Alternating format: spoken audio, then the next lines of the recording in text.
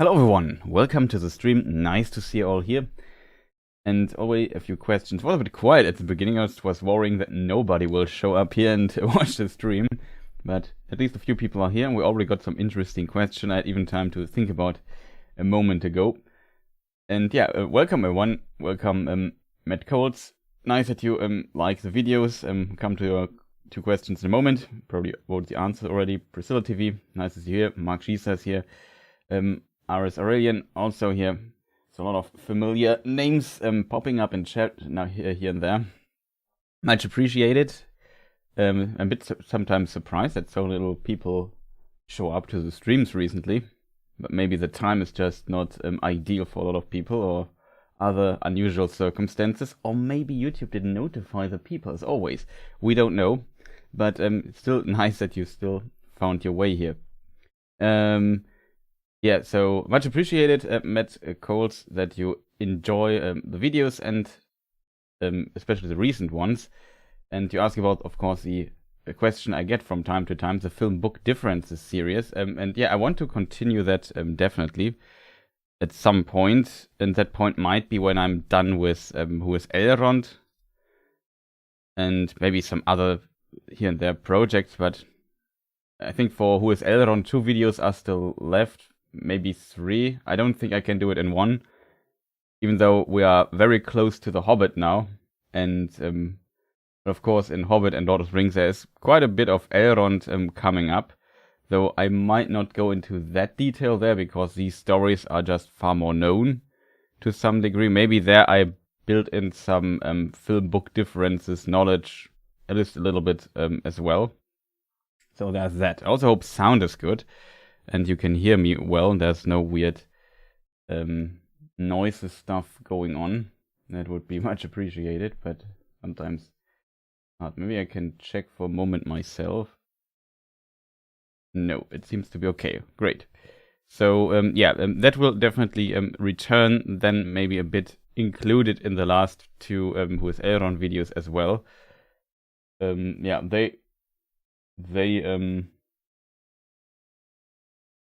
it took a long time to finish this series, but it's also a series, but it's just very, very long. As you probably have noticed, we are now in I think I have 9 parts so far online, so it will be 11 or parts roundabout at the end, and then I guess we will have a total of almost 9 hours, or roundabout 9 hours of content just in Who is Elrond. That is, and then I make a final video with all parts combined into one video, and of course the thank you for watching part will be edited out. I hope that works. I'm a bit worried about that, to be honest. And then I'm very curious how the 9-hour version will do on YouTube. Very curious to see. Nobody can watch this in one sitting, though. It's just people have to return, I guess. But yeah, it's very curious how that will do in the end. And yeah, it will be. It was a lot of work, I can tell you that. The script is just immensely long. It's far over 100 pages long. Are you sure? About what? If it will do well on YouTube, I'm not sure currently, because, I don't know, it feels like everything I'm currently doing is not doing so well, but probably will get slowly better, I guess.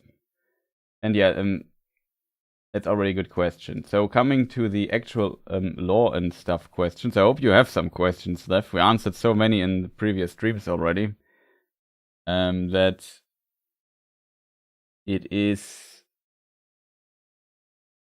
maybe even difficult to find more questions, I guess, but there should be still a lot of them left. Just depends a bit on the curiosity of my viewers, I guess.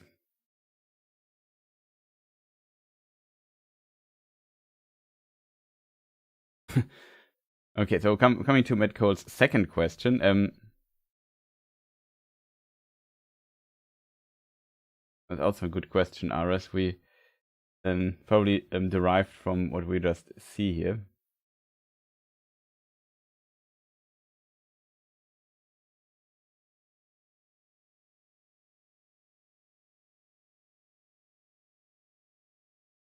Just need about 5 shells for 9 hours.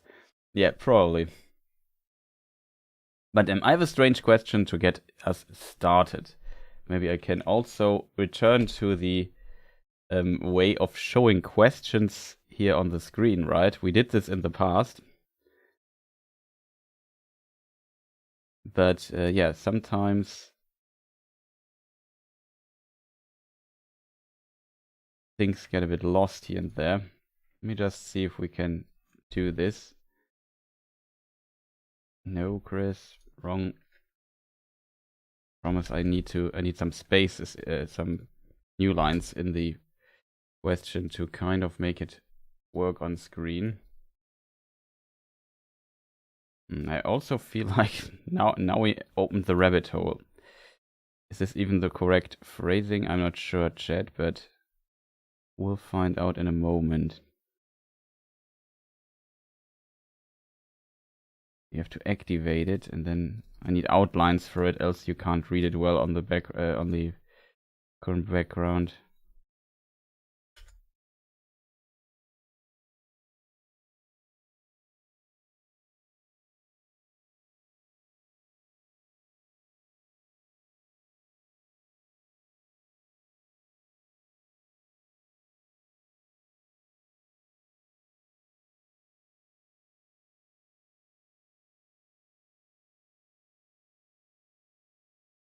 That is 20 pixels? Strange. Very strange, chat. Chris is always awesomely prepared.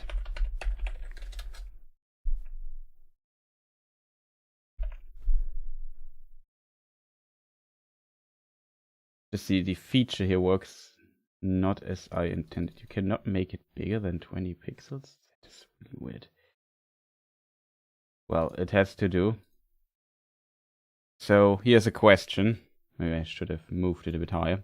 Something like this. Okay, so we got it. I hope you can read it. If not, I just read it again. I have a strange question to get us started. Why do you think the films showed Denethor eating his tomatoes and chicken in such a glutinous way?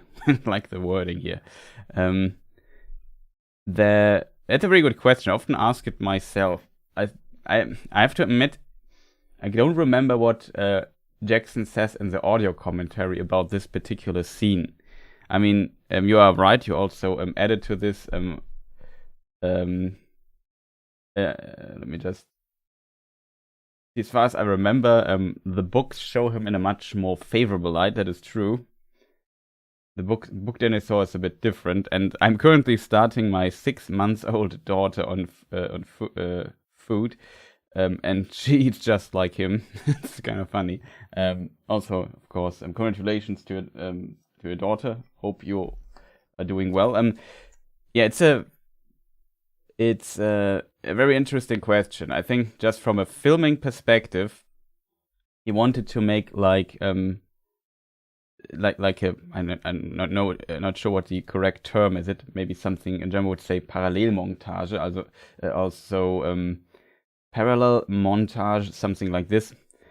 He just wants to generate a contrast. So we have the singing of Billy Boyd, of Pippin at one side. We have him eating in this particular matter. The tomatoes are kind of red. And we have like war and people being sent on a senseless mission where they most likely will die. And we see the result of that where at the very end, like only Boromir, heavily wounded, returns, and the others, the heads of the others are flinged over the wall with a catapult. So that is, in a way, kind of cruel. And he's sitting in his high tower giving these senseless commands. And blood, like it's pretty much always like this.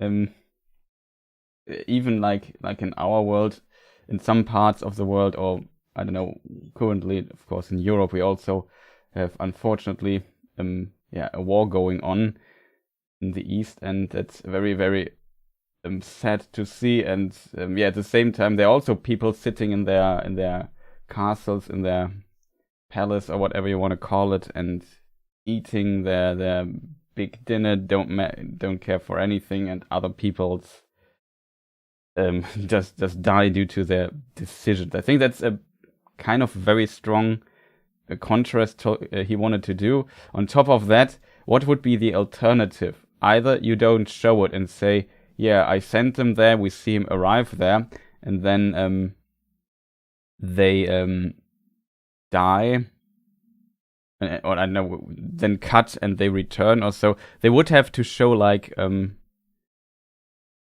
kind of battle scene going on there. And I think they just, like, there's so much battle going on in Return of the King. I think Peter Jackson thought about a way to make a strong scene that gives, like, that kind of works, that, and you keep it in mind. And I think it definitely worked in this way. And don't want to show the actual battle and slaughtering and fighting too much. So you can take a little bit out of the overall battle heavy stuff of the third film. And I think that might be his intention. I also read somebody wrote something in chat and shared his thought. Mark Schiese says, Jackson used the apple trope earlier with Pippin as a joke, so he had to use something else around red and eatable. Yeah, that's probably a good and also interesting way of seeing it.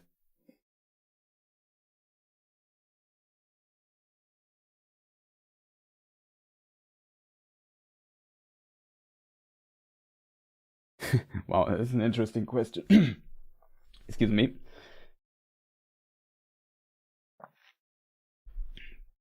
Oh boy, my voice was just gone for a moment. It's not a good start. Yeah, interesting. Galadriel. Most of the great names was married. That's an interesting question as well. But yeah, it's. I think I'm not sure if Chat has any other thoughts on this, but I would assume this is potentially the main reason for this scene. So less battle, just show the difference, giving senseless commands, giving a good contrasted scene. The tomato, like how he eats it and so on, like how his men basically he sent into death get eaten by the war. He just eats his tomatoes without any what is the word in English? In German would say scruple. Without qualm, I think is a word. Yeah, it's potentially like that. Unfortunately, I don't have a really good answer for that, but I hope it kind of answers this question. I think when we are ever reaching Return of the King in 15 years or something like that, then in the film book differences, I probably am also a bit better prepared and have checked the audio commentary. I'm actually quite curious what Peter Jackson has to say there. Might be really interesting to learn. But yeah, there are a lot of other interesting questions, of course, in chat already. And yeah, R.S. Aurelian, of course, starts also with an interesting one. Who are the two dwarves sitting to the left of Gimli? I'm not sure in this particular scene. Maybe I have to find the screenshot really quick myself. Who's sitting, if there's another dwarf sitting right of Gimli. I can't remember that, if I'm honest, even though I've seen the screenshot just yesterday or so when I made the thumbnail here for the episode. Also, let me just put on the question here really quick on screen, so everything has at least distantly their order.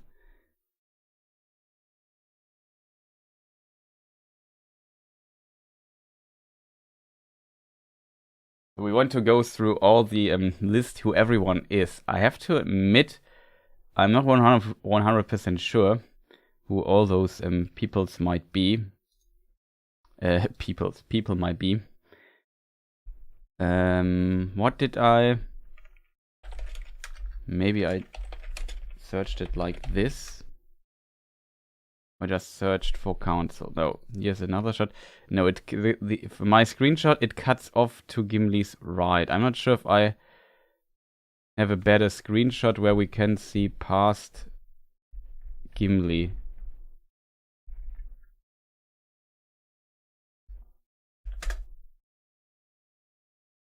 Let me just go through all my council screenshots if I can see it. So one of the persons sitting next to Gimli must be, or could be, his father, Glóin. Let me just double check if it's true what I'm saying. If I remember correctly,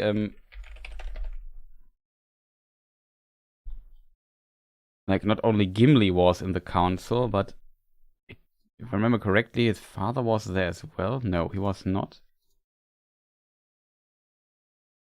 Oh, I know why I don't find him in this book here.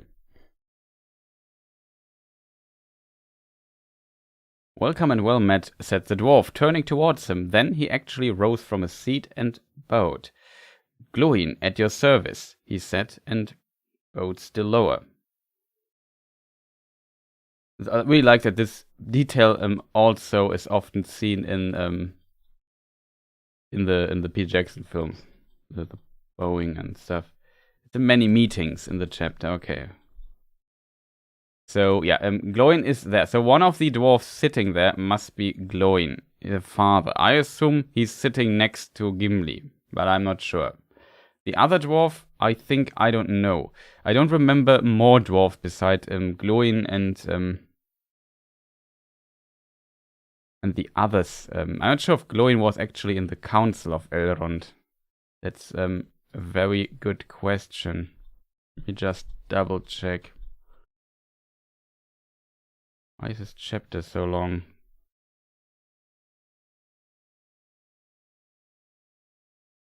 He is definitely mentioned in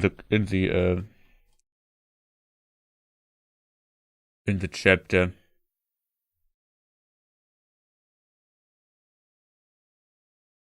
Let me just see if I find like a guest list of the council. The participants. Glóin and his son were sent by Dóin Ironfoot. That I remember.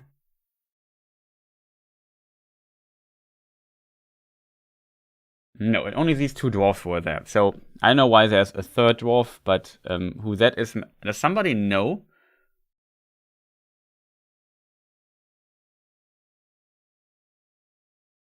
In chat,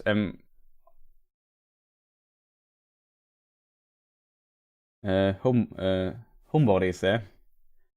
Random dwarf then, if Gimli was at the council, Glóin must have been. Yeah, I just checked. He's definitely was there.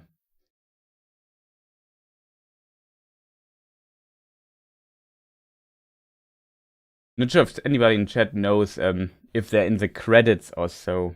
If there's like a mention of the dwarf, like we could check IMDb and we could try to find it out. I unfortunately don't know if there is a name given for this particular person. Fellowship of the Ring. Let me see. Where is he cast?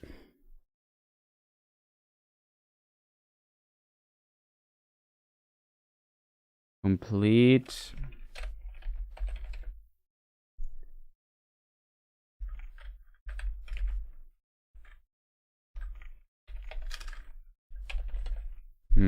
He's not listed as Glóin in the credits. Then it seems. Art department, special effects.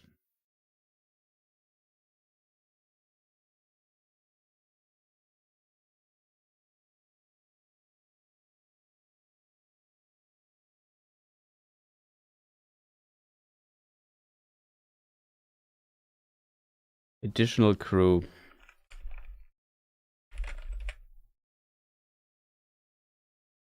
Ring Dwarf Lord, uncredited. Could be in the other show. Ring Dwarf Lord. Okay, they found only all three who the Dwarf Lords are. Well, it just randomly switched to German sometimes. Good evening, Fifi Trixable. Nice to see you here. Hope you had a good day. But yeah, so my answer would be the dwarf. Do I have an arrow here, chat? Probably not. Let me get things up so we get a far better understanding of what we are talking about. Production is a bit slow today. I hope I find the screenshot now. Ring council, something like that should bring me the image here. So here we see the actual image, and without any nonsense, I don't have an arrow here. That is unfortunate, chat. I'm a bit surprised by that.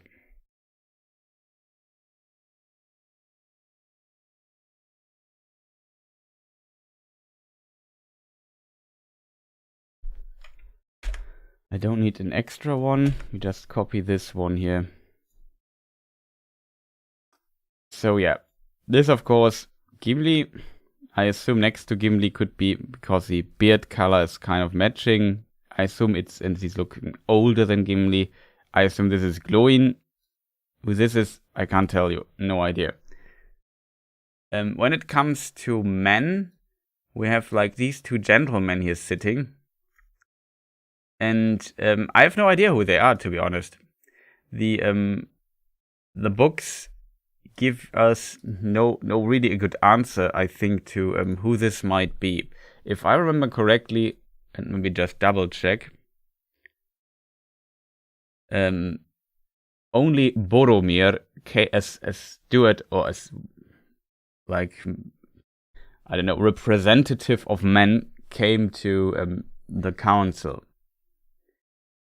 There are multiple elves there. I mean, you could also say that Frodo, Bilbo were also representatives. And of course, Sam was there in secret and so on. And Merry and Pippin only in the films. They were not there. I think I did not attend in secret in the book. So there's definitely a difference. But from elf-wise, in the council was of course Elrond. We had Glorfindel, who is missing here from the elves. We had Erestor, who is like, yeah, the chief of Elrond's household, so to say.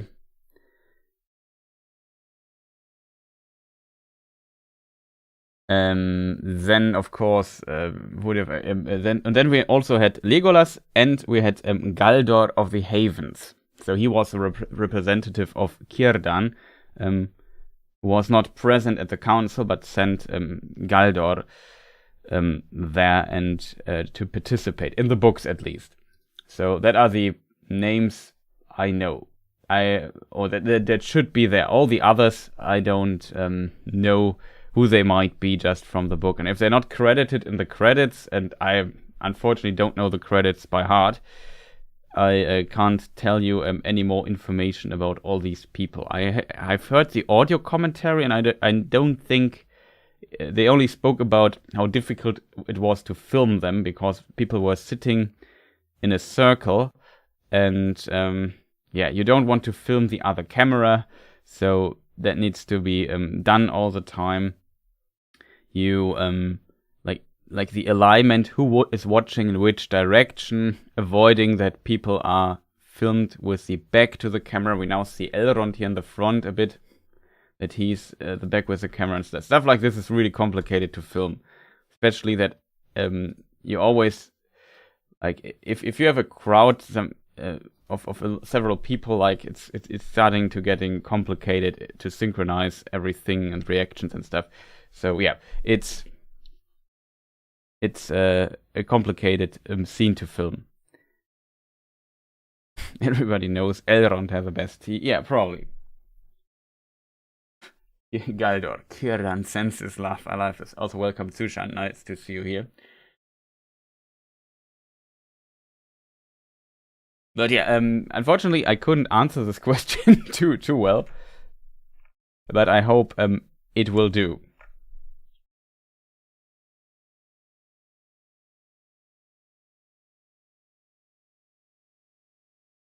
Yeah, exactly. One is the father of, like, Glóin is the father of Gimli. Next question, I would say, which was also asked a bit higher up. That might be an interesting one.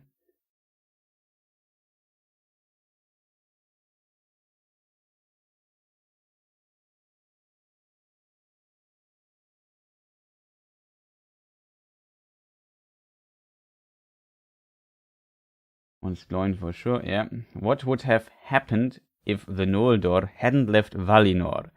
That's a really good question, a really tough to answer one. 50 Tricky Bells. Well, interesting. The first question we had. Are you gonna resume your book versus movie series? Yes, I will, but I probably will finish Who is Elrond first, and then we look from there. Like 2 Who is Elrond videos are left, so it could take a little bit because these videos are always a bit difficult to make.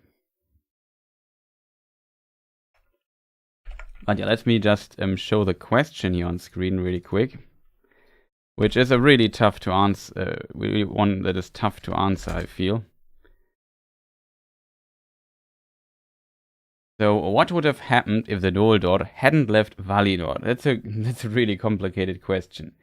You could say a lot of things. Like, if you just look at what happens, you could argue maybe it was really good that the Noldor left Valinor. I would though argue in a different direction. There are always 2 Elrond videos left. Yeah, that is. I hope that won't be true after the next one because we're already at the Hobbit. But let's answer the questions here. Also, Brothers of Quinn, welcome. Nice to see you here. Doing well. Hope you're also doing well. Let's drink a tea here.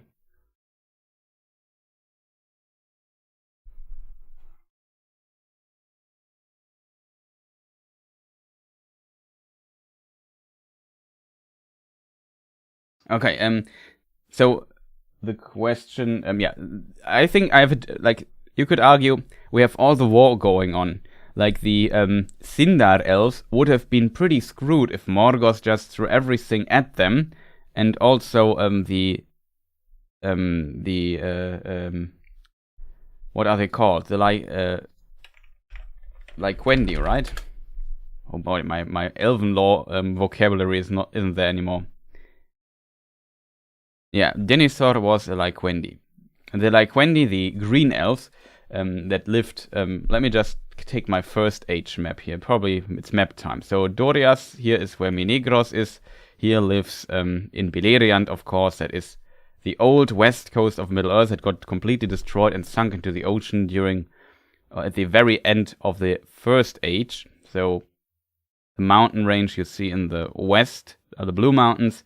And there later is a new coastline of Middle Earth, but this was another place that was once part of it. However, the Sindar elves and some other elves also lived in Doriath, in you could call it a capital, Minegros, where King Thingol lived. Probably I can show you a picture of Thingol just to have a little bit of picturization here.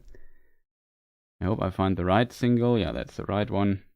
By Kimberly80, of course. Shoutouts, as always, to the artists. Fantastic artwork. Yeah, he was king there, lived there, and he would be screwed, potentially, though he had a wife that created a girdle around Doriath and protected it from even potentially the forces of Morgoth, but I guess there would be limits to it as well. And then here in Osiriand, we had the Lyquendi living, and they lived probably also in some other areas. However, they would have been really screwed if the Noldor would not have shown up. And for example, we have these cities here of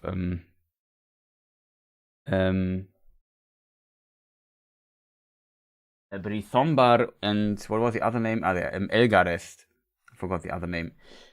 Which are here and a bit further to the other side. There were the Faladrim. The people of Círdan, basically. So Círdan had his havens there at this time, And he also was attacked and they had trouble. And then later in Lamoth, the Noldor came and also, I forgot where does somebody know out of his head where Feanor landed? I forgot where he landed. I think he landed here or something like that. Also pretty close. But I forgot. Maybe somebody in chat knows out of his head. Whatever. They would be screwed when the Noldor would not have appeared. Like, there was a discussion we had like in one other video somewhere. Near a lake. I forgot. Let me just see if I can burn. Let me just see if there was like, if I can find it out really quick.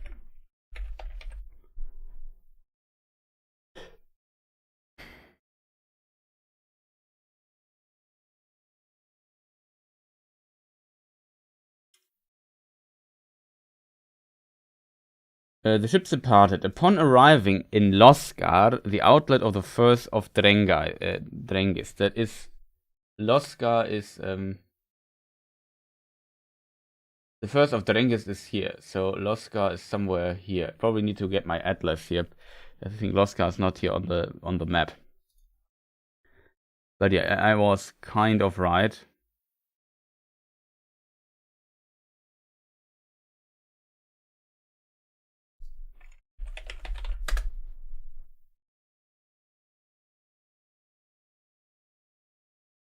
It was also Lamos. Interestingly, both the elves of Feanor and of Fingolfin reached in Lamos. That's interesting. It's always near lake. Christoph Mahal also said it, Losgar. Now I was too busy looking at myself. But yeah, I remembered it correctly. So sometimes my memory kind of works.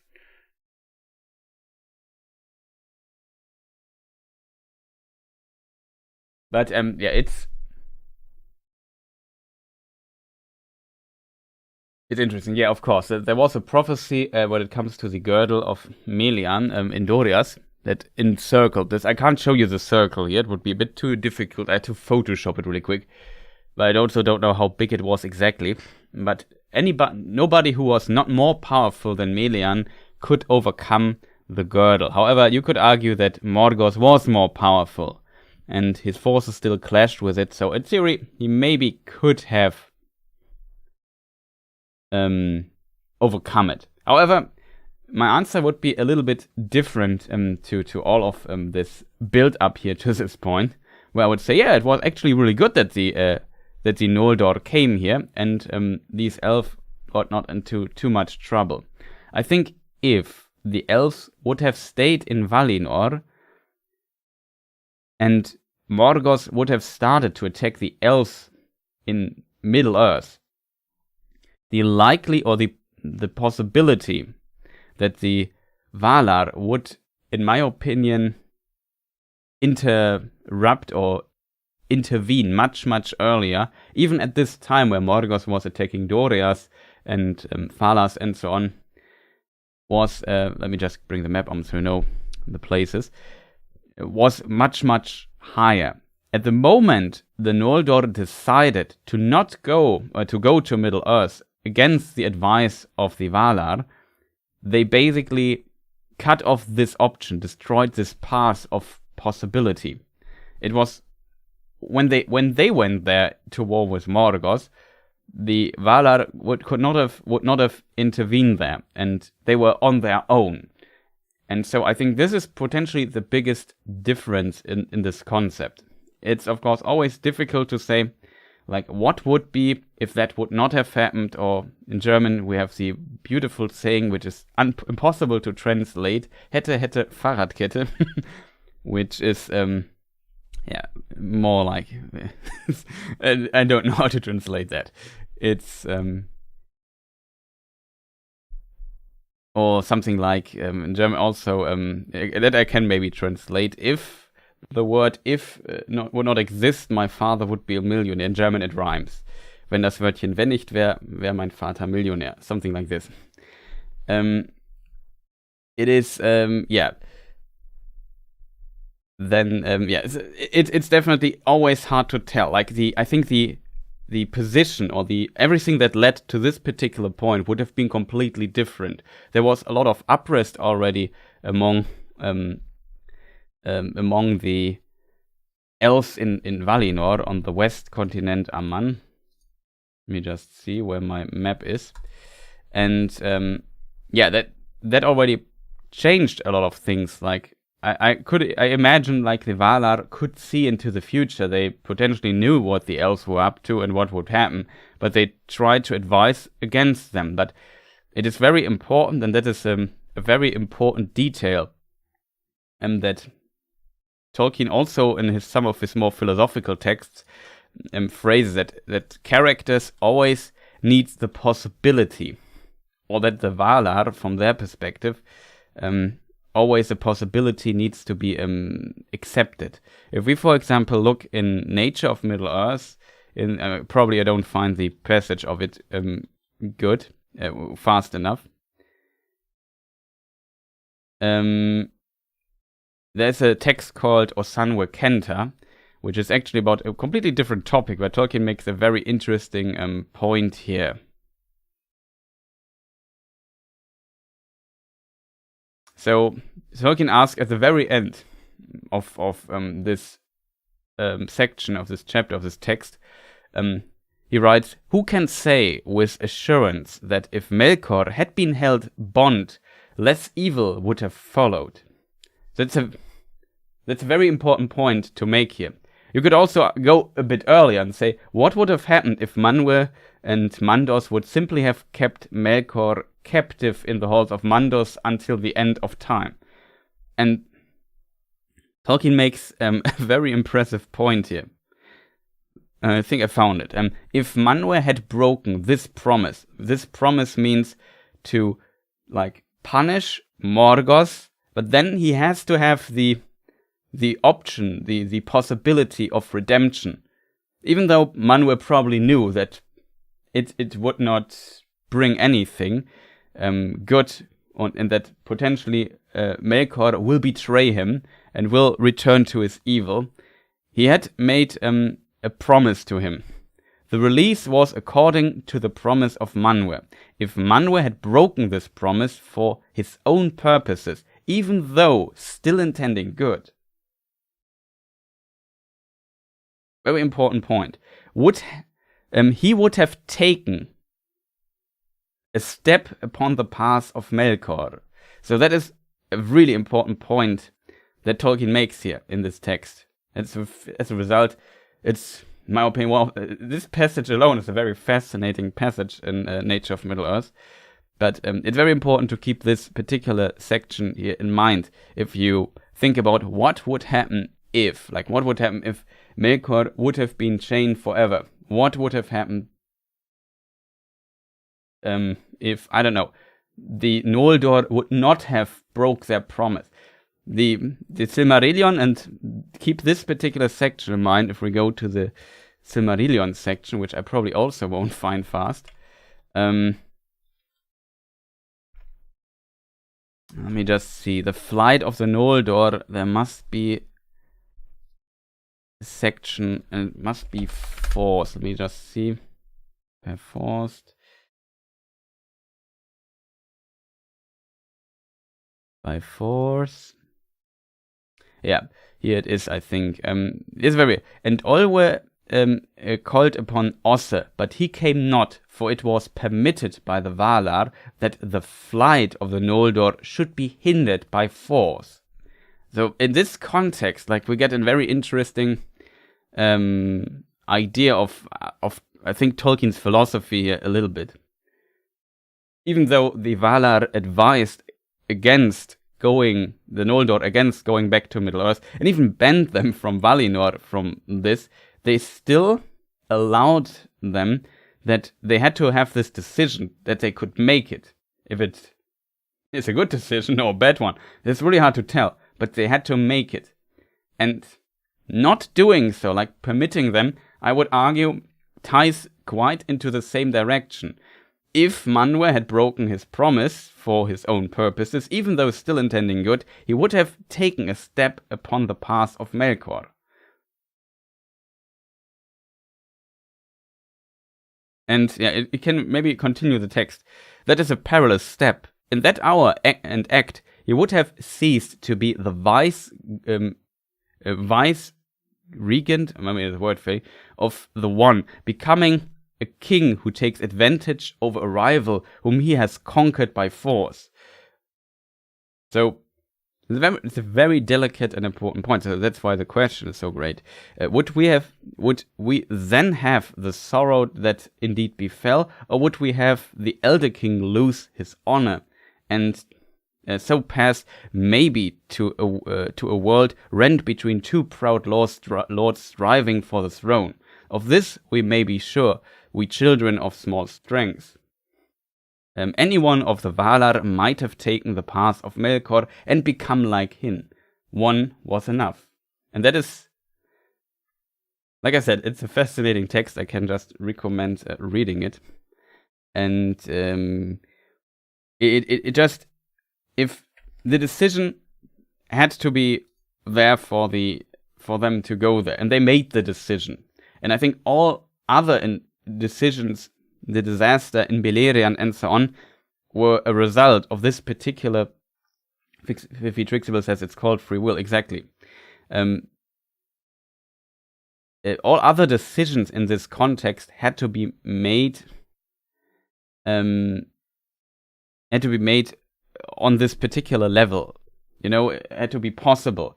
If it's good or evil, doesn't matter too much. If the outcome is good or bad, doesn't matter too much. The decision had to be there, and the complete story is based a bit on this philosophy. That's just from whose fault is all of this. If Manwë would have, for example, restrained Melkor, he couldn't even attack with his orcs, Dorias and others. But maybe then Sauron would have attacked, or whoever. Like other conflicts, maybe far worse. Maybe this could have turned Manwë into the next Melkor, and then there would be another lord, and there would be another strife, and maybe even greater conflict could have come out of this. And I think it's kind of similar with the idea of, what if the Noldor would not have come there? So far the outcome isn't ideal. On one side, they helped the Sindar and the, like Wendy and so on, in not being completely overrun by Morgoth, but maybe, and that is my theory, the Valar would have potentially intervened and helped them much, much earlier. And then, as a result, we potentially had much, much less suffering. I mean, you could say, like the number of deaths we had were still pretty high in all the First Age. There were so many late First Age of the years of the Sun part of the First Age in Beleriand. We had so many deaths there and so many other things. So that's so many catastrophes, so many deaths, so many sorrows, so many sad stories. And I think a lot of that could have been prevented if the Valar would not, if the Noldor would not have went there, because with this they definitely cut off the bridge behind them that the Valar would come for help to Valinor. You could say that's unfortunate for the Sindar, because it was not their fault that the Noldor came to help them, and the Valar just entered into the war so late. But if you think about it, the Sindar, like the biggest problem for the Sindar at the very end was not Morgoth. Like I said, even though there were battles and they almost lost them without the help of the Noldor and so on. But it's hard to tell how the story outcome would have been otherwise. First of all that. And on the other side, the Sindar in Dorias would have, at the very end, they were destroyed by the dwarves, by conflicts with the dwarves, by the that's how Thingol died. Then a war was breaking out. Then Melian left, and then at the end they were destroyed by the kinslaying. this is how they died. It was not necessarily Morgoth overcoming Doriath. It was the Noldor overcoming Doriath. The Fëanorian Noldor attacking there. Like that is how Doriath was abandoned and pretty much ended at the end. It was the fault of the Noldor, not of Morgoth. Like, of course, also of Morgoth. But you see the point, right?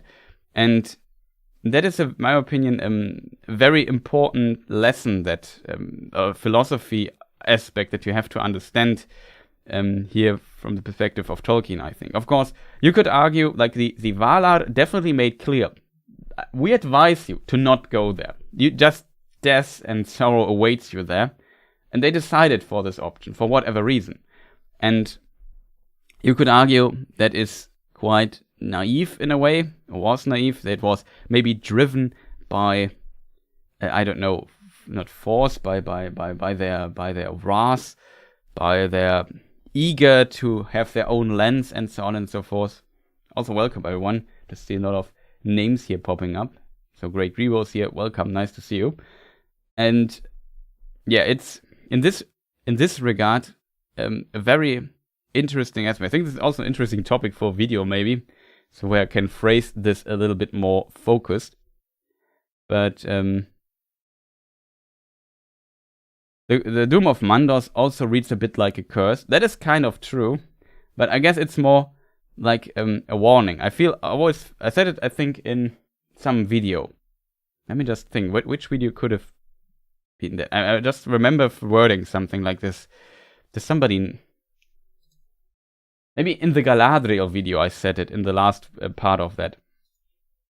There I said, like, even though it kind of feels a bit like a curse of Mandos, who cursed the Noldor, I think he was just warning what would happen if they go. Like, it was basically like, you will experience tears unnumbered. That's just a warning. Don't go there, else this will happen to you. Because this is the outcome of the path you are choosing there.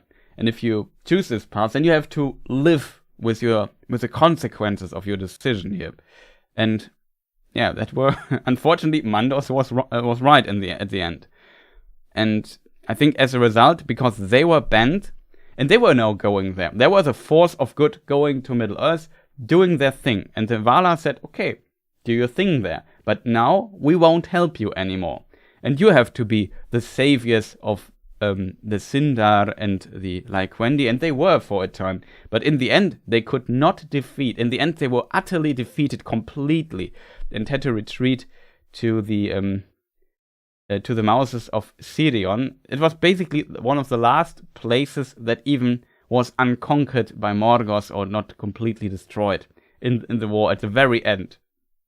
Then the Valar came, and only they could defeat Morgoth and ban him into the void. It was not a feat possible for the elves, and the elves overestimated their power a bit.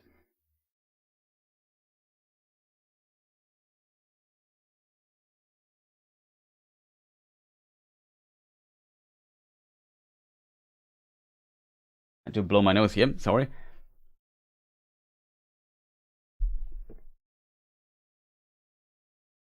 Mandos, not a party dude. Hello everyone, Alex, nice to see you.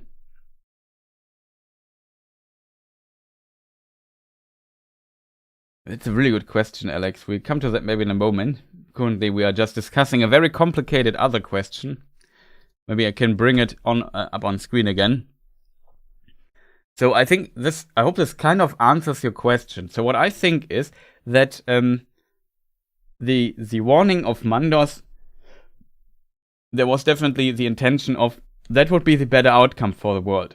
Of course, I think there would still be war, because then the Valar would have to step in and help the elves in Doriath, in Osirian, and roundabout wherever they lived. No problem, Alex. No need to say I'm sorry for your question. Maybe copy-paste your questions and post them later again, so I can stay a bit more on the pulse of time with chat. But it was a very interesting question I wanted to talk about for a moment. The seer is always right, exactly. Billy has it figured out completely. The seer is always right. And yeah, Mandos is pretty much always right.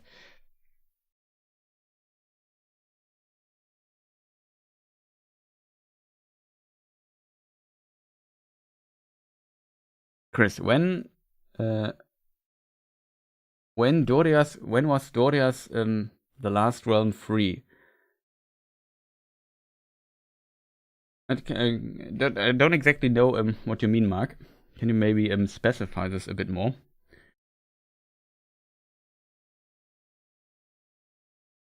But you're of course right. Doriath was under a lot of pressure. We remember there was another elf lord. We talked about Denethor a moment ago, and there was the elf Denethor.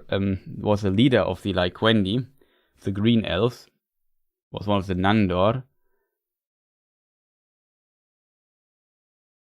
Interesting. His father is called Lenwe. Also known as Den. Okay, I have to read about that at some point.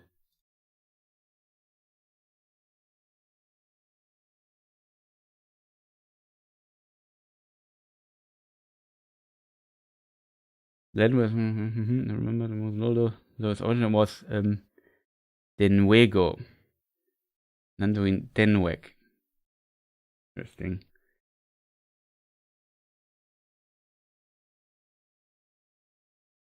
Dan, he was called by his own people in earlier versions. Interesting. Never knew about the father of Denethor, the elf from the First Age. He was the king of, as said, the elves in Osiriant. And there was like a big battle in Amon Ereb, I think, yeah. I think there he died.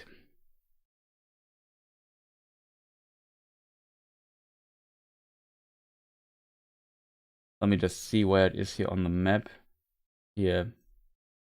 Somewhere here. I think he died. Maybe I should have let the thing a bit longer here. But yeah. What would, like I said, the situation would have been just a completely different. I mean the point when the Valar would have intervened. Yeah, they... Seems to me, before any reaction of the Valar, Morgoth would have conquered everything else by Doriath. I think that is a possibility, but of course the Valar also knew, like, for example, Ulmo was very active in this particular place. Melian was there. I'm pretty sure that the Valar would have intervened earlier, maybe even before the Noldor arrived there, or maybe around the same time, and would have helped the elves there potentially. I don't know it for sure. It's just my theory or my thought that they would have intervened there and potentially helped Doriath, Thingol, maybe even Denethor to survive all these difficult situations. But the moment it became clear that the Noldor would get there and basically attack there and go, the Valar would not intervene. I think that is, in my opinion, I mean, you could see it for sure different, but at least that is my theory, my idea, my interpretation of how I would see this particular phenomenon. The decision had to be made. They made the decision. This was the consequence of it. I think the consequences could have been a bit different for the elves in Beleriand if the Valar would have intervened much earlier.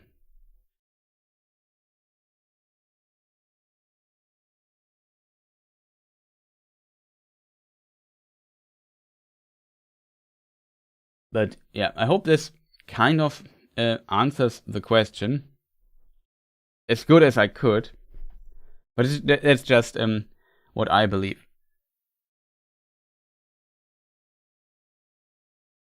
Regarding Fëanor dragging everyone else down, that was kind of his thing. Yes, it's kind of true, I have to agree.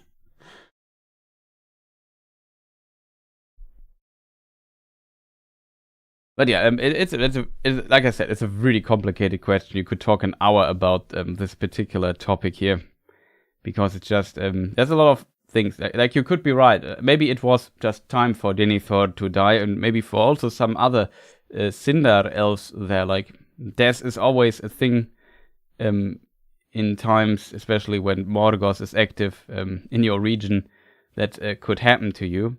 And the elves didn't, the Valar didn't intervene in any shape or form when, for example, other elves were captured by Morgoth. Like, it was too late. They were very slow, but they were more aware of what was happening at this time already, I think. And on top of that, I think they would have definitely prevented that the complete realm of Doriath and of the Lyquendi in Osiriant would have been wiped out by Morgoth's forces without any resistance. They would have just waited until Morgoth has conquered it all. I think they only waited as long as they did. And there was also a discussion earlier in the I've forgotten which chapter in the Silmarillion it was, but Ulmo, I think, or somebody of the Valar came back or came to the Valar and said, we have to help them, and so on and so forth. And Manwë said something like, it's not the time yet for that. The time was only when the father of Elrond, Eärendil, and his wife Elwing, when they both returned, when both of them came to the West Continent, Aman, and came to the Valar, and also brought the one of the Silmarilli with them. That was basically the time, and they asked for help. And that was the time when the Valar said, okay, now the War of Wrath will start, we will attack Morgoth and defeat him there. There was some other follow-up questions here about the power of you also say it. I'm pretty sure Círdan would have been overrun if Morgoth hadn't ordered his troops north to answer the threat of Fëanor. Definitely a possibility, though, of course, Círdan always had at least the option to escape with ships, and Morgoth would not attack on water anyway. But yeah, you are right. He probably would have lost much more and more heavily. I mean, he was attacked in a battlefield. But as said, it's really hard to construct this. Like, you can construct a story where the Noldor are not there and Círdan is overrun. But you could also say that, like, I'm not sure how to say it. I might just see the. I know in Germany, I think also from Germany, we would say die Vorzeichen sind anders. So in the mathematical sense, the algebraic signs, or whatever you call it in English, are simply different when the Noldor are not there. Like, it's a complete different situation. It's a complete different distribution of power in the world. Like, with the coming of the Noldor, the Valar, except maybe only for Ulmo, left Middle-earth and were not watching. Like, we said, okay, now it's in the hands of the elves to do whatever. Like I said, with supernatural beings that are angels and have everything in their view, you could always make an argument that things could have been different if they somehow intervened. But yeah, maybe let's move on. I hope this at least distantly answers your question. But you might be right. Maybe Círdan would have fallen in battle there. I can't imagine that, because Círdan always, I felt, had a good connection to the Valar. Not sure if they would let their... Like, he had a vision what would happen with the ship, and it had to come to this particular point. So in some shape or form, Ulmo or whoever might have had protected Círdan, at least, and maybe also some of his men around him in this particular case, so he would not be overrun. As I said, it would be, I guess you could also argue maybe with the Noldor not coming, maybe Morgoth would have been more resilient to be so offensive in Middle-earth. Maybe he knew what he did and expected basically to bit what happened in a way, even though he was kind of surprised by the attack of the Fëanorians, you could of course make an argument for this as well. But yeah, I think, as said, the things would have been very, very different if they didn't, and maybe we would not have had a story as a result. And that's always like, you need conflict for a good story, and the Noldor coming to Middle-earth is this conflict. They bring it, and that's very interesting. So yeah, like I said, that was a really tough to answer question to some degree, but a very interesting one though.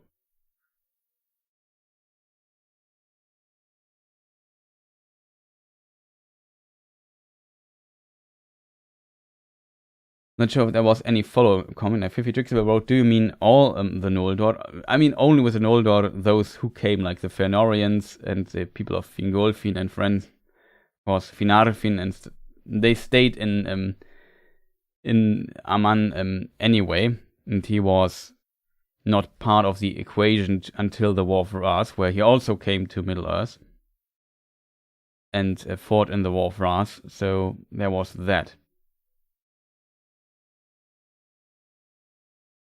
Lost Guard says Google. Okay.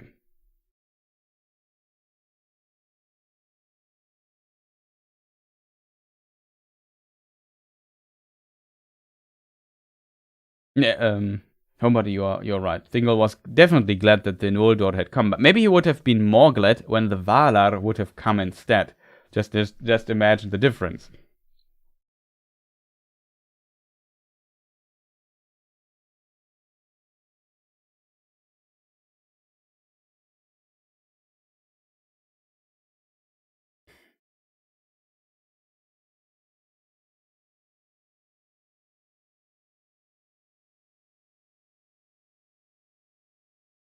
There was also another question earlier.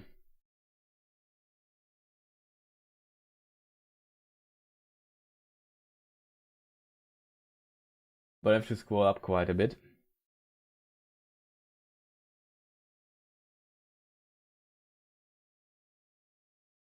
Oh, Sushan had an interesting question. I also wanted to an interesting phrased question, maybe a bit provocative.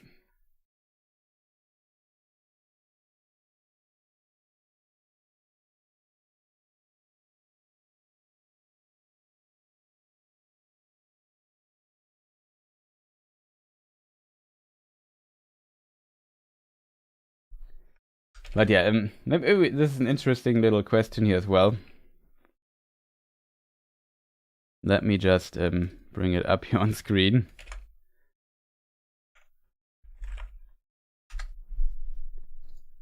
Is it fair to call Celeborn racist? And that is an interesting question. So there is a story for people wondering, where in the Lothlorien chapter of the Lord of the Rings and so on, where Celeborn, especially as a Sindar elf, is a bit unfriendly to Gimli because he's a dwarf, and Sindar and dwarves don't get along too well because of, we just spoke about Thingol and about what happened in Doriath, because at some point Thingol asks the dwarves they work together, and he let them in to Menegros, and there he asks them to make to combine the Nauglamir and the Silmaril he got from Beren and Luthien into the set Nauglamir. Let me just see if I have the Nauglamir image of Ted Naismith, because it's one of my favorite artworks.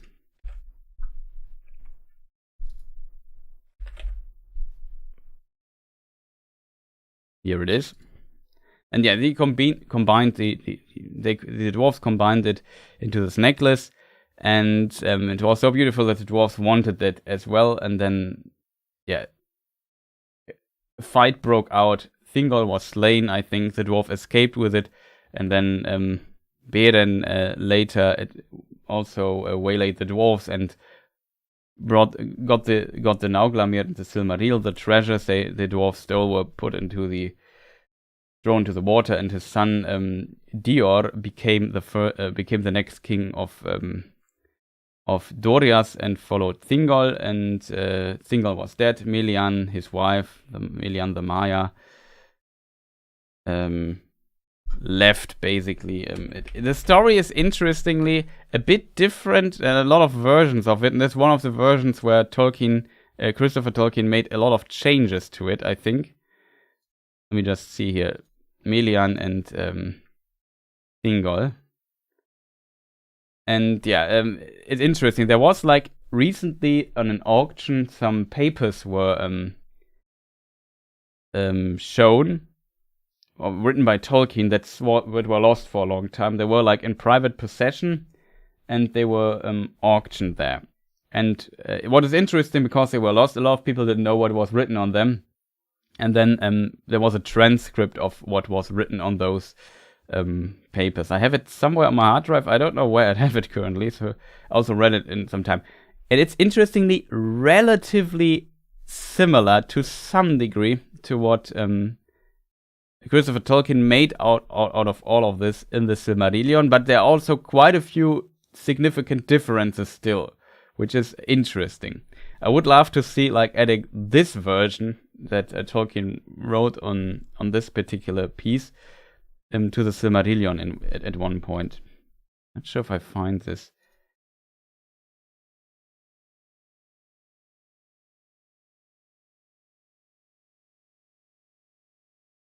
Let's have an interview here.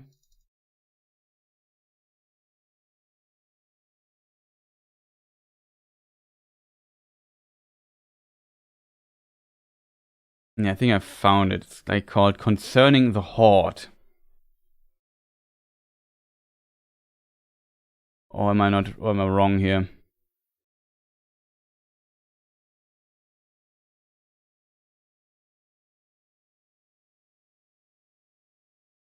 But it's just too long to read it here out.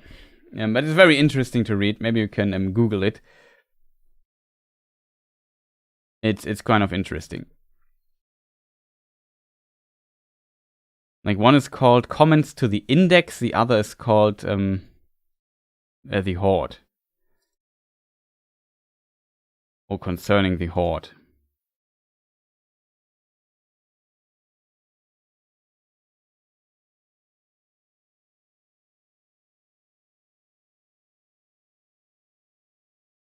Very interesting. However, that's a different story.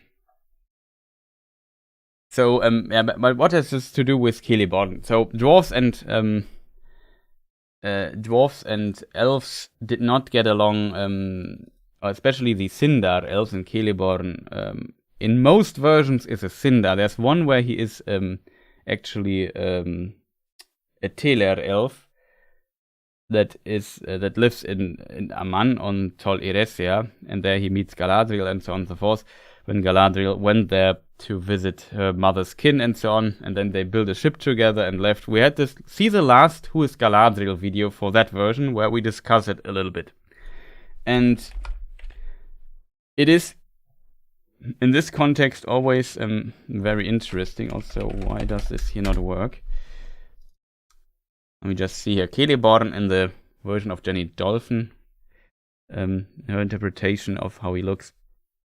And so you could argue, yeah, there is some, there is a very ancient conflict that Celeborn actually witnessed himself, because, as said, Lord of the Rings hints at him being a Sindar elf. Don't want to go too deep in the discussion of Celeborn's ancestry, because, as said, it's version chaos.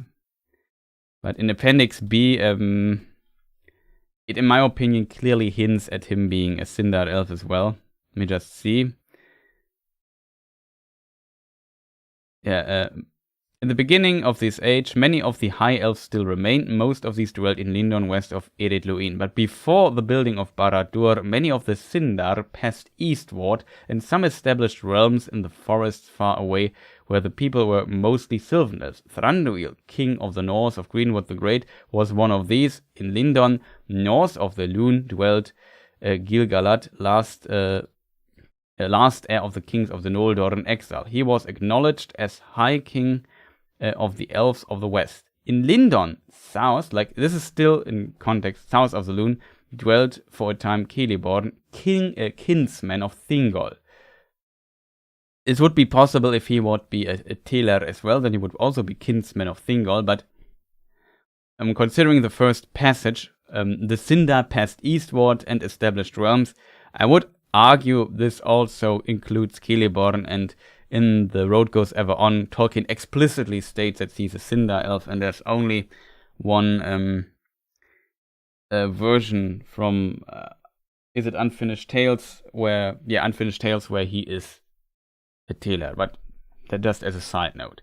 Still, no matter if he's a Teler or a Sindar, he had reason to not like the elves, because his kinsman Thingol was slain by the elves, by the dwarves, and as a result, he doesn't like them.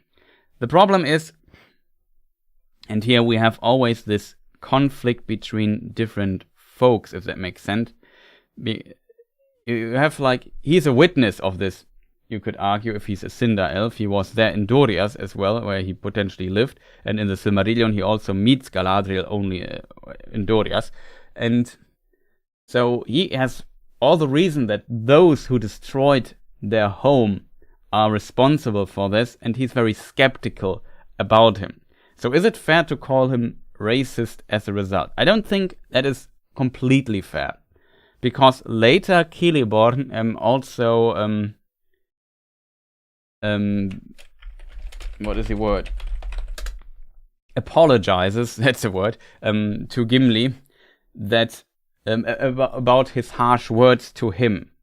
And I think that's the difference, I think, between, like, he has, like, as a witness, he has all the reason to be angry at the dwarves, but of course Gimli was not the dwarves killing his forefathers.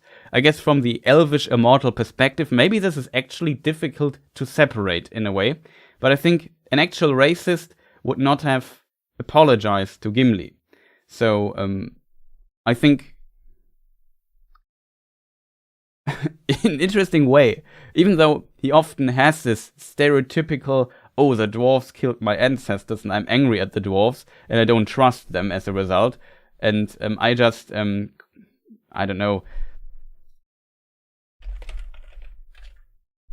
how to call it, I condemn them as their whole folk, their whole people, I condemn them because of that, and then also seeing that this is kind of a mistake, and then he apologizes for it, I think. And yeah, exactly. I think that is a very important difference here. He does not, I think, if you are, of course, a racist could also, like I said, how to phrase it, like, he could also leave his past as of being a racist and see this view was a mistake. That is possible as well, but I think in this situation, like, it was not like he kicked Gimli out of his kingdom immediately. He let them be. He was maybe a bit harsh to him due to the history they had, and then he later even apologized to him. And I think, I think there was also slight discussion going on in chat. If Celeborn is a really weird character. He's called Celeborn the Wise. He's like one of the wisest, it's always said, but he never acts like this. Like, being harsh to Gimli is not considered wise. However, I would say this apology, like seeing you did something wrong and apologize for that, is in my opinion wise. Like, I think that's one of the wisest things Celeborn has done in his life. Or to be fair to Celeborn, there is not much story we have about him. There are just very few mentions. Usually his wife Galadriel just overshadows him, like she's the Lady of Light, pun not intended here, but overshadows or just is so bright in the story and so important that there's not much room for Celeborn actually. Yeah, exactly. Celeborn's grudge is definitely understandable, but to widen that on all the dwarves, because the dwarves of Moria, Durin's folk, were not involved in Beleriand, that is true. Though some of the dwarves who escaped from Like, if we look at the map, just move a bit to the south. Look, here we have the Blue Mountains here, and we have two dwarven cities, Belegost and Norgoth. And after the end of the War of Wrath, like when this coastline here was destroyed, as you can see, Belegost and Morgoth are not there anymore, it seems. This is the Second Age map. And they went to Moria, to my knowledge. Some stayed, I guess, in the Blue Mountains. But the state of the Blue Mountains and how many dwarves are there is, in my opinion, always very difficult to reconstruct as a result, because Tolkien is very vague about what happens. But if I remember correctly, it said that they also go there. So you could say the dwarves that once lived in Belegost also went there. However, this was many generations later, like 6,000 years later. Do you have to be angry at the dwarves 6,000 years later? Or 6,000, is it 6,000? 6,500 years even. It may be a bit much, but kind of understandable, as you said.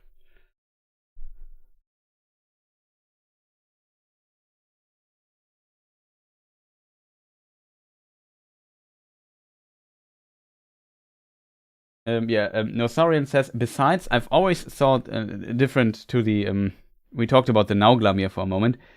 Let me just bring it up here on screen again so people know what we are talking about.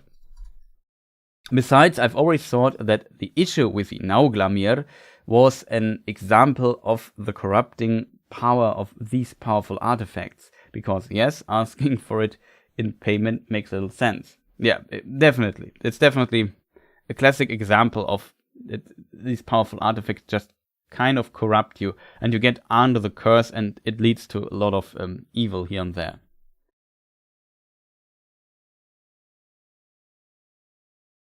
If your wife happened to be Galadriel, like in Gimli, you will apologize to the dwarf, that's true.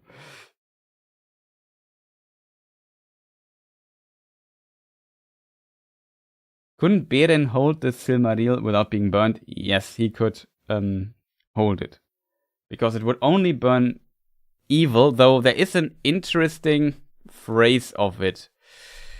Oh boy, I won't find it fast. I know it's...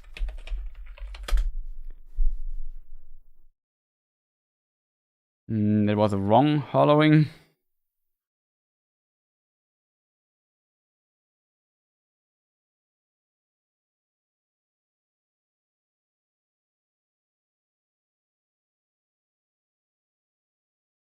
The Silmarillion has an interesting line. And Varda hallowed the Silmarils, so that thereafter no mortal flesh, nor hence unclean, nor anything of evil might touch them, but it was scorched and withered. And Mandos foretold that the fates of Arda, earth, sea, and air lay locked within them.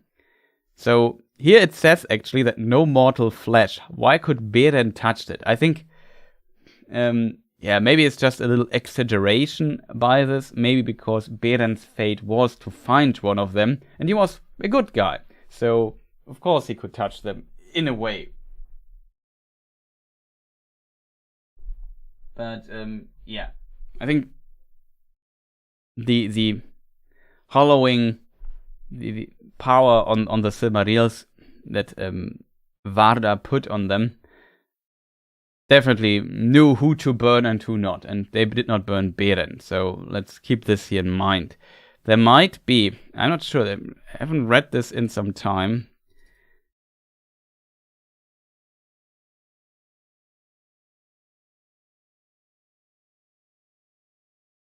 Just search for it. I'm not sure if this is somewhere mentioned in Morgoth's Ring or so.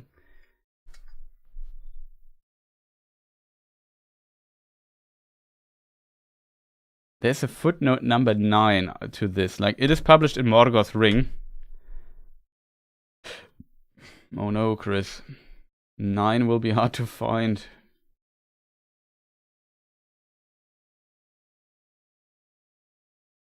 Let's think.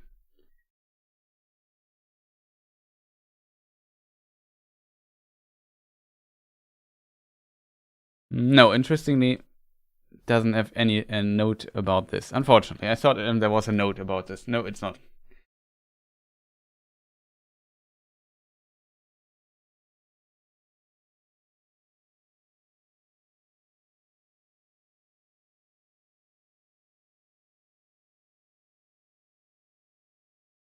That's also a very good point by Homebody. Gilliborn is the Brides and Bunch guy was butchering with that wise stuff. That's true. So Galadriel could also argue in some versions she's not that wise. She is very wise, usually described as, but for example, her not telling what happened in Aman when she was very young, that was in my opinion also not the wisest decision, because it was found out anyway.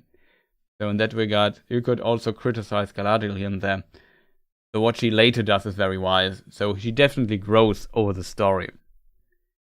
But it's always interesting how she is seen in this regard. But you also wrote, I had a question about how the dwarves could have handled the Silmaril to add it to the Nauglamir. I mentioned the Hollowing. Yeah, I think the dwarves are not by nature really evil. They just have their classic dwarf traits. And I think, like I said, they could first of all endure quite a lot.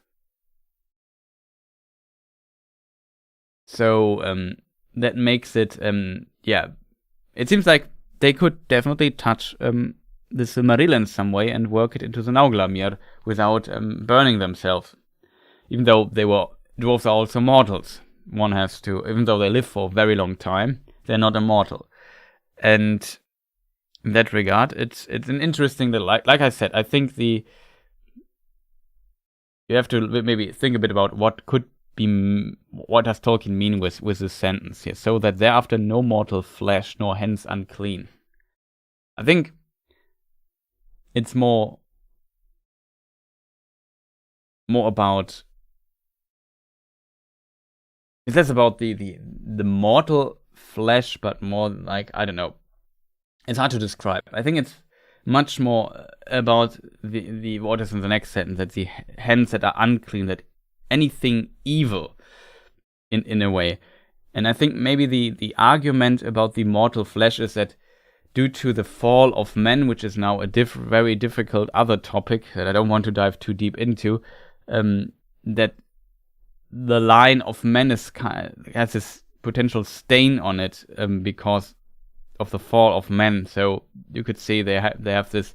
This might be a theological idea of Tolkien that went a little bit into this here as well. So maybe that is what he means. But the Edain left this and escaped from this, tried to escape from the consequences of this decision, and later their life also gets prolonged again. And an interesting question. Beren was definitely a very special person. So it seems there's always like some exceptions to that, and I think for the dwarves it's a bit, a bit different from that perspective, because they don't have this particular stain on them. They only got corrupted. Tolkien was inconsistent.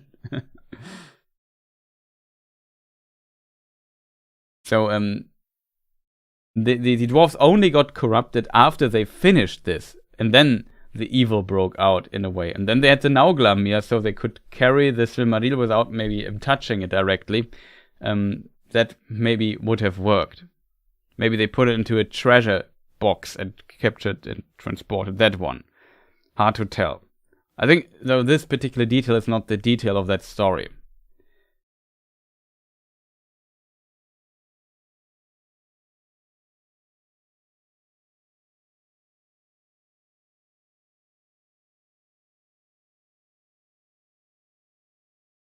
The Nauglamir was part of the Horde cursed by Mim. Yeah, originally, yes. I think so, yeah.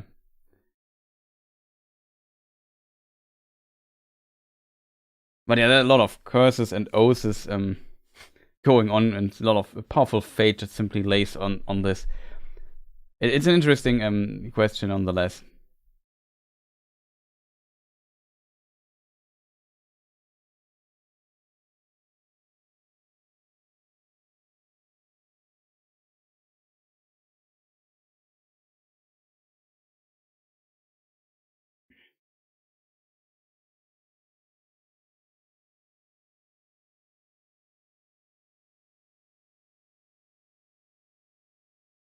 Also, welcome, Anthony. Yeah, Aragorn is also like one of these special characters. It's a very, very good one. He's like, you could say there are mortals, and some mortals are better than others in a way. Some are closer, like especially if you think about it, like for example, Tuor actually became, it seems, like an elf. Like he was so good that he could become an elf later. And he was also from the Edain, like Beren as well. Why does this always not work? Here we have the Ted Naismith artwork of Tuor.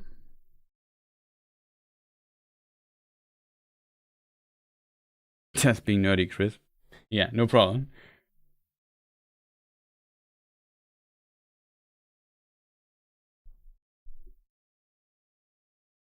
So yeah, that was another complicated question here. I would say we move to the next one. Like every question takes forever to answer. It's always a bit unfortunate.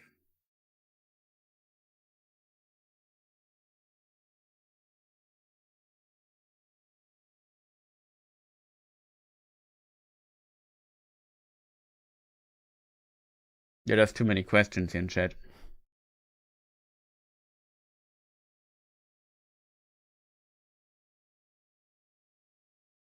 There is also the question of Alex Ola, who... There are probably more questions. Feel free to repost your question so I don't have to scroll up 500 kilometers for the other stuff. There was some other... there was another interesting question somewhere buried there, but yeah, that's an interesting question. I unfortunately don't remember exactly the description what Tolkien wrote, but somebody already hinted at this. I saw this as well. Let me just see.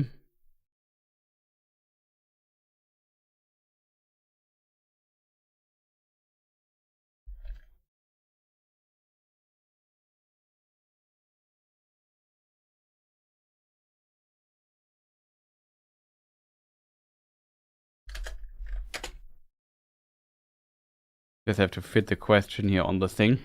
Question. I have a curiosity. Do elves have to sleep in the same cycle as humans? Or is this aspect never approached by Tolkien in his writings? I think there is definitely... there's definitely a mention of elves sleeping as well.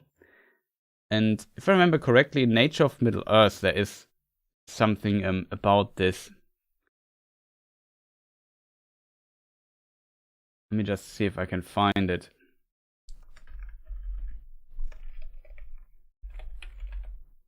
I think also Lord of the Rings gives us a few hints here and there.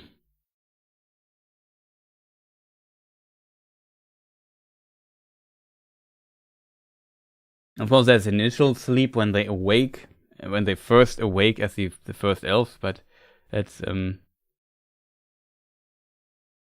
different story here.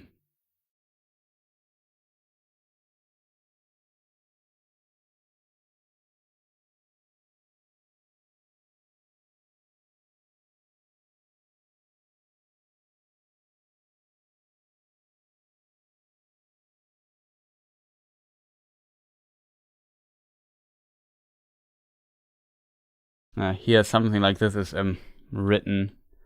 Knowledge and memory, there's some mention of that. They occur, therefore the elders say, most often in sleep, not in dreams. But dreaming and sleeping are to the elves other than to men. In sleep, the body may, as in men, cease from all activities, save those essential to life, such as breathing, I assume. Or it may rest for this or that activity or function, as the fear directs. While it is fear, the spirit, the soul. While it is so, the mind may seek repose also and be utterly quiet, but it may be absorbed in its own activity, thinking. That is reasoning or remembering or devising or designing. But these things are still at will and of volition. The state that with the elves nearest resembles human dreaming is when the mind is feigning or devising. It is when the mind is quiet and inactive that it most readily receives and perceives contact from without. Like this is it's some of the like aspects of the elves. Like the elves have like telepathic abilities and stuff like this. Like a lot of weird things the elves can do, and this goes into this. Let me see. There's another text. There's one about Ore. Not sure which it was called.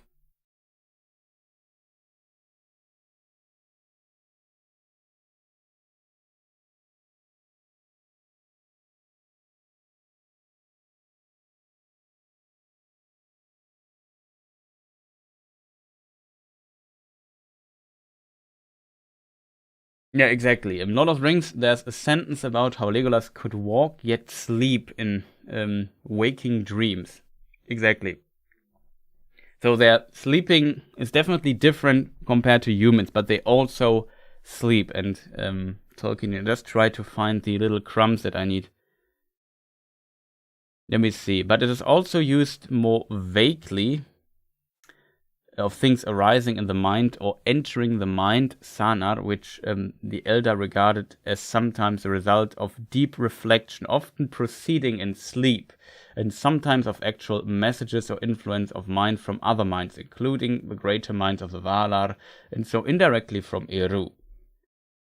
So there are multiple, like, this goes exactly into this, right? When they're asleep, they can get into this very deep state of mind where they connect basically to the supernatural beings, if that makes sense.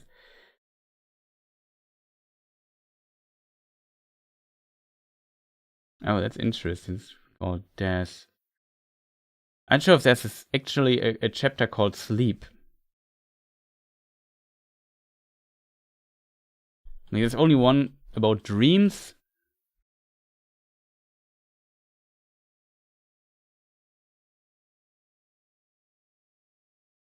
Well, let's see what we have here. Such a body, therefore, will wait much longer, maintaining coherence and resistant decay, but will unusually seem to sleep, lying passively, entering nothing. It's probably more about death.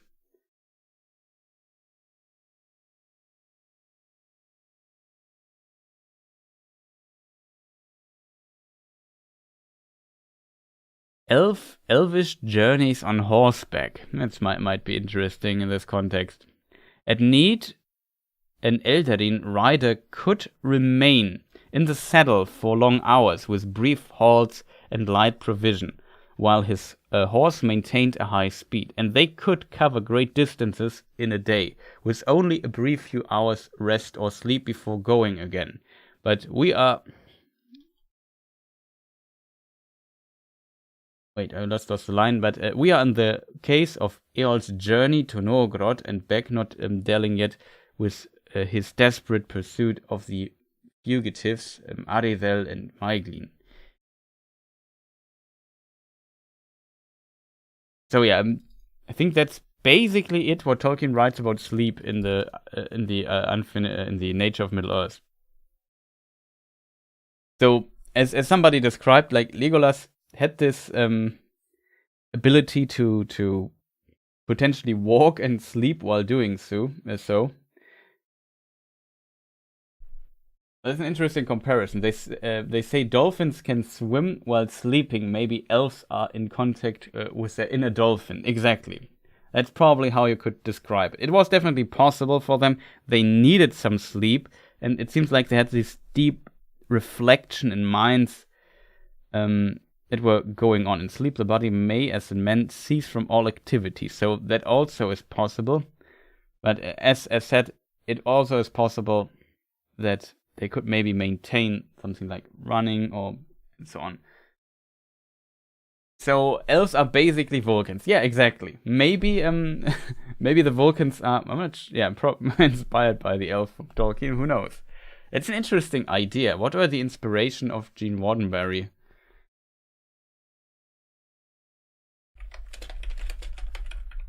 Maybe that would be an interesting video topic.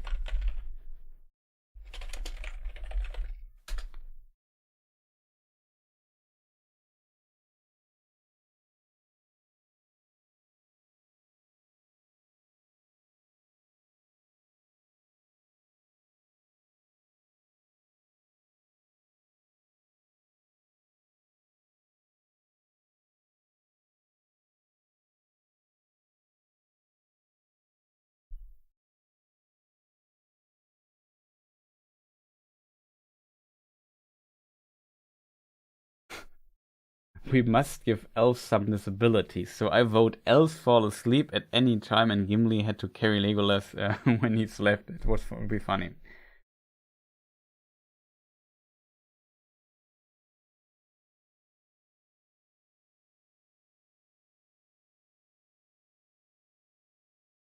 That could definitely work out.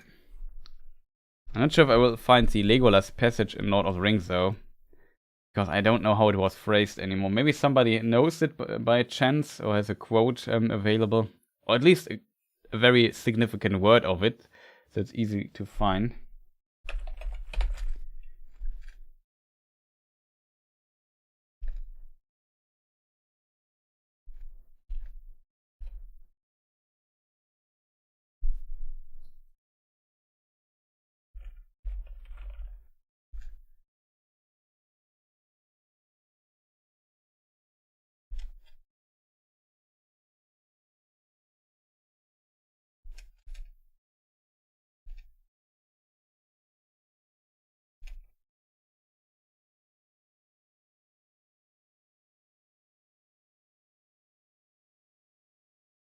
And Kierdan is not a shipbuilder, but a starship builder. That is true.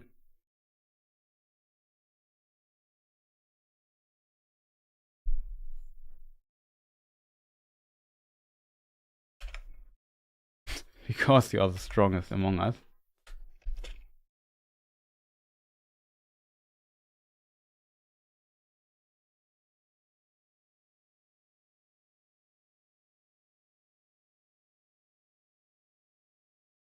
Vulcan is a desert planet, so I don't think so. That's true, but just maybe the basic inspiration of that.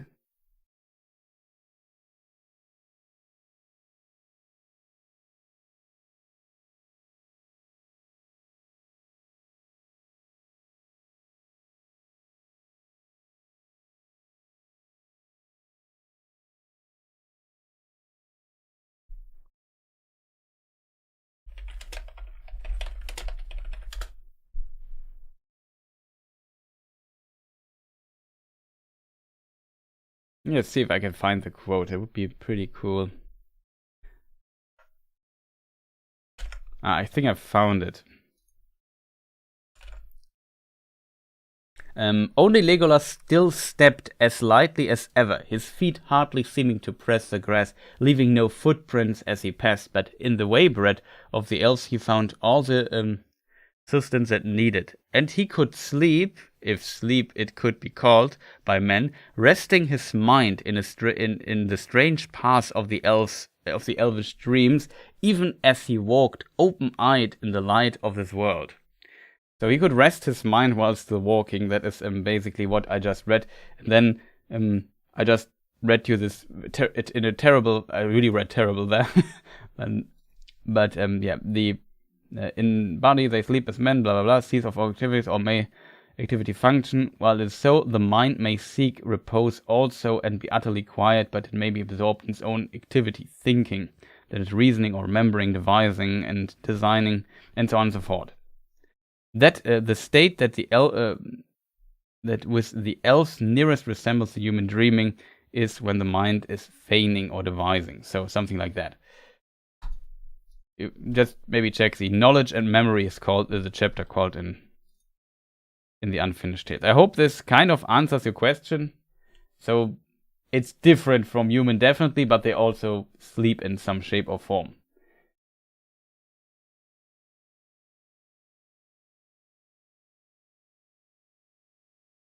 Oh, thank you, Mark Hoover, for the hint. You are absolutely right. It's in the chapter The Riders of Rohan. So I just found the section here. So glad I could answer your question.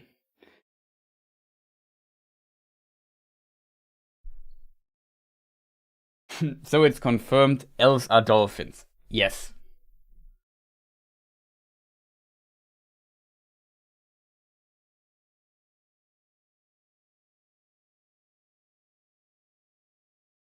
Oh, Homebody also wrote it.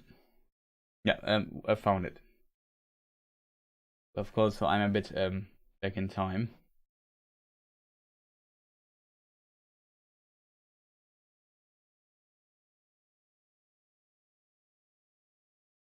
So yeah, Legolas could channel his inner dolphin, you could say.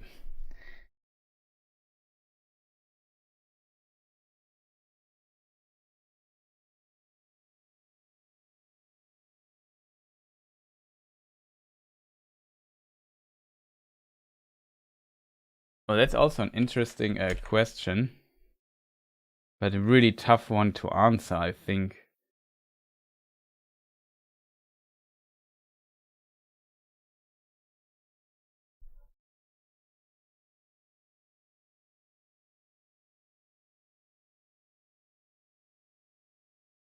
Let me just try to bring the question up here. I would show it's probably a good question to answer with chat together.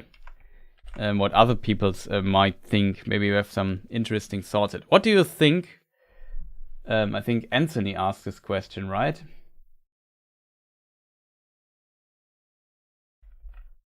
Yeah, Anthony Hanks asked the question. What do you think would happen if Faramir joined the Fellowship? That's a really good question, to be honest.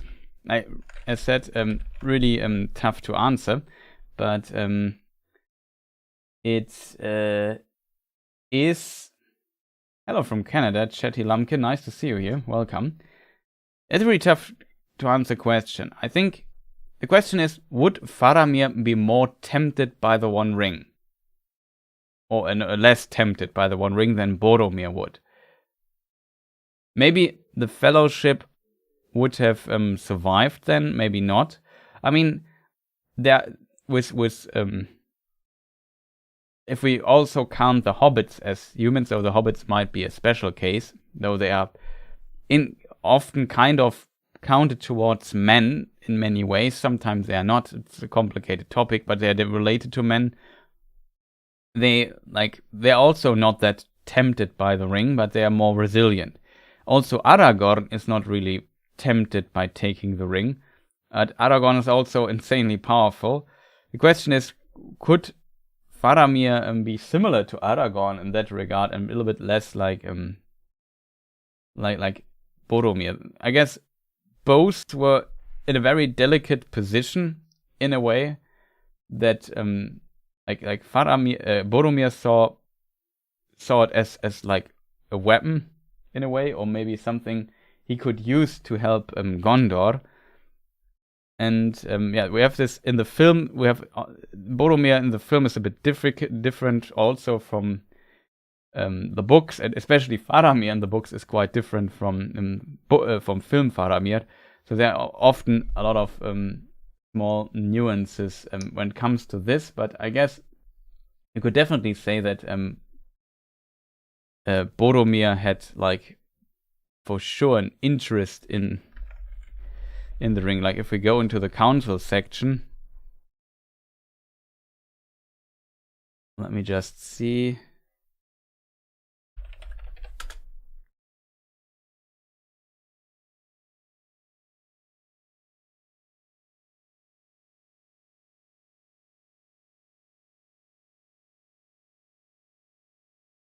The men of Gondor are valiant, and they will never submit, but they may be beaten down. Valor needs first strength, and then a weapon. Let the ring be your weapon, if it has such power as you say. Take it and go forth to victory. So, alas, no, said Elrond. We cannot use the ruling ring that we now know too well. It belongs to Sauron, and and was made by him alone, and is altogether evil. Its strength, Boromir, is too great for anyone to wield at will, save only those who have already a great power of their own. But for them it holds an even deadlier peril. The very desire of it corrupts the heart. Consider Saruman. If any of the wise should with this ring overthrow the Lord of Mordor, using his own arts, he would then set himself as on Sauron's throne, and yet another Dark Lord would appear. And that is another reason why the ring should be destroyed. As long as it is in the world, it will be a danger even to the wise. For nothing is evil in the beginning. Even Sauron was not so. I fear to take the ring to hide it. I will not take the ring to wield it. Nor I, said Gandalf. And then Boromir looked at them doubtfully, but he bowed his head. So be it, he said. Then in Gondor we must trust to such Then in Gondor we must trust in such weapons we have, and so on and so forth. You know, all the sections. So he kind of accepted this advice, and Elrond explained this quite a bit. But yeah, I guess he was definitely also seeing it as a potential weapon and potential opportunity to use. So, and as Elrond basically says, the very desire of it corrupts the heart.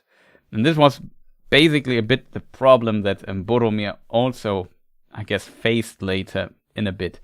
And at least explains a bit of what happens later. And I would say it's really hard to tell if Faramir would be different in that regard alone. I don't know. I guess it was supposed that the stuff happened the way it happened in the books. It's always like I hate what they did with Faramir in the movies. I feel like he is a bit more understandable, or you understand him better in the extended edition at least. But in the theatrical cut, he comes off very weird. So I can totally see that. Maybe I would be interested in that regard, Homebody and maybe some other people, if you would agree that it's not perfect still, don't get me wrong, but I feel like in the extended edition of the films, you understand his reasoning and a bit better, and I feel like his character, you understand it a bit better. You definitely notice that in the theatrical cut in comparison, something is missing to understand this character a bit better, even though he's still different.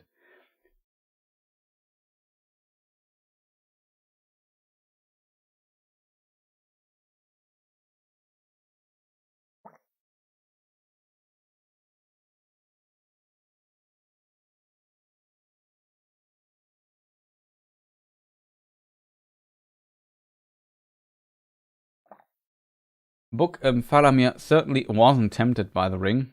You have to keep in mind that he potentially wasn't exposed to it that long.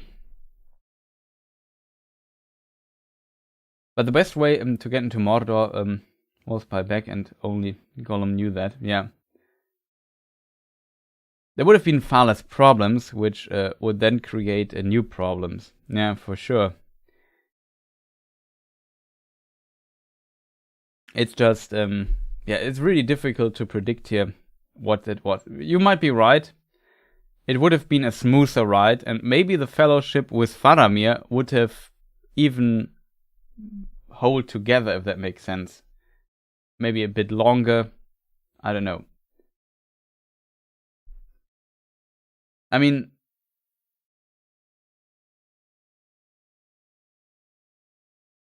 if you read, let me just see if I can find this.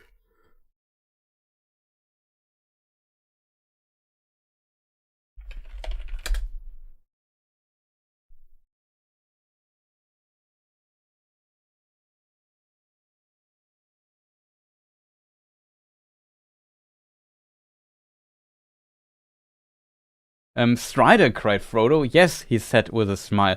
I ask leave once again to be your companion, Frodo. I would have begged you to come, said Frodo. Only I thought you were going to Minas Tirith with Boromir. I am, said Aragorn. and the sword that was broken shall be reforged. I set out to war. But your road and our road lie together for many hundred of miles. Therefore Boromir will also be in the company. He is a valiant man. So in the book, this dynamic is a bit different compared to the films as well, if you think about it. And the company would have split up, it seems, at some point anyway, because the intention of Aragorn was to go to Minas Tirith with Boromir. Oh, you never saw the theatrical version? Oh, that is interesting to know then. Like, I can tell you in the theatrical version, it's even worse than in the extended cut.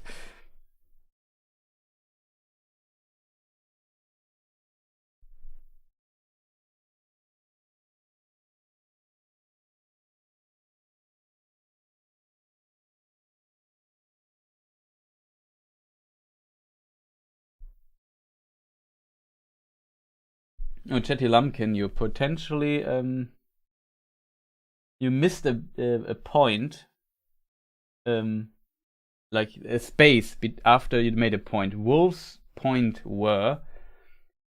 Let me just read your comment here so it doesn't get lost. Gandalf defends the company against wolves after leaving Caradhras. 2 are killed, but there is no sign of them in the morning. Gandalf says they were more than wolves. Were they creatures of the unseen world? That's a good question. You did not post a link, but because you missed a space between 2 words and there was a dot in it, the bot thinks you posted a link. Like as soon as you post, and that is why you got cleansed. Don't worry about it. It's just an accident that happens at times. We have this unfortunately a lot in chat. So be always careful with that there's a space after you write a dot at the end of a sentence. Then as a bot is stupid and thinks you are posting a link.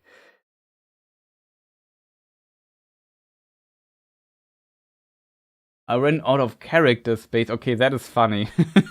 Okay, I'm very sorry for that. But don't worry about it. It's just, unfortunately, the bot just cleansed your message. We come to your message maybe in a moment. It's a good question. Yeah, so I don't know if chat has any chat GPI. The bot is not a GPT. Yeah.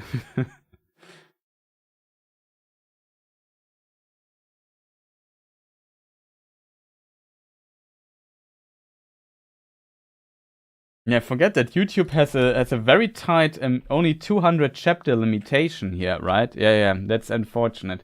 Twitch has a bit more than 200 chapters, luckily, so you can write longer messages there. Always forget that you have a chapter limitation. That's also a very good point. Why some people might miss a space here and there. But yeah, we come to your question in a moment. Is there anything to add there? Like I said, I think the ride would be smoother. Maybe they would have just went to Minas Tirith, and maybe I could imagine Faramir would have survived all of this. I could imagine that, but he could also have died. It's really tough to say, to be honest, what would have happened. I also would agree, though, he might be less tempted by the ring than Boromir was, and Boromir as a successor of Denethor II, though he still was alive. Seeing the needs of Gondor, being a great leader, wanting to be like a great leader, and so on. He was for sure under a lot of pressure. So the circumstances were ideal, and as we just read, just the desire of it corrupts the heart, as Elrond phrased it perfectly. So yeah, I think he might have been tempted a bit less. Maybe it would have been a smoother ride with Faramir instead. But I'm pretty bad at just coming up with currently a thing that would have changed too much, or like giving a definitive answer here. I don't know. I hope this probably don't answer your question completely, but hope it does enough. So we can maybe move to the next question, which is interesting. Maybe we go to Chatty Lumpkin's question right away. So you can't see it in chat anymore, so I just bring it here on screen. Let me just do the question stuff, like the adding here. Mr. Bot unfortunately purged the chat, so we can't see it anymore. It's a longer question.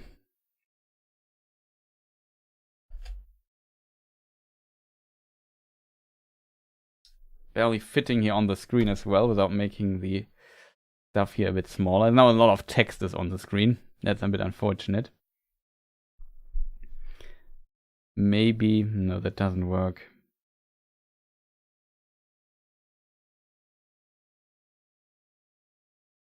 I make the text a little bit smaller. You also see here there is the space missing, unfortunately. Maybe this works a bit better. Okay, question. Gandalf defends the company against wolves after leaving Caradhras. 2 are killed, but there is no sign of them in the morning. Gandalf says they were more than wolves. Were they creatures of the unseen world? That's a really good question, to be honest. And interestingly, I recently reread this particular passage, at least to some degree, because I wanted to know about the fire Gandalf uses. Let me just see. I know also, as a result, it's in Journey. I always thought it's in The Ring Goes South at the end of it, but it's in Journey at the beginning of A Journey in the Dark.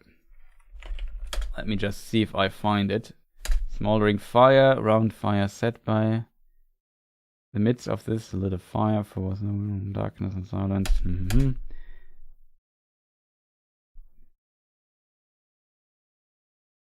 Yeah, or let me just see. The night was old and westward, the waning moon was setting, gleaming fitfully through the breaking clouds. Suddenly Frodo started from sleep. Without warning, a storm of howls broke out fierce and wild all about the camp. A great host of wargs had gathered silently and was now attacking them from every side at once. Fling fuel on the fire, cried Gandalf to the hobbits. Draw your blades and stand back to back. So that is basically the situation here. And I was curious about Gandalf's fire abilities. In the wavering firelight, Gandalf seemed suddenly to grow. He rose up, a great menacing shape, like a monument of some ancient king of stone set upon a hill. Stooping like a cloud, he lifted a burning branch and strode to meet the wolves. They gave back before him, and yeah, maybe I read the other sentence here as well. High in the air he tossed the blazing brand. It flared with a sudden white radiance like lightning, and his voice rolled like thunder. Naur en endrais amen naur dan I ngauroth, or that's such a hard word to say, he cried. There was a roar and a crackle, and the tree above him burst into a leaf and bloom of blinding flame. The fire leaped from treetop to treetop. The whole hill was crowned with dazzling light. The swords and knives of the defenders shone and flickered. He also buffed his allies, which I find interesting. The last arrow of Legolas kindled in the air, and it flew and plunged burning into the heart of the great wolf chieftain. All others fled. Slowly the fire died, and nothing was left but falling ash and sparks. A bit of smoke curled above the burned tree stumps and blew darkly from the hill as the first light of dawn came dimly in the sky. The enemies were routed and did not return. So, and then later, let me just see if I find the other section here, which is part of the question.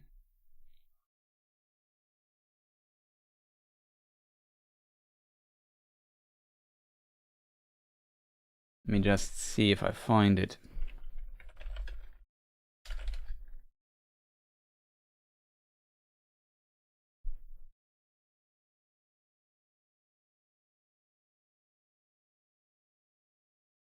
I think you mean this section, right?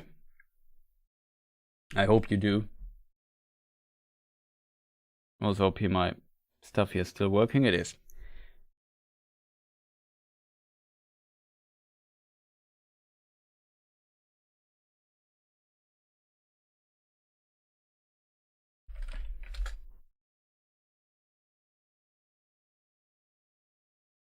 Gathered silently.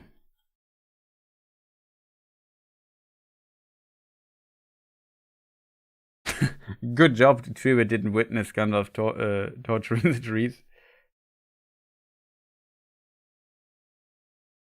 Yeah, he finds his arrowhead and no body, exactly. I'm currently searching the exact quote here, which I'm currently struggling with.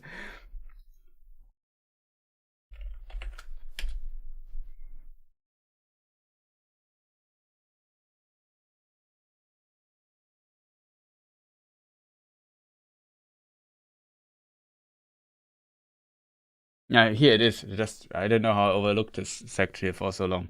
When the full light of the morning came, no signs of the wolves were to be found. I just my problem is I scrolled down a page and just was scanning the page and didn't find it. I didn't see that it was directly in the next section here. Yeah, when the full light of the morning came, no signs of the wolves were to be found, and they looked in vain for the bodies of the dead. No trace of the fight remained but the charred trees and the arrows by Legolas lying on the hilltop. All were undamaged save one, which only the point was left. It is as I fear, said Gandalf.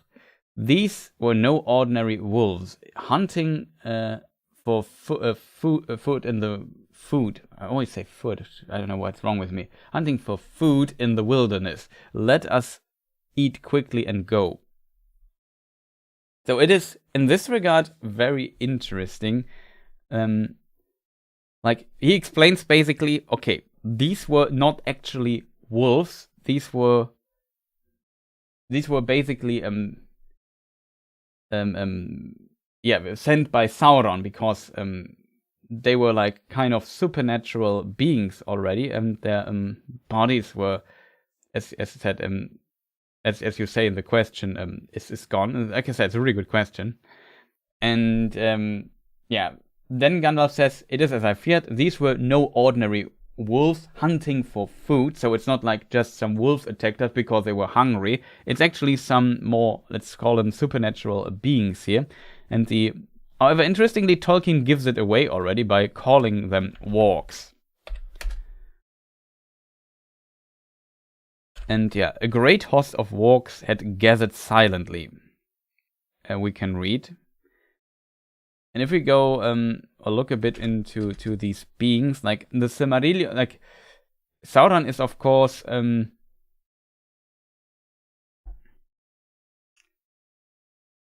the master of werewolves in the Silmarillion, and this is a very I guess important point to keep in mind. So I think he thinks these are not just wolves; these are these evil entities that Sauron potentially bred. And let me just see if I find some information about this. This takes a moment for me to find the quotes.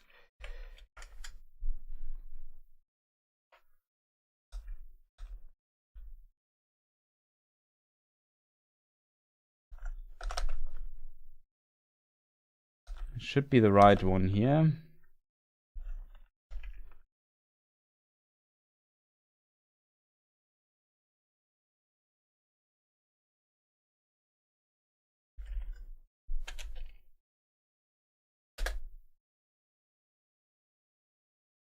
Okay, and here Tolkien has a footnote on the letter 297.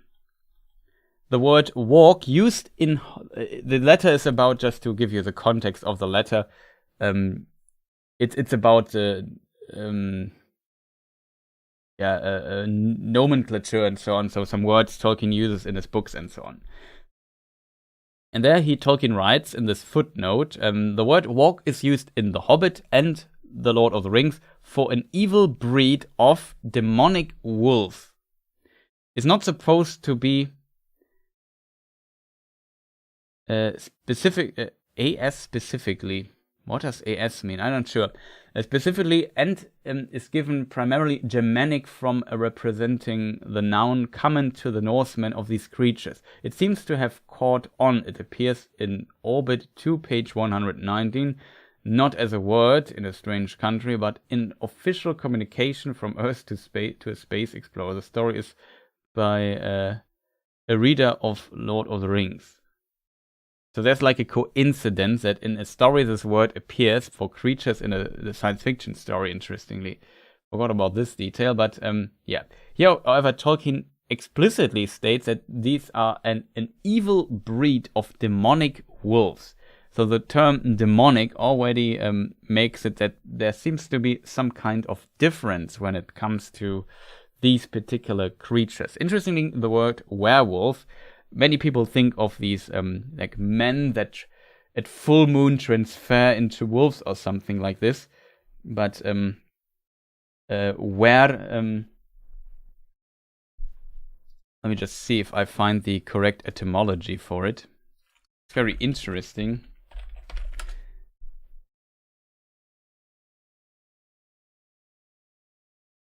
It basically, like werewolf, where is the English word, the old English word werewolf, means man-wolf. Where is another word for a man. So there the idea of this transformation potentially comes from. That they are just not simply wolves, but more like, I wouldn't say a mixture of them, but maybe more smart wolves. It's not necessarily needed that they change into it. They're just, like, in a way quite different. Yeah, exactly. Where means man, the opposite of wife. Exactly, Mark. In this context, I think another quote that helps us a little bit. Let me just see if I find that as well.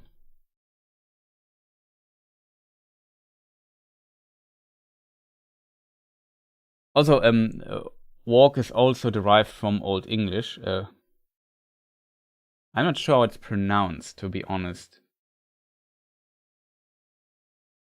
Werg could be, or could it be werg? I'm not sure if it's the G at the end could be a sound here in this case. I'm not sure. It doesn't matter too much. Something like this. So this also existed. This word like existed in these old languages at least, and translating to stranger or something like this, according to Tolkien Gateway here. Probably have to look a bit closer into this. However, that was not what I was looking for. Demonic, yeah. There's another.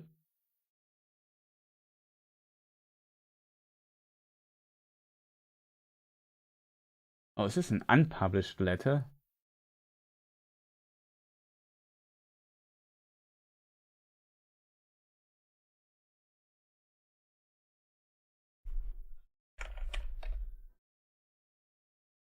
But yeah, there is like the answer of Tolkien to a letter discussing the origin of the name Orc and Warg.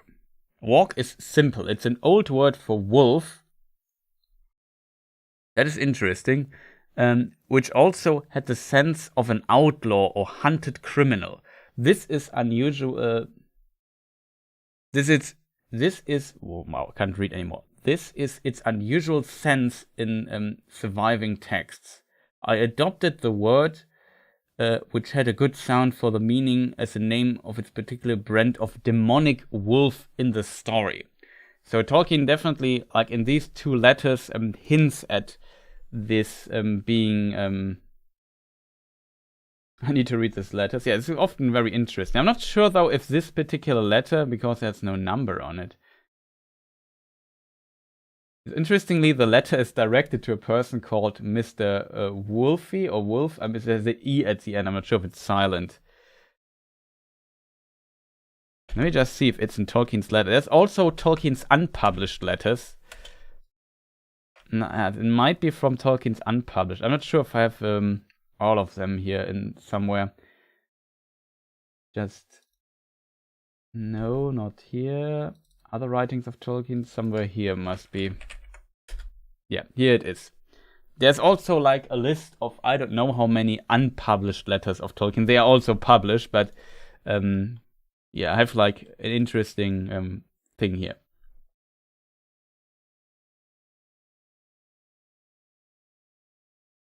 Wargs are criminals hunted by the Valar. Basically that.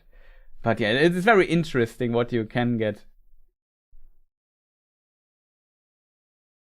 Okay, the E is silent. Thank you, Homebody. I wasn't sure. I saw it as well. But it's kind of interesting that this person that asked the question about wolves and orcs and wargs His name is called Gene Wolfe.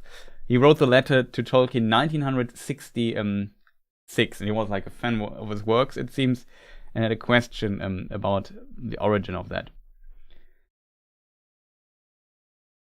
But yeah, so these demonic, I think the reason, in my opinion, it just comes a bit down to interpretation here in this particular text here, why they don't find bodies at the next time. Like, I think if this is an interesting hint, or it's a really good question. Just give many thoughts about this we can discuss in a moment. Let me just bring some film screenshots up, though I'm not sure which film it is. Should be this. Yeah, this should be.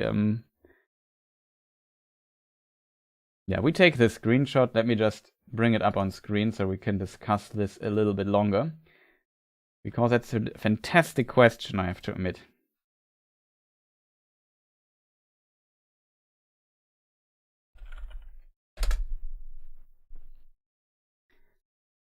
Here it is.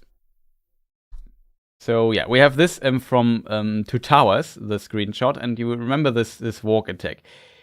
I think why this is a very important detail. I think I'm not 100% sure if it's true or not, but in the Peter Jackson films, you could always differentiate a warg from a wolf. Like, if they simply look different, they are bigger, and they, their face is a bit different, and so on. They are kind of, they look already very evil often, many times. I think, though, that in the books, maybe I'm wrong, though, because I have not all the war quotes right in my head right now, if there's a description that supports this. They could for sure be a little bit bigger, but I think from their shape of their face and how they look, they might be not that easy to differentiate from normal wolves. And I think the reason why Tolkien gives it away here in the book, that, like I said, a great host of wargs had gathered silently, is because this story was written down after it was experienced. It's not like written in present time tense, but in past tense. So the writer of the story knows these are not wolves, these are wargs. And he explains later in the story, it is explained why he knows this. He knows this because the bodies are gone. And there is a difference. And that is why they know these are wargs. Just imagine the bodies would still be there, and they would look exactly like normal wolves. Then they had to guess, say, maybe Sauron sent these wolves, but maybe also these were just normal wolves that were hungry. But Gandalf can exclude this possibility because he sees the bodies are gone. These are no ordinary wolves hunting for food in the wilderness. So he knows, let's go. We have to be fast. Let us eat quickly and go, he says. And I think that's a very interesting detail. I also never really noticed that this might be a good explanation for this particular difference. While in the Peter Jackson films, you can clearly differentiate. It makes totally sense to show that these are different kind of breeds, just visual communication-wise. I think in the book, it's not 100% clear, and only the effect of the warg bodies not staying there and just vanishing for supernatural reasons, because they're actually demonic wolves, as Tolkien describes them, whatever that means exactly. But I would just say they are kind of supernatural wolves in this way. I mean, that's what the demonic part, in my opinion, tries to express. And yeah, in the Tolkien Gateway, the interpretation is, after the sentence, suggesting that they were inhabited by evil spirits. So they weren't just simple wolves that are just bigger or so.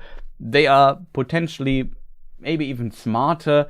They have a connection to Sauron, can be sent anywhere. Like, usually, how do you make wolves go somewhere and attack a group in the middle of nowhere, hundreds of miles in distance to your home base or something like that?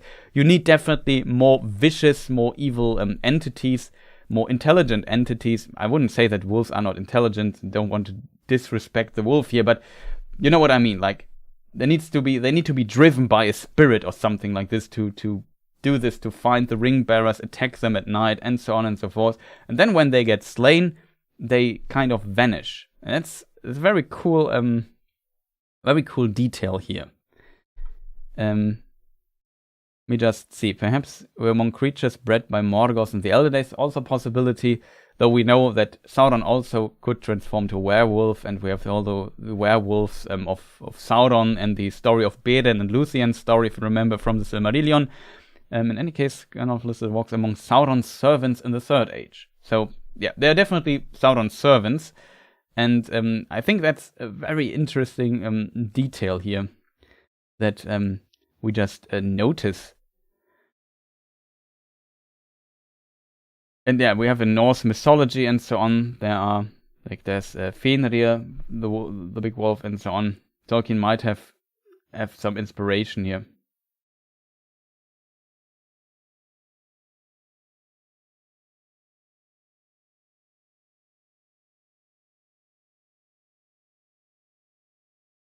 So yeah, I'm not sure if this answers the question kind of completely, but this is how I would see it.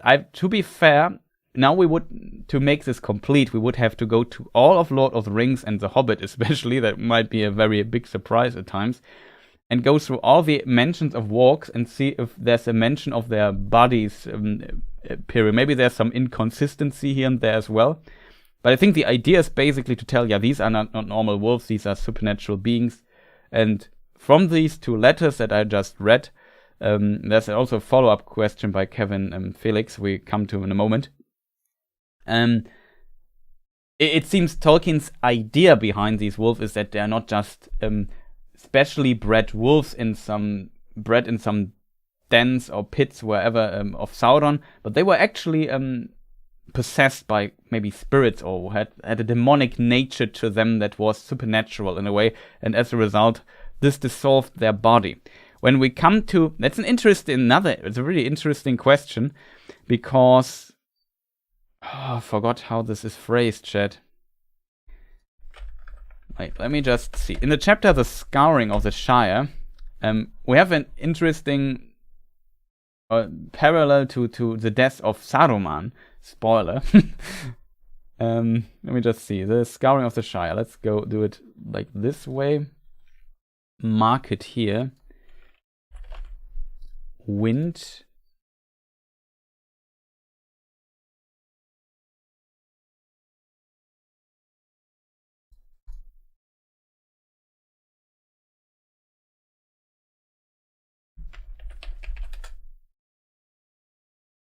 Yeah, here at the very end it is. So when Saruman was killed,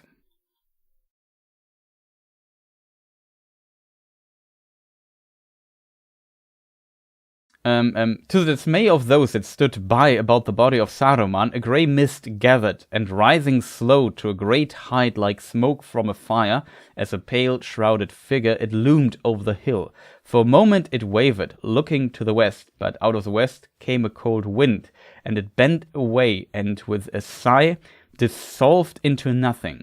Frodo looked down at the body with pity and horror, for as he looked, and now it comes to the part, it seemed that long years of death were suddenly revealed in it, and it shrank, and it shriveled, and the shriveled face became racks of skin upon a hideous skull, lifting up the skirt of the dirty cloak that was sprawled beside it. He covered it over and turned away. So also, like, I don't know, Saruman's body as a supernatural being as well, kind of also suddenly started aging and dissolving in some way. At least that's how I imagine it. And until his hideous skull became visible in this particular part. Of course, the bodies of Ainur, of spirit beings, or in this case of a Maiar, is for sure very different from these wolves, maybe. But we at least see some parallels, I think. I don't think the wolves are Maiar, though. So don't get me wrong here.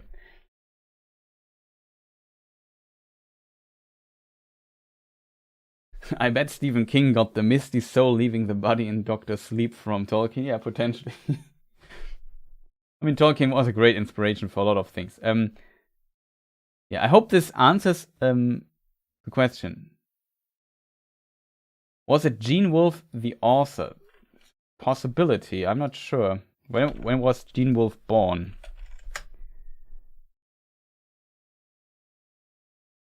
It is definitely possible. He could have written this letter to Tolkien in the 60s. Early in his writing career, Wolfe exchanged correspondence with John Ronald Reuel Tolkien, according to his Wikipedia article. So, yeah, it potentially was Gene Wolfe the author. That's a good point.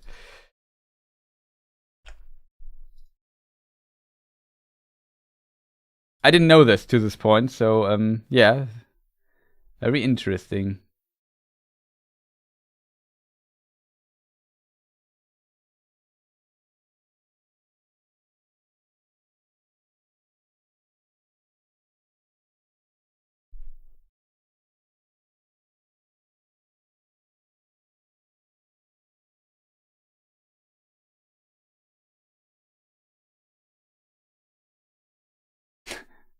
Like I said, I don't think they are Maiar, these wolves, but there's like some spirit possession going on there. There's also some spirits, for example, in these watchers in Mordor, in Kiris Ungol, the Tower of Kiris Ungol. There's also these watchers. There are also spirits, evil things in it. It don't have to be always Maiar. We have the Barrow Whites, which I think are also not Maiar, but also some kind of evil spirits. Happens from time to time.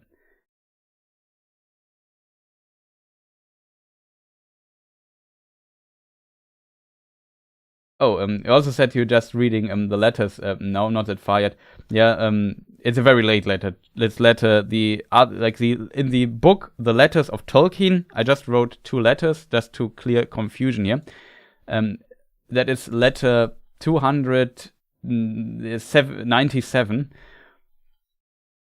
So yeah, very one of the last letters in the book. I'm not sure what is the last letter. 300 something, I think. 327.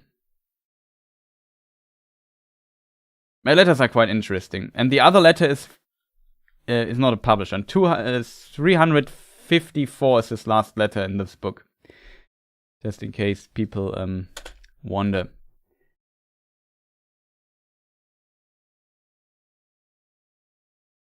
In context of the letters, I said there's a following question, I think.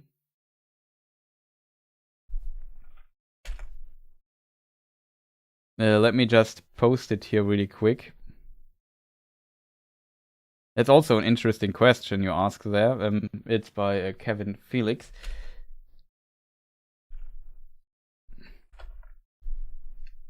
Let me just see if I fit this here on screen.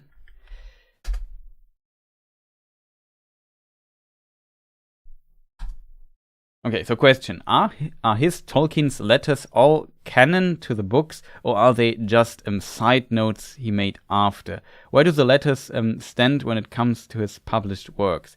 That's a very good question. I always feel like the letters are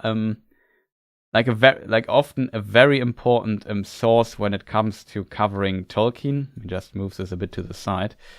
And in this context, canon is always difficult to debate, I think, with no problem, Kevin.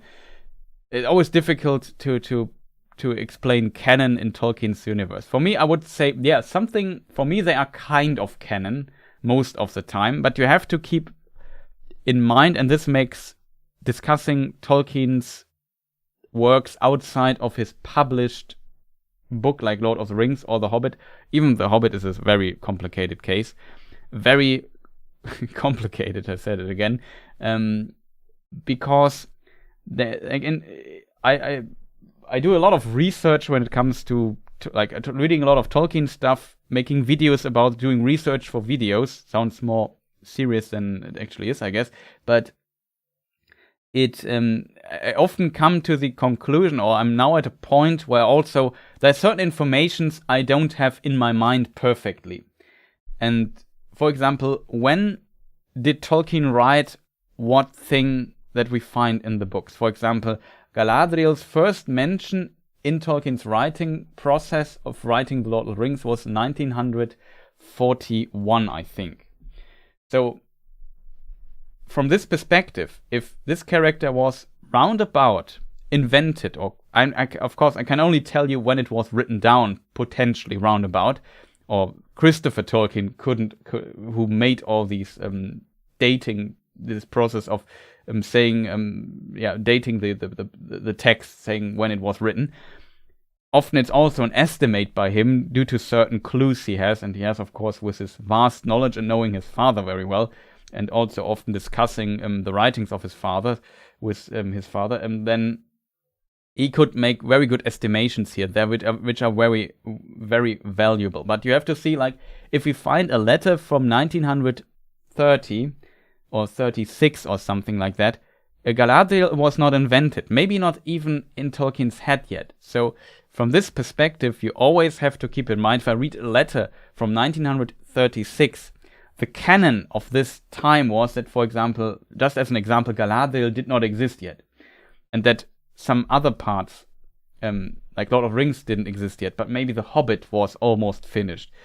So you always have to bring in this context when Tolkien has written what text, and then you can say, okay, at least this is my current approach that I try to focus on a bit. I currently try to get into my memory as good as I can what text was written by Tolkien, to get a better context of what Tolkien was working on at the time. And in this context, I would say the letters corresponding to this are kind of canon.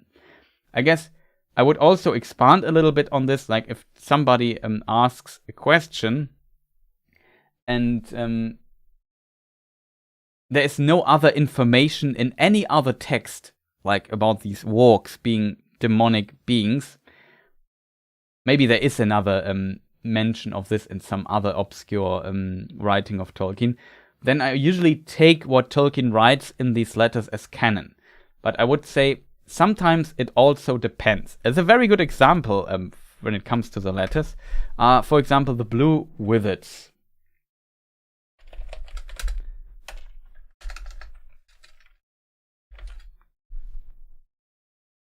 Let me just see if I find it. Yeah, so in letter 211 to Rona Bear, I assume her name is pronounced. Tolkien writes about the two Blue Wizards. I really do not know anything clearly about the other two, the Blue Wizards. Since they do not concern the history of the Northwest, I think they went as emissaries to distant regions east and south, far out of the Númenórean range, missionaries to enemy-occupied lands, as it were. What success they had, I do not know, but I fear that they failed, as Saruman did, though doubtless in different ways. And I suspect they were founders or beginners of secret cults and magic traditions that outlasted the fall of Sauron. So here he clearly says that the two Blue Wizards failed. This letter is written 1958, 14th October 1958. The good thing with letters is they're often dated, so you can tell when it was written exactly. So at this time, Tolkien maybe had the idea, yeah, the Blue Wizards might have failed, maybe they founded some secret cult somewhere. Something like this. But he also phrased it very carefully and said, yeah, I'm not sure yet, I'm thinking about this. And then we have another text from 1969, 70, 71, 72, very late in Tolkien's life. Tolkien died 1973. So shortly before his death, he writes in the book, in some text that is published in the book Peoples of Middle-earth.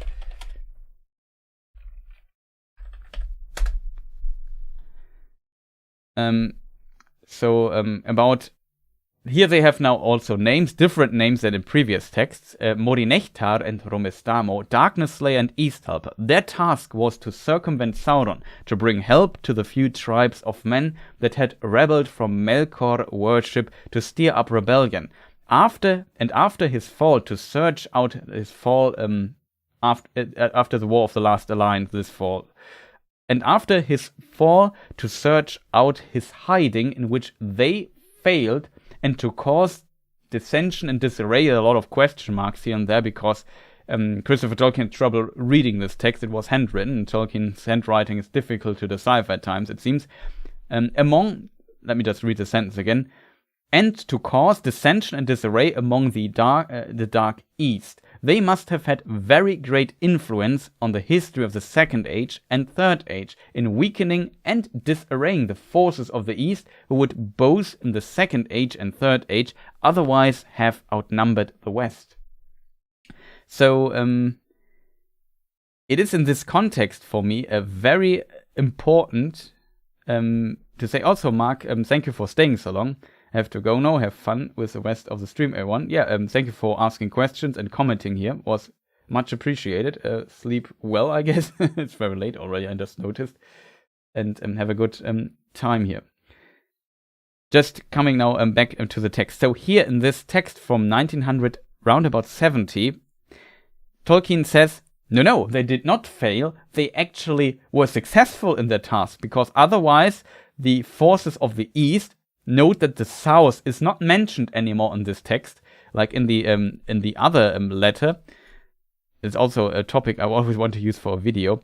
He says, I don't know, let me just see, South and clearly other things, since they were, here it is. I think they were emissaries to distant regions, East and South. Suddenly, here in the other text, the word South is completely missing, and they only go to the East, and one is even called East Helper, which is a hint that they potentially only went to the East, not to the South.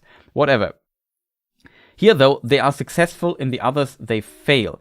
And in this context, you notice, they contradict each other. Like, what is in the letter contradicts this particular text. So, what is now canon?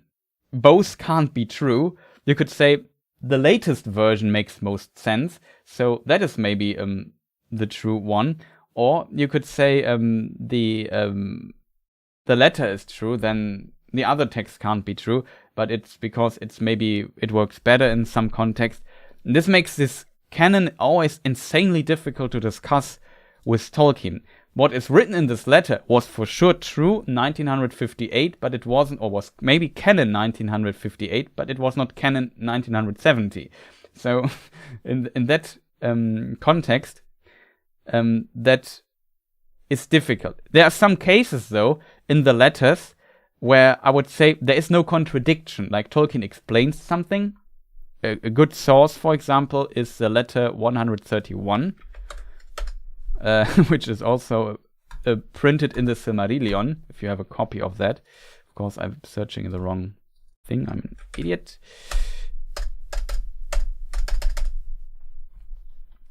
I should have just searched for confer. There we have a lot of information. If you've seen the last lore video on this channel, we talked about the misconceptions about the Rings of Power, of the 20 Rings of Power in Tolkien's works. And there we find information about them that we don't find otherwhere. For example, that the 3 rings of the elves don't confer invisibility, while the other 17 rings did. And in this context, I would say, yeah, this is kind of canon, that these 3 rings don't confer invisibility, while, in the case of the 2 blue wizards not being successful, and by the way, the blue wizards is always a good time to basically bring up one of my favorite Ted Naismith artworks of the blue wizards. So here on the screen. In this case, I think he changed his mind later, and then canon becomes not really a thing to make a 100% statement. Yeah, they could have been successful, maybe they were not. Tolkien has different versions of this, and it depends on the context. And it becomes more complicated. Now we have just taken the example of the wizards and two very specific information. If we now expand this to other information, like some other changes were made in Tolkien's mind in the 70s compared to what he has written in the 50s. So there are some texts and some ideas that were quite different at this time than the other stuff. Then suddenly all this becomes like an insanely complex networks of a lot of information that are somehow connected and some are not. And then it becomes almost impossible if you don't spend a lot of time when it comes to research to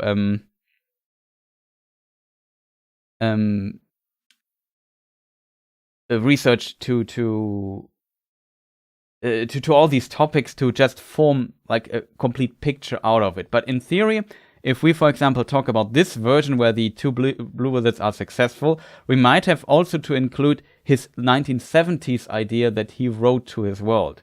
And then we come to the conclusion that maybe there is no real canon for Tolkien outside of The Lord of the Rings and maybe The Hobbit, because everything else is just consistently inconsistent in many ways, because it's too much work in progress and Tolkien changed too many things in the background, because it was never brought to a point where Tolkien himself could have just published it.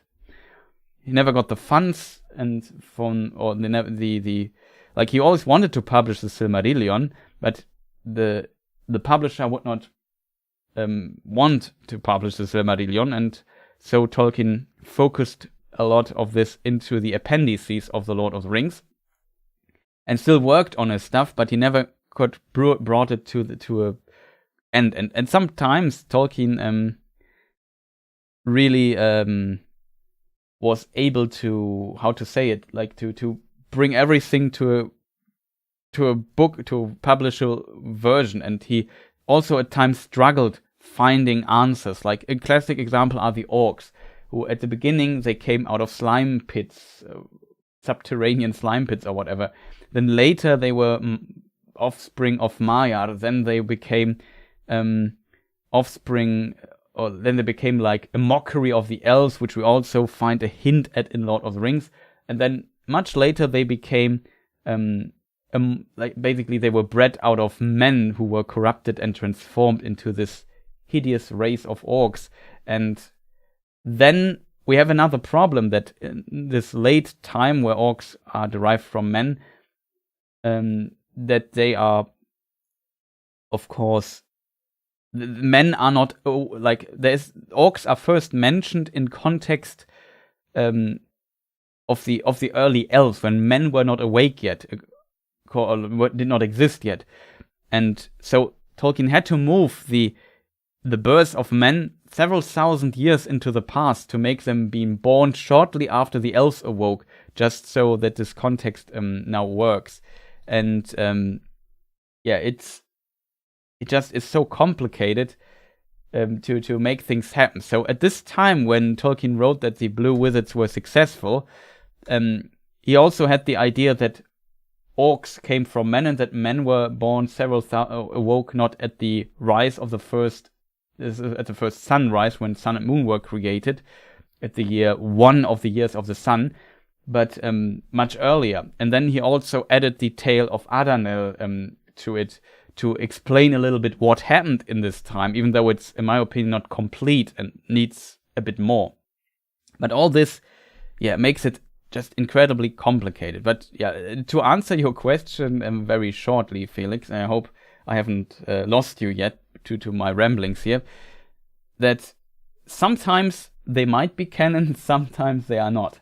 That's unfortunately very complicated short version of this very long answer I tried to give you. And I see a Tolkien, especially when it comes to his writings, a bit more like real-world mythology. Like in our world mythology, often also there are different versions of the same story, and both versions contradict each other because they were written by different people at different times. And they maybe haven't known of each other when they were written. There are different traditions in different countries where mythology is very similar, but in small parts different, and these differences contradict each other. But there's no real canon in mythology, like take the Norse mythology or so. if you take Greek mythology, there are also very many very different ideas that also contradict each other at times. For example, which god had which children and so on. So yeah, it's very complicated. So sometimes these letters are definitely kind of canon because they fit perfectly and explain stuff we don't find anywhere else. And sometimes you have to see the process of how things go on, and you always have to consider the date, in my opinion. That's a very important part. Just knowing, and it is very difficult to know for I struggle with learning when Tolkien wrote what text. It's currently my place of learning that I try to figure out when which text was written when. But yeah, I hope that Tolkien's full of canon. Wow. Let me just catch up a little bit with chat here.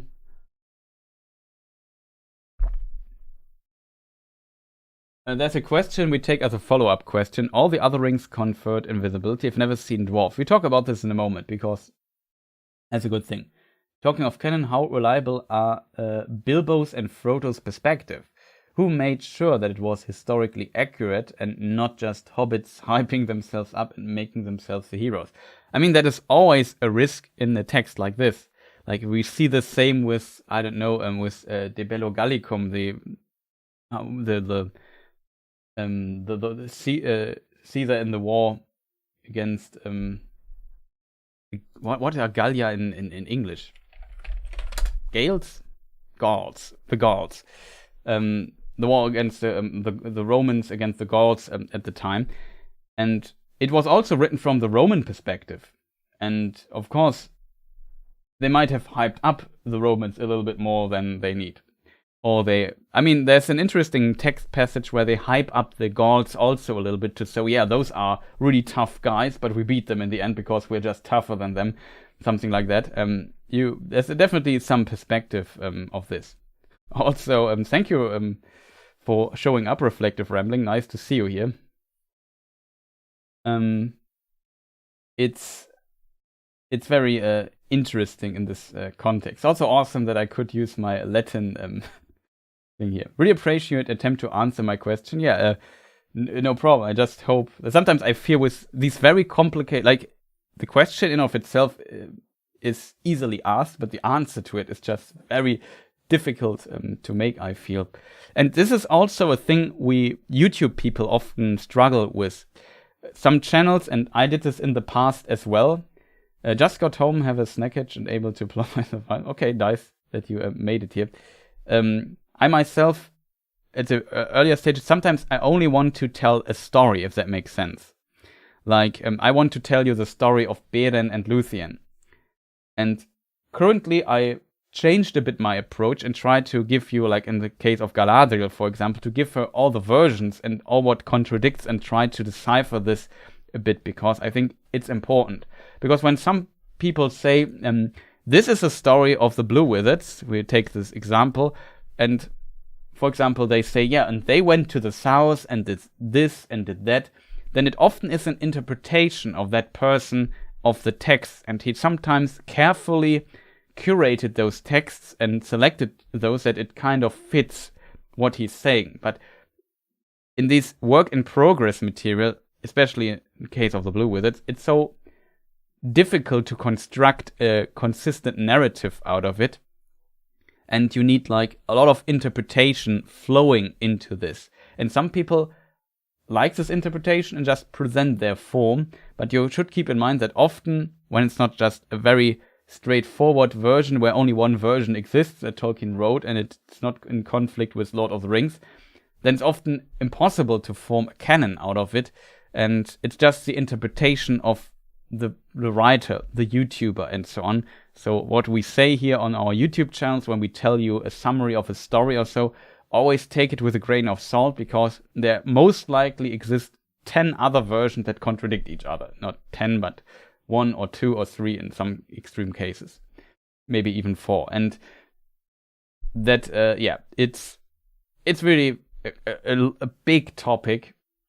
And I said, maybe, I try in the current Who is Galadriel video series, if I want to call it like this, I try to dive a bit into the different versions of Galadriel here and there, especially in the second video. And yeah, so if you are interested in this, maybe check those videos here on this channel. If you want to learn more about this, there are 2 parts. Unfortunately, there will be more about Galadriel yet. In Who is Elrond, I also tried to do this a little bit, but not as much. Yeah, and then exactly what Reflective Rambling is writing here. And then you get into murky areas and have lore battles over interpretations. Yeah, exactly.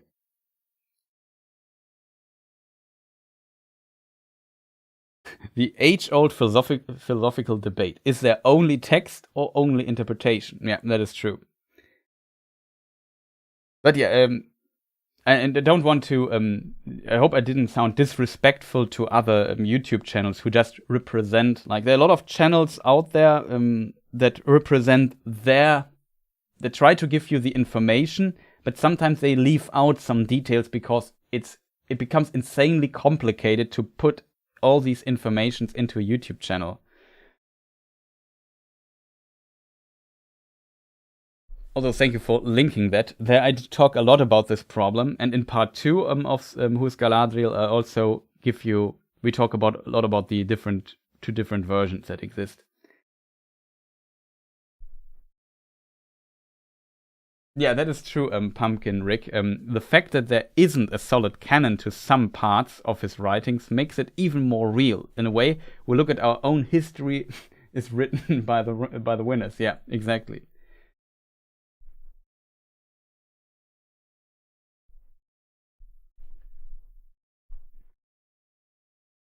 So yeah, it's a a very complex topic you can talk hours about. Like, there's so many examples of this. I try to give you a handful with the two blue wizards and so on, but also with the ring. And now we come to the other question with the dwarves, right? Sushan asks, maybe it's not a question directly. Yeah, no, there's a question mark in it, so I would count it as a question. Nonetheless, I would like to discuss the core of it as soon as I find the question here on my screen, which it's a bit difficult to do here.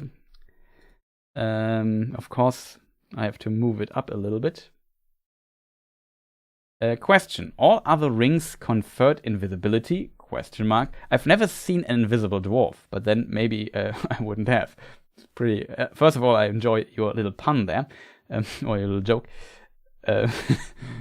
Yeah, that's a very good point. I've never seen an invisible dwarf, then maybe I wouldn't have. I like it. But yeah, all the other rings conferred invisibility. Could a dwarf get invisible? That is a really good question. And there was some mind-bending stuff, yeah, for sure. There is an interesting... like I said, it ties a bit to the video not the short I made, even though the short is tied to that video, but called Misconceptions about the Rings of Power. Can maybe also really fast link it in chat here. That's the last video I made. In case you haven't seen it, maybe check it out. And in this video, I forgot one. I didn't want to I simply forgot about mentioning it. What is with dwarves? Do they get invisible? I feel like that is maybe a topic for its own video, or maybe I make a short or something like about this. Might be interesting. If the exactly Reflective Rambling could also answer this.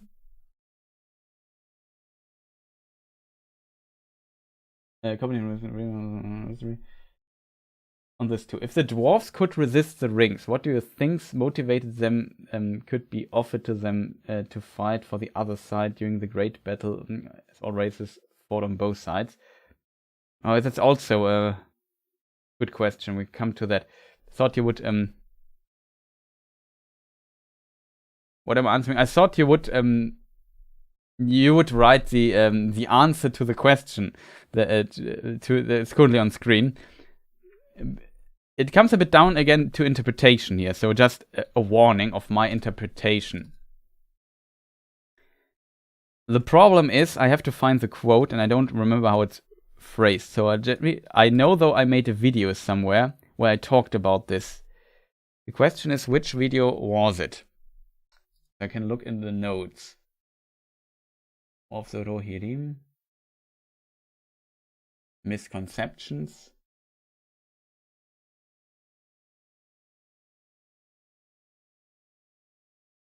Chat, which video did I do where we talk about the Dwarven rings?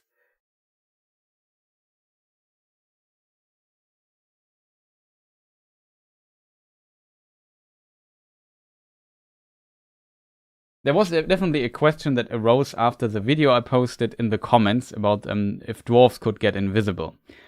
And Tolkien writes somewhere in his books that dwarves would not get corrupted by the One Ring. They only get kind of greedy. The question is, where did I write this down? I just have too many videos made, so it suddenly becomes difficult to remember all of this contents.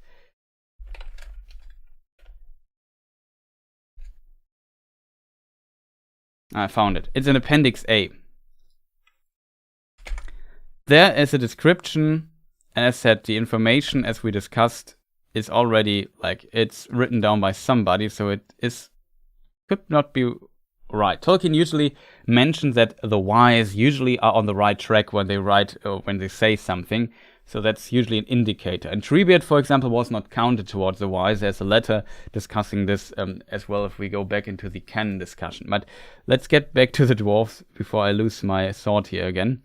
And there in Appendix A, so in a very canon source with the Lord of the Rings, we can read, the only power over them that rings them, the dwarves, that the rings wielded was to inflame their hearts with the greed of gold and precious things. So if they lacked them, all other good things seemed profitless, and they were filled with wrath and desire for vengeance on all who deprived them. But they were made from their beginning of a kind to resist most steadfastly any domination. Though they could be slain or broken, they could not be reduced to shadows enslaved to another will, and for the same reason their lives were not affected by any ring to live either longer or shorter because of it. All the more did Sauron hate the possessors and desire to dispossess them. So this is a very important part here that we find in Appendix A in the chapter in the Durin's folk part. That it's some very interesting information. It seems the effect of the rings of power were lessened on the dwarves, and it would not. And even though dwarves are also mortals, it would not extend their lifespan, which is already very, very unusual. Yeah, it is in the 7 Rings of Power video, in-depth lore, 1 year ago. Yeah, it's just too long ago simply that I made those videos. But thank you for linking it here and for looking it out, Suchan. Much appreciated. However, in this particular context, I find the phrase very important here. They could not be slain or broken. They could not be reduced to shadows, enslaved to another will. This is very important because let us go. I mentioned letter 131, where we could read of the 3, they did not confer invisibility, while the others did. I've mentioned this in the misconceptions section as well a lot of times. The chief power of all the rings alike was the prevention or slowing of decay. For example, change, not for example, i.e. is it est. So that means, I think, is, you would read it right. So the chief power of the prevention of slowing of decay, that means change viewed as a regrettable thing. The preservation of what is desired or loved, or its semblance, that is more or less an elvish motive. but also they enhance the natural power of a possessor, thus approaching magic, a motive easily corruptible into evil, a lust for domination. And finally, and now comes the more important part, and finally, they had other powers, more directly derived from Sauron, the necromancer, so he is called as he casts the fleeting shadow and presage on the pages of the Hobbit, such as rendering invisible the material body and making things of the invisible world visible. So here is a very important part. I discussed this in this last video as well, and we have to go into the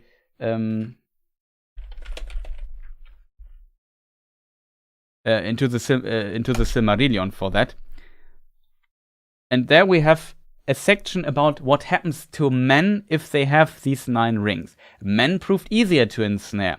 Those who used the 9 rings became mighty in their days, kings, sorcerers, and warriors of old. It feels like I read this text every stream. It's kind of very important. They had, as it seemed, unending life. I just skipped a sentence, but it's not important. Yet life became unendurable to them. And in this context, next sentence, directly after this, they could walk if they would, unseen by all eyes in this world beneath the sun, and they could see things in worlds invisible to mortal men, but too often they beheld only the phantoms and delusions of Sauron. And I think this explains a bit why Tolkien writes here, or what the idea behind this sentence is. And finally, they had another power, more directly derived from Sauron, such as rendering invisible the material body and making things of the invisible world visible.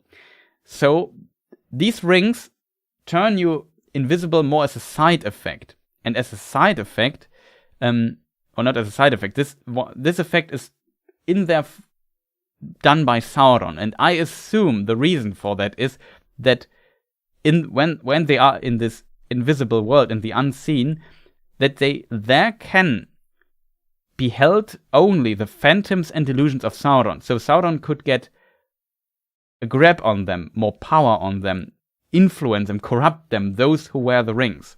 However, the dwarves in this context, and this is now the important part, the dwarves, they could be slain or broken. They could not be reduced to shadows or enslaved to another will. So this effect seems to not work on them. And this comes now down to interpretation. Can they brought to the unseen or not? In theory, yes, I would say they could be brought to the unseen. I think, though, that the rings had, for whatever reason, no effect on them, though. And I would also argue that what potentially made or corrupted the 9 at the very end. Let's go back to the text in the Silmarillion that describes the 9 men who got transferred into these ring rays. The Nazgul were they, the ring rays, the enemy's most terrible servants. Darkness went with them, and they cried with the voices of death. Pretty cool sentence, by the way. And in this text we can read, they had, as it seemed, unending life. Yet life became unendurable. Now we look back into the Tolkien text that what Tolkien wrote about the dwarves. Let me just see. I just skipped the sentence. And for the same reason, their lives were not affected by any ring to live either longer or shorter because of it. So that already falls away for the dwarves. Their life does not become unending, but unendurable, because it simply doesn't work on them. And the next sentence, they could walk if they would, unseen by all the eyes in the world beneath the sun. And I would argue that this does also not work on the dwarves, because they could not be reduced to shadows, enslaved by will, and as said, the whole life part does not work on them, and they are not turned into rays by them. And I assume that is because they would not be teleported, if that makes sense, or not transferred into the unseen part of the world to beheld only the phantoms and delusions of Sauron. That seems not to work for them. So I would make the argument here that they can wear the rings, but do not become invisible, and their lives also is not unending or prolonged by wearing those rings. And as a result, those two things does not truly work. Like, it's even more, it's really fascinating that the dwarves are such a huge exception here. Because, as said, this ability to move them into the unseen, to render them invisible, and to make them see the invisible world, Tolkien explicitly states here, and finally they had other powers more directly derived from Sauron, such as rendering invisible the material body and making things of the invisible world visible. This is by Sauron to maybe amplify the effect of this corruption, this transfer, to bringing people under his will. The intention of these rings is that their wearers will be brought under the evil will of Sauron. He could dominate, control them. And if the most important elves would wear those rings and he would control them, he would get control over the elves as a result, because their leaders are under their control, if that makes sense. That was his evil plan behind it. And we can read about the 3 elves. The elves of Eregion made 3 supremely beautiful and powerful rings, almost solely of their own imagination and directed to the preservation of beauty. They did not confer invisibility. And this is now a huge difference in comparison to the other rings. However, even though these rings did not confer invisibility, they prolonged your life. And as said earlier, this is not working on the dwarf. So even if a great ring of the 3 great rings of power, even if a dwarf had one of those 3, they would not live longer. None of the rings had this power over the dwarves, it seems. And this, I think this immortality aspect was one part of it. And then dwarves are so stubborn, it seems, that, and so resistant, kind to resist most steadfast any domination. Though they could be slain or broken, they could not be enslaved by another will. So that simply did not work on them. And it's kind of interesting to see that this was possible. Not like even the elves could be with the 3 rings of power, which did not make you invisible and did not expose you to the delusions and phantoms of Sauron. Even though that was the case, let me just see. There's an interesting quote as well. I just have to find my note here. Misconceptions. How did I call? No, 20 rings of power. There it is. I hope you have all seen the the video, because in my opinion it's a pretty decent one. Let me just see if I find it. The 9, the 7, and 3, he said, had each their proper gem. No, that was a wrong quote. Complete in Eregion, therefore, 3 unsullied. Yeah. Therefore, the 3 remained unsullied, because Sauron did not touch them. Celebrimbor made these rings alone, and nobody touched those rings. Not nobody. Sauron did not touch those rings in any shape or form. As a result, they remained unsullied, because Sauron's touch would actually would have given them a more evil tendency. However, for they were forged by Celebrimbor alone, and the hand of Sauron had never touched them, yet they also were subject to the One. This is in the Silmarillion. There's also, I think, a similar quote from the what is the other book called? The Lord of the Rings. Let me just see if I find this really quick. Like I said, there's a lot of quote searching currently that makes it a bit difficult. Yeah, Elrond says, but Sauron guided their labors, and he was aware of all they did.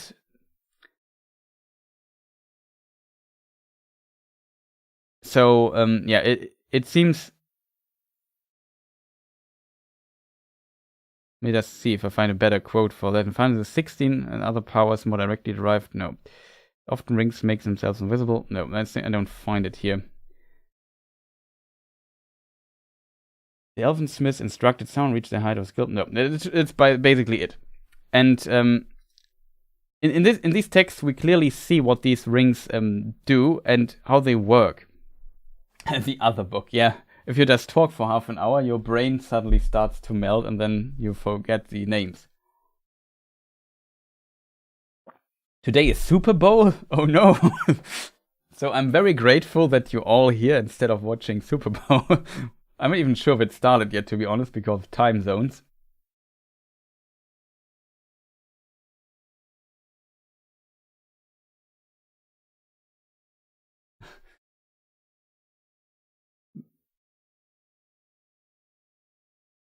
Not the other book. No.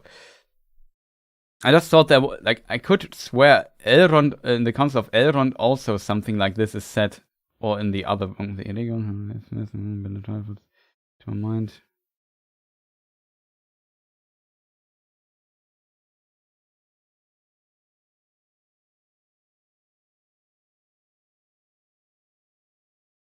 Am I in the right text here? No. Do I use this quote 2 times in this text? No, I don't.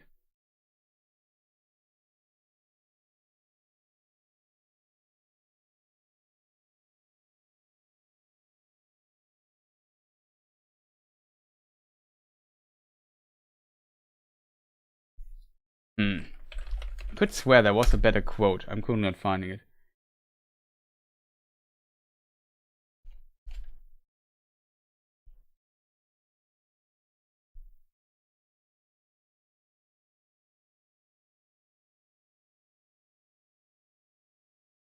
I think I found it. But all that has been wrought by those who wield the three will turn to their undoing, and their minds and hearts will become revealed to Sauron if he regains the one. This implies, by Elrond, that also the three are under control of this. The other quote was from the Silmarillion, which you could consider a not canon source. In the Lord of the Rings, this is implied as well. That's why it was so important for me to find this quote here. So, yeah, in this particular... I'm sorry for being so quiet for a moment.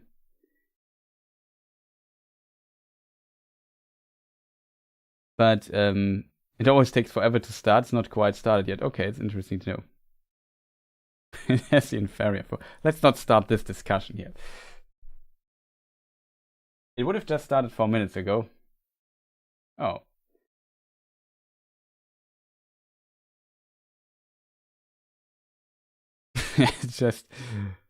It's really difficult to get. This is truly a nerdy channel. That is actually true. It is really a nerdy channel.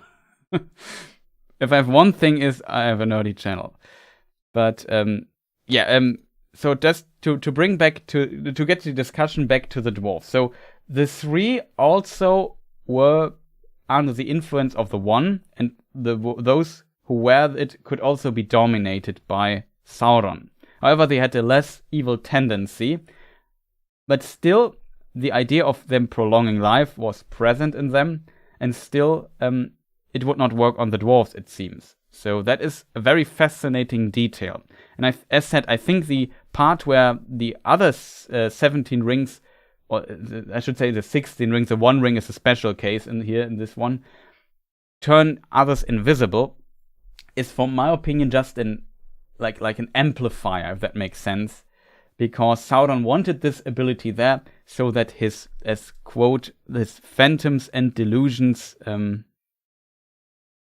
of Sauron could be, like, they would only beheld the phantoms and delusions of Sauron. And this would help further dominate them and bring them on their side, or turn them even into wraiths.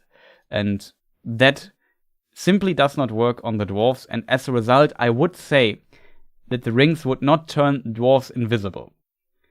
However, I could be wrong. It's just my interpretation, and I try to give you as good an argument for that as I could. However, I could imagine that it might be possible to turn, or to make the dwarves see the unseen, or transfer them into the unseen as well.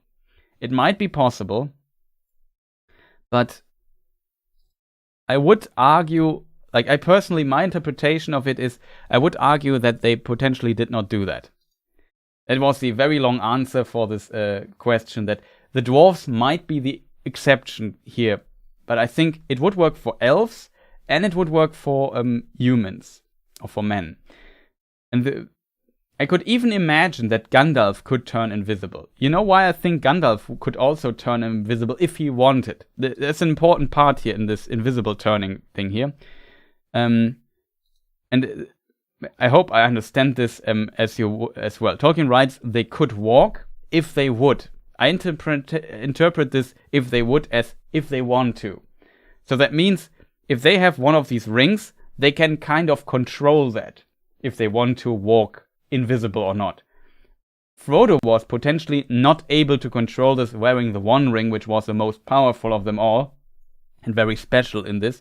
But I think if he was wearing one of the other rings, or if a powerful man even would wear them, they could, if they wanted, walk invisible or not. It was not like stick it on your finger, instantly invisible. I think they would have some control over this as well if they wanted to be invisible or not.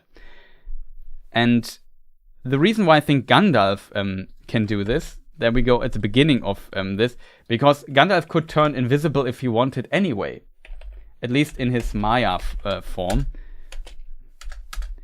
And here, wisest of the Maiar was Olorin. He too dwelt in Lorien.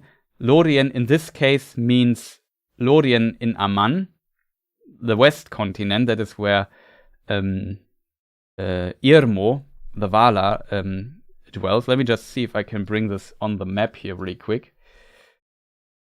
Okay, it's very small. I have to maybe make the map much bigger. I have no idea how complicated it is to make this map bigger. I have to make it a lot bigger. And OBS is not good at making this work, but here, Lorien on the west continent Aman, which is here, west continent is here. So, not on Middle Earth. The other Lorien, the actual Lorien. He dwelt in Lorien, but his ways took him often to the house of Nienna, and of her he learned pity and patience. Of Melian, much is told in the Quenta Silmarillion, but of Olorin, that tale does not speak. For though he loved the elves, and now comes the important part, he walked among them unseen, or in forms as one of them, and they did not know whence came the fair visions or the promptings of wisdom that he put into their hearts. So I feel like a powerful spirit being like Gandalf could also be unseen. So I could imagine, yeah, if he wanted, he could be in the unseen as well and turn invisible if he wanted. Anyway. So that would work. In this case, Gandalf as a being who is a spirit being of the unseen anyway, but has a physical body, like the spirit beings, the Ainur, have a special physical body.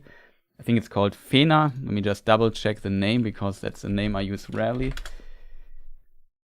No. Let me just... Now I have to look it up. Does somebody know the name of the Ainur? But it probably is written differently with an...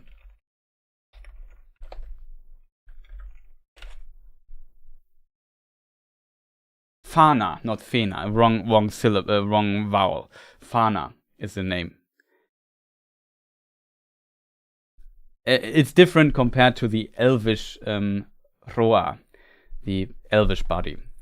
Whatever. Doesn't matter too much. Still, I think because also in the Lord of the Rings, there is a description of our good old friend, Glorfindel, and other elven lords who have seen it in many meetings.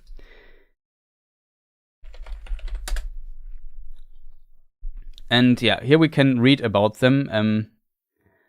And here in Rivendell there live still some of his chief foes, the elven wise lords of the Eldar from beyond the furthest seas. They do not fear the ring race, for those who have dwelt in the blessed realm live at once in both worlds, and against both the seen and the unseen they have great power.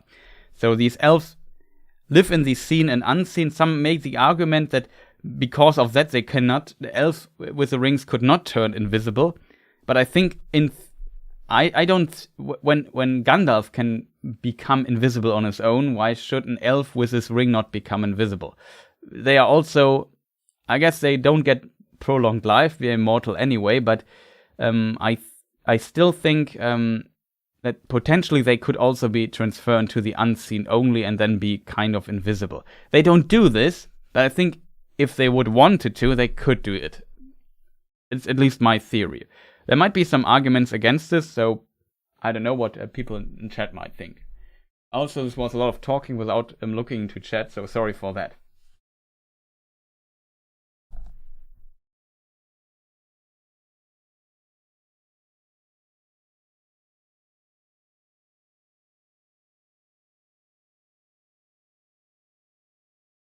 Yeah, also I like the Tom Bombadil theory most, that the music of the Ainur is like Tom Bombadil's incarnation of this. He did also not turn invisible. I think maybe if he wanted, he could also turn invisible. But without the ring, of course. Same as Gandalf. Gandalf could turn invisible without the ring. That's also one of my favorite theories about Tom Bombadil.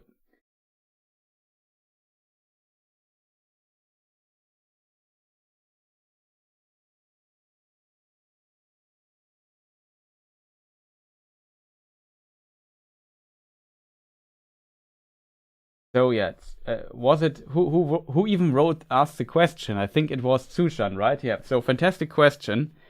I hope as a little expanding a bit on the video I just uploaded a week ago or so, just to cover now also the idea of dwarves not turning invisible and why that is. Maybe we make a separate video about this, because I guess some theory craft videos are also kind of popular at times. Might be an interesting topic for a video.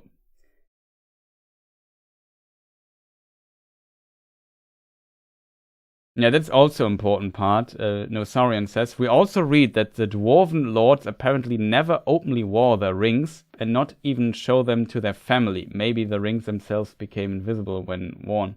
That's another possibility. Like Galadriel could turn her ring invisible. The dwarves could do this, I don't know, but it's an interesting point you make there. That maybe the rings became invisible and they could hide them in some magical manner. Yeah, dwarves are exceptions, maybe because they are adopted children of Ilúvatar, and the fact that their creation by the fact that their physical bodies were created by Aule. Yeah, exactly, Mark. I agree with you there. It might be the reason why they are the exception. Another thing I've thought about is the Greater Ring's ability to become themselves invisible, and the 3 rings cannot be seen by other who worn its bearer. Yeah, it's very interesting. Maybe we could also read the Lothlorien chapter. In the no, it's Mirror of Galadriel, I think, not Lothlorien. One of those.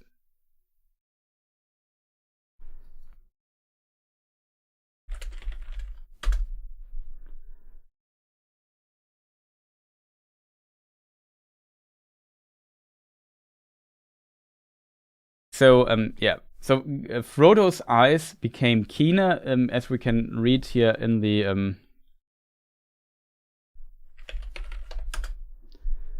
you begin to see with keen eye. I do not deny that my heart was greatly desired, and so on and so forth.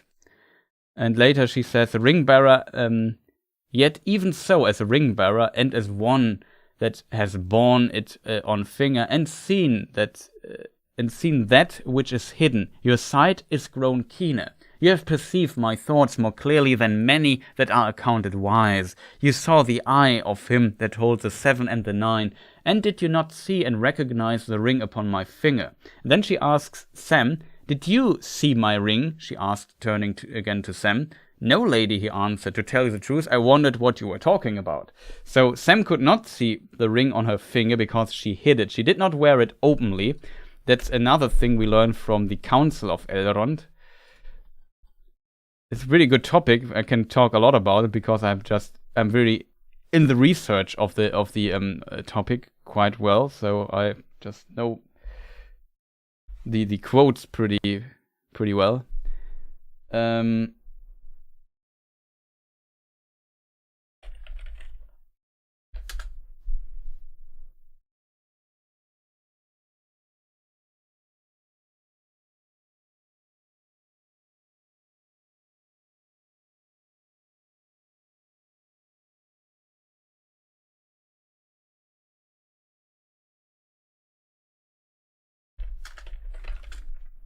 This is now a quote, it might be different.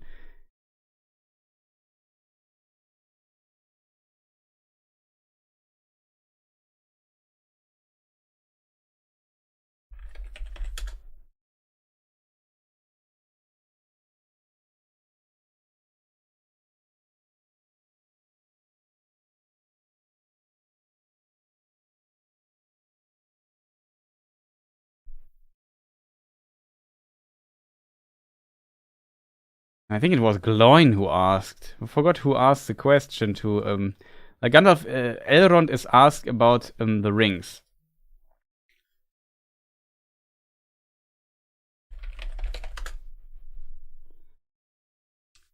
Yeah, Gloin asked it. When will the day come of our revenge? But still, there are the three.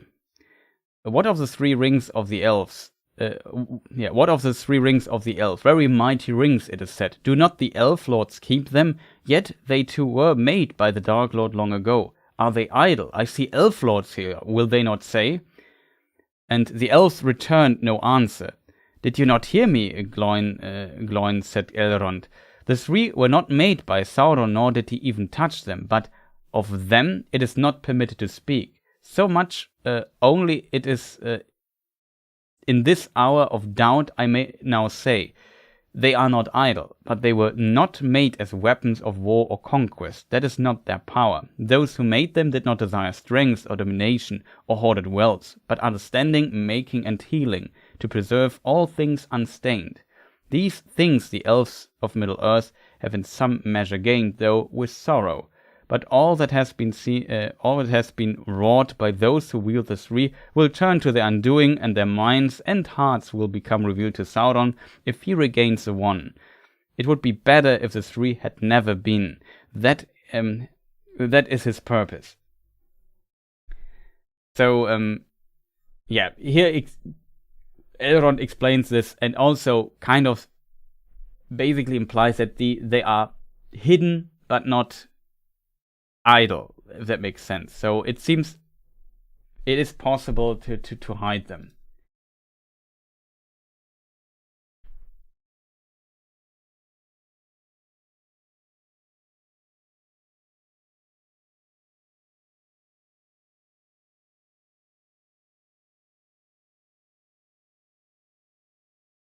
Thank you very much for amazing answer. Yeah, I already start stop with this, but yeah, I think that should give you the answer why the dwarves don't turn invisible, with all the details I could now come up with in this amount of time. It was a pretty long answer, I know, but yeah.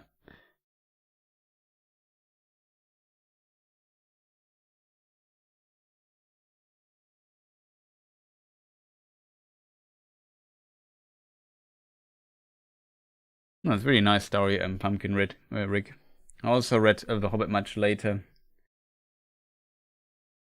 So pretty awesome when your mom read it to you as a kid. Pretty awesome.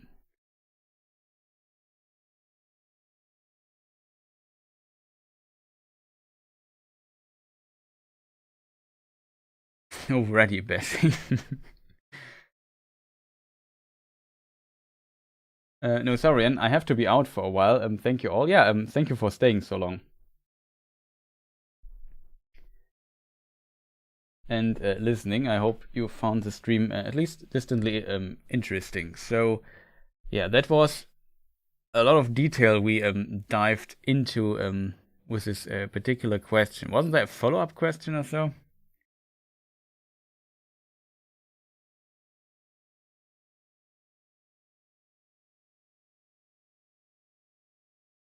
Probably I've dreamed it.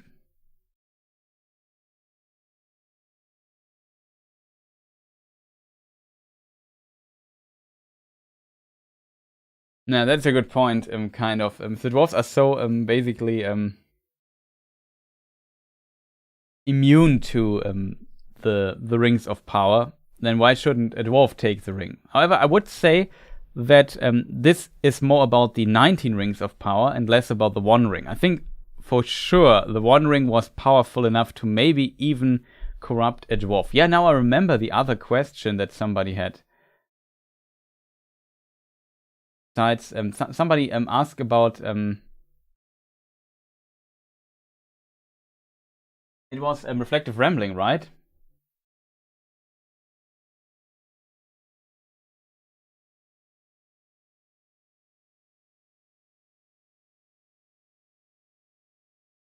Where I said, yeah, you gave basically the answer.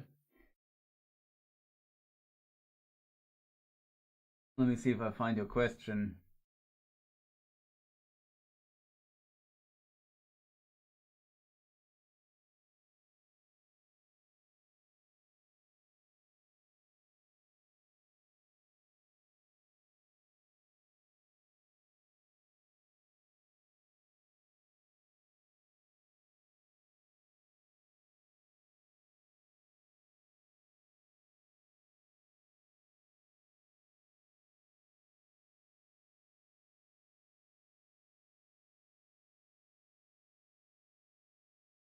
Ah, yeah, I found it finally. I had to scroll up quite a bit. That's an interesting follow-up question to that.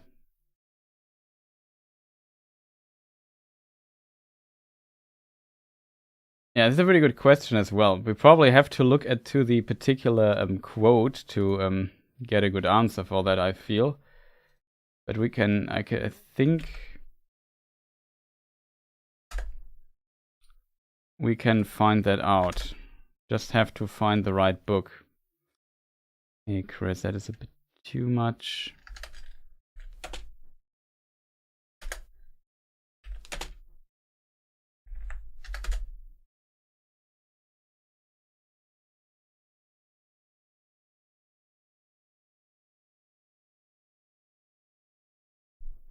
Okay, so Reflective Rambling asked, if the dwarves could resist the rings, what do you think motivated them could be offered for them to fight on the other side during the great battles as all races fought on both sides? That's a really good question. Let me just drink something really quick, and now we have to find the quote.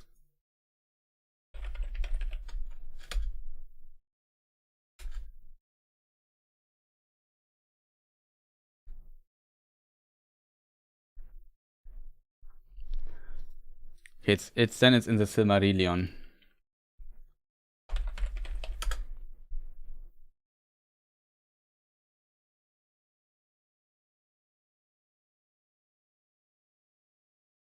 Just for a moment.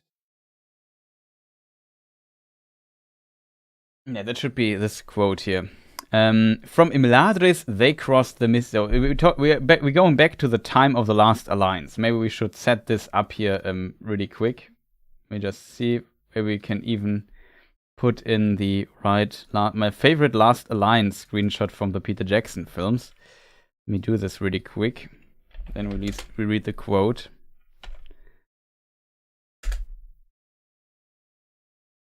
It was such a cool scene. I always will remember this scene when I was in cinema. I will never forget this. It kind of impressed me back in the day. With these elves standing there and then the swords going up and killing the orcs. Just pretty epic. But yeah, besides this, from Imladris, they, the last alliance of elves and men, crossed the misty mountains by many passes and marched down the river Anduin, and so came at last upon the host of Sauron on Dargolat, the battle plain, which lies before the gates of the Blackland. All living things, and now comes the important part, were divided.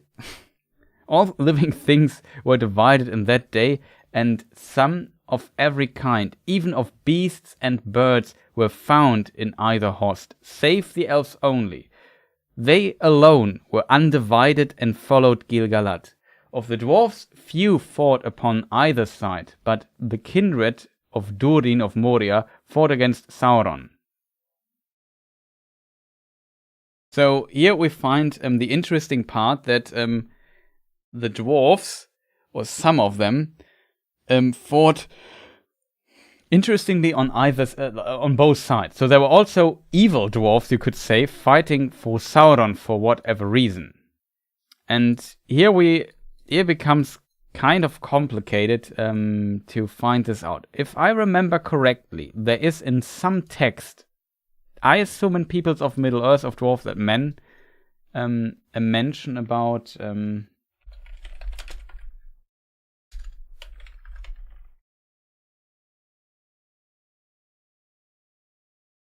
somewhere there's a mention about this in some of the books. Now I have to only find the quote, and this gives us potentially some information about this, but I also have to search for it.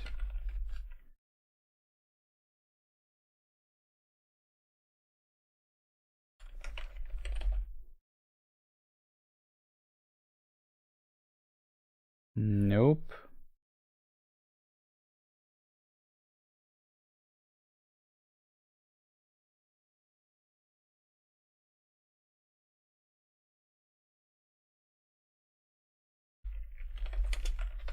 There was a special term for this.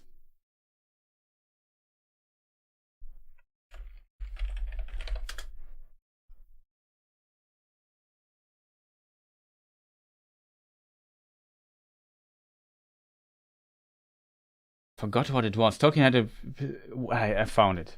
Luckily, this personally helps. It was not evil dwarves. It was not dark dwarves. It was wicked dwarves. That was the term.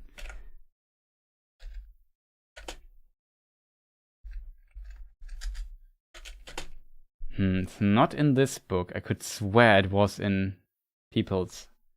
Yeah, now we have to find the right book, or I have to find my other thing. Okay, that is now strange. Nope. Nope. Okay, now I'm confused. I could swear there was this term used by Tolkien.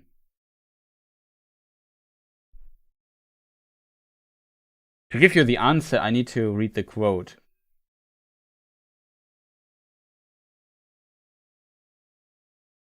Was it in letters? Maybe it was in the letters. That's also a possibility.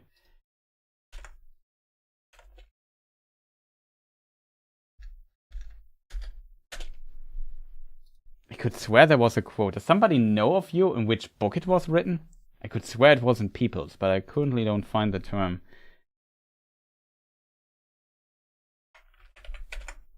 It was not in this book. I'm running out of books currently.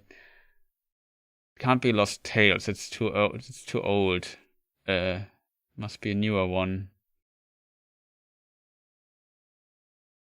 No, I mean not the petty dwarfs. I mean the wicked dwarfs. There is a specific term mentioned somewhere.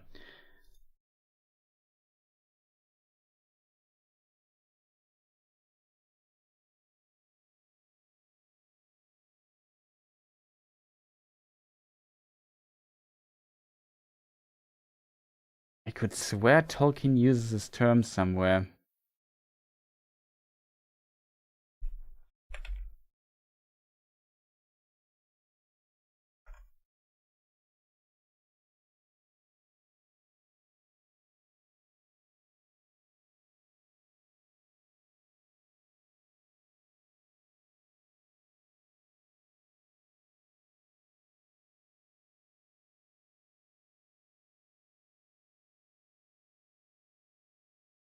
Is it an Unfinished Tales? That would surprise me. No, wait. I have to get my book.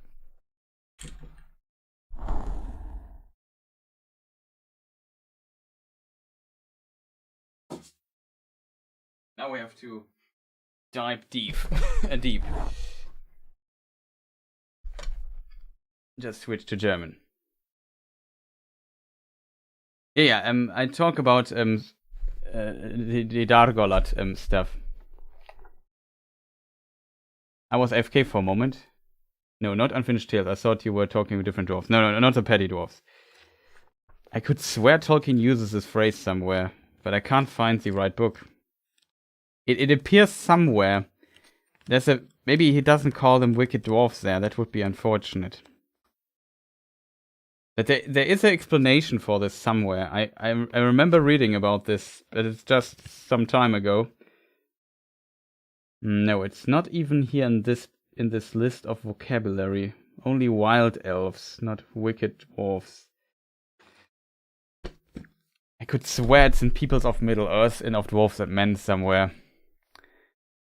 So I tried to find that. Just takes a moment, I guess. Oh, haven't I searched in Morgoth's ring? No, but it's also not in Morgoth's ring. Peoples of Middle-earth.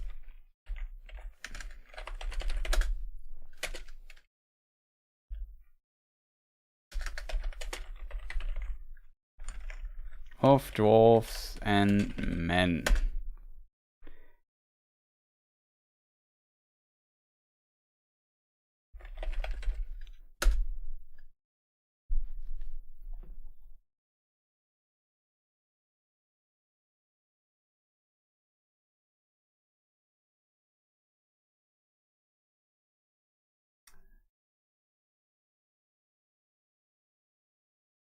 Let me just see. Maybe here? Can only be explained by supposing the names from sound, second age adopted dwarves preserved with little change their own language. More since lunch by the power of Sauron. In this way, soon became later men, especially dwarfs' names, Longbeards acquired. Sauron came hiding, revealed himself. Sauron invaded the mountains, for Sauron had acquainted dominion over many savage tribes in the east, and he now urged them to league booty to the west when he stormed past the alliance. Elvish lore master is a matter of language. No, that's not it. Dol Guldur, Sauron's twin servants of power foundation.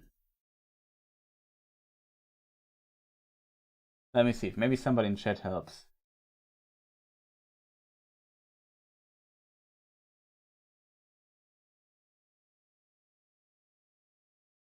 I'm pretty sure that's not a Tolkien term.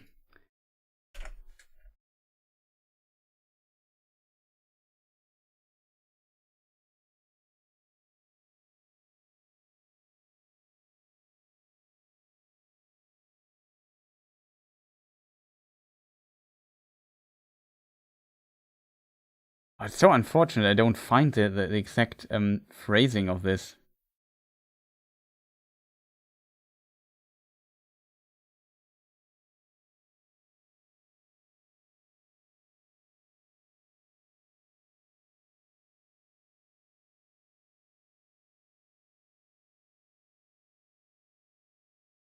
So a little bit unfortunate. I can't remember where it was written. It would help me greatly. Wicked lords, wicked fools. Maybe just check the letters really quick.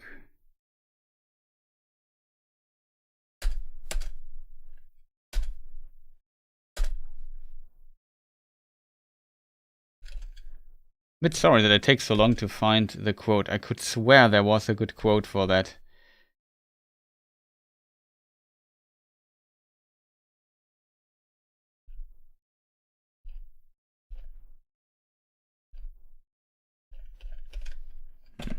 No chance. Yeah, that sounds more like Iron Crown than than Tolkien. There is a mention where Tolkien exactly answers this question, kind of you. It's okay. I relieve you from. No. There was a really good quote to answer your question, but I simply can't find it. It's very unfortunate currently. I could swear there was something like he described them as wicked or something like that, but I don't know in which text it was. I could swear I've read about this.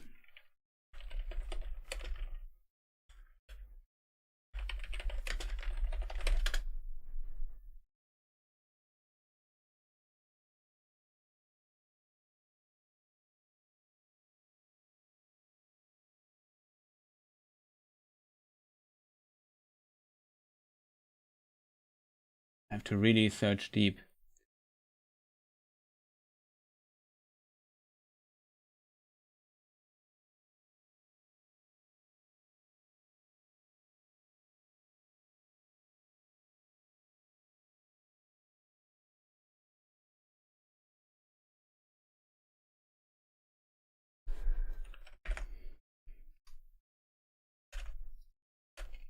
Okay, now we have to check all the books again.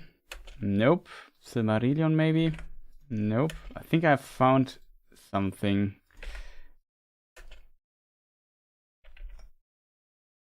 Oh god. I think I found the phrase. It's, you know which book I have not checked? The Hobbit.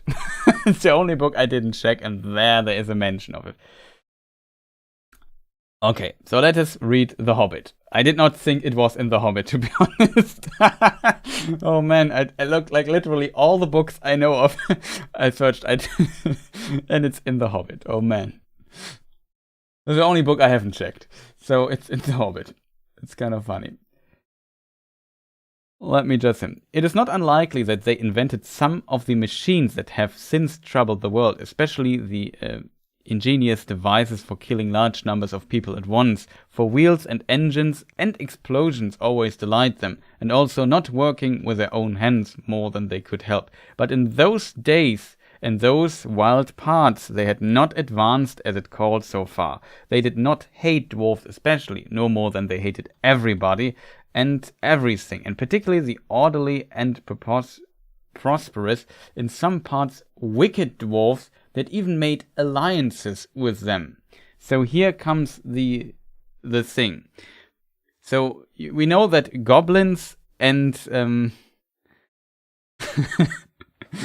we know that goblins and dwarves always, like, they don't like each other much. Let's put it that way.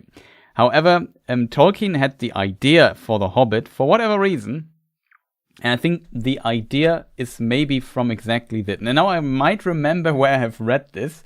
It might have slipped my mind that it's in the history of The Hobbit.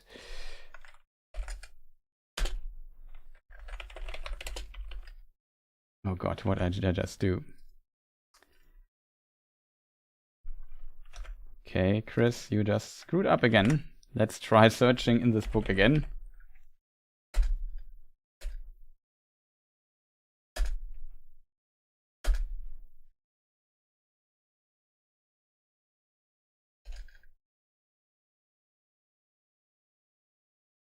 But yeah, in The Hobbit, it's described that, yeah, in a way, now goblins are cruel, wicked, and bad. Let me read a very original writings of Tolkien, that his early manuscript.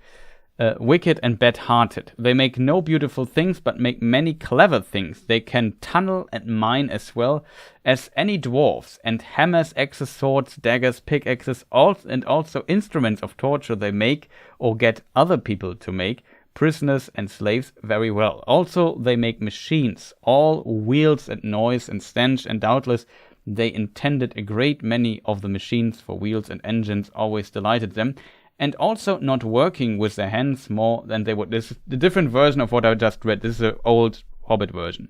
But in those days and in those wild parts, they had not yet advanced, as it is called, so far. They did not hate dwarfs, especially in some parts. Wicked dwarfs had even made alliances with them. But goblins did not care who they caught as long as it was done smart and secret, and the prisoners were not able to defend themselves. So here in this part, Tolkien actually mentions this idea of these wicked dwarves.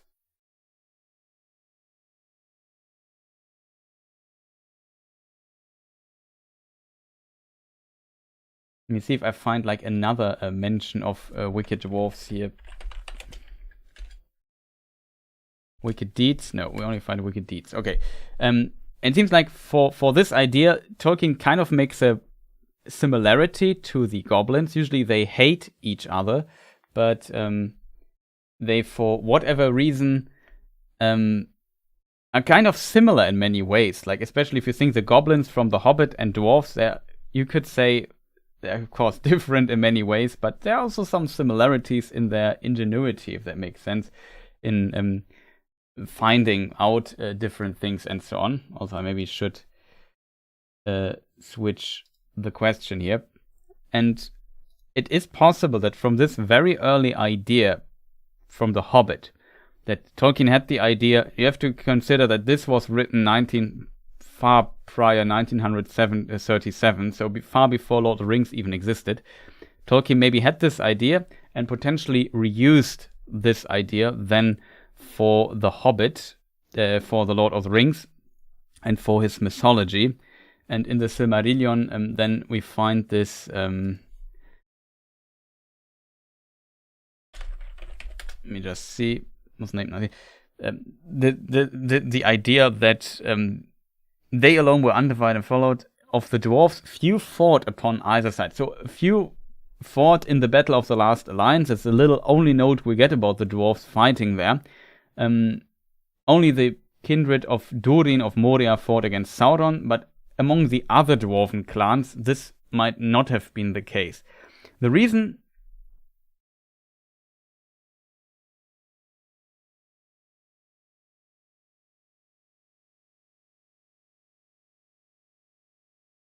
Yeah. The great, also Pumpkin Rick posts some interesting stuff here.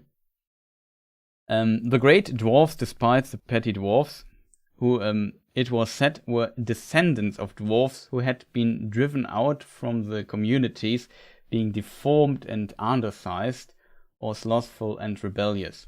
So the dwarfs also had like the other conflict. There were some rebellious dwarfs for sure here and there that were maybe not happy. Like we also see this in our societies, that sometimes people have very different opinion that you yourself might find strange, and sometimes they are maybe treated not well, and this amplifies this effect even further. And as such,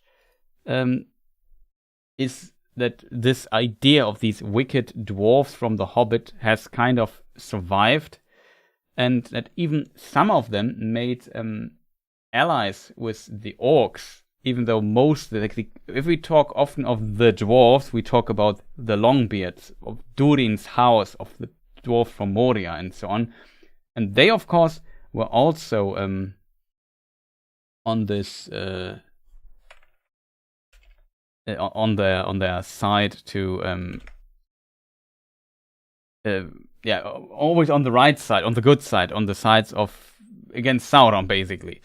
And that is a very interesting detail to unpack here. Yeah, it is from the Great Dwarfs despise them, the petty dwarfs. This is from also War of the Jewls, the quote that you posted. So thank you for posting it there. And yeah, in this context, I think there might be another interesting quote.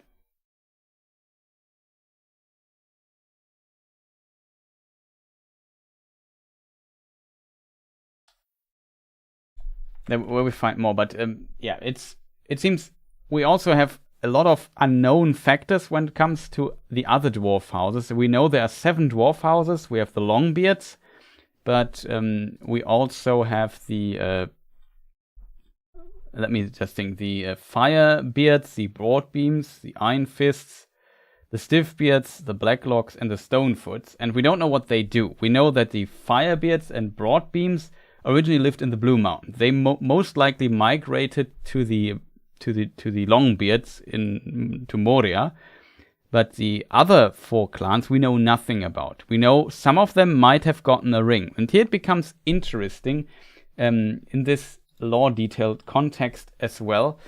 If we go to, that also will be difficult to find. That's one of the quotes that is very important that I often struggle to find. It's in Appendix A, I'm pretty sure of, so, and it's in the of Durin's folk section. I'm pretty sure about this as well, I hope.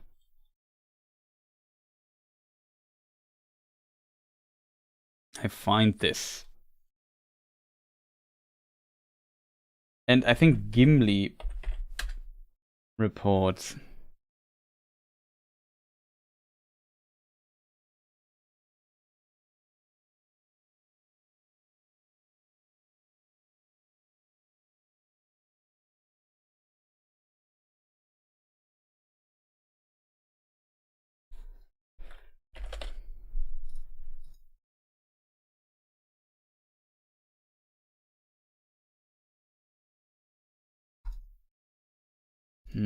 Does somebody know?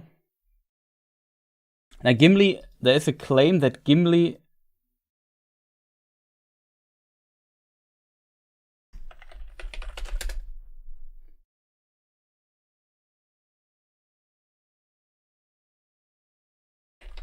Or was it in... Why is it so difficult to find quotes today for me? I don't know, chat.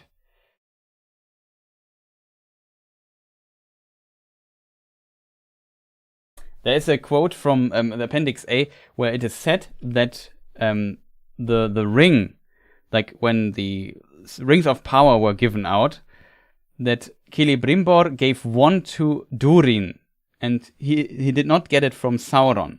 This is like a common belief among the dwarves. Let me just... hate when I struggle finding all the important quotes here, so my argument falls a bit apart when these long breaks while I search it.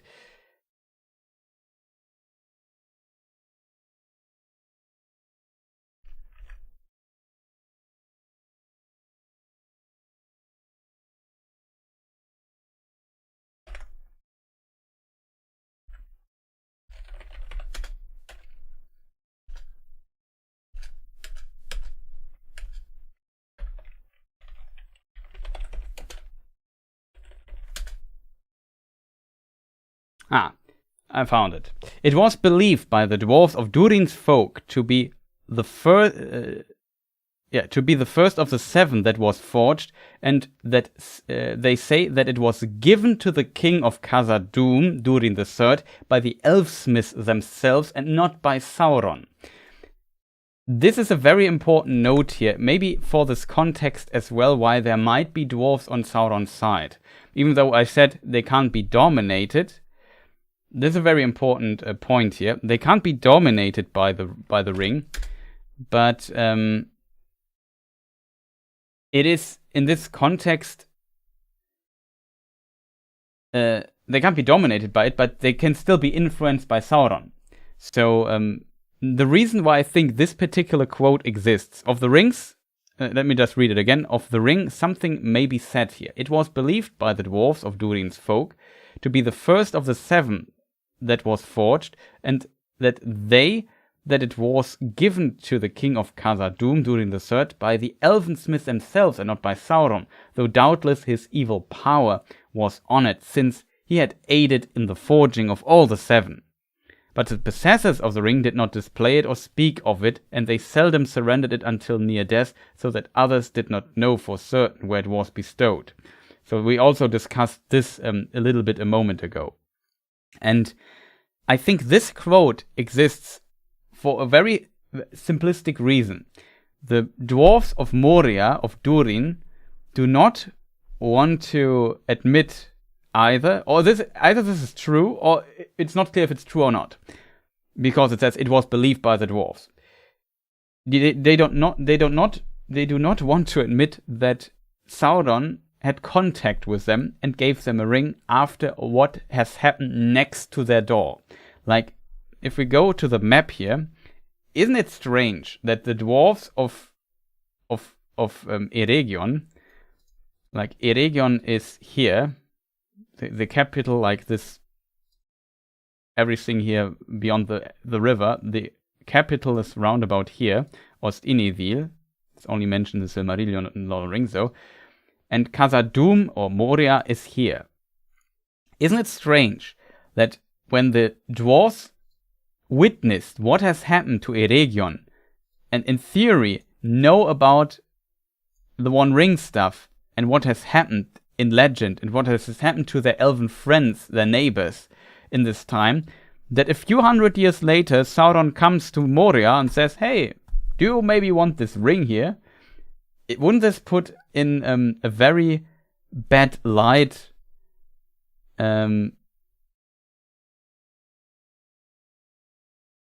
Oh, Zushan, thank you for staying so long. I will still continue answering the follow-up question to your question, though. So see you later.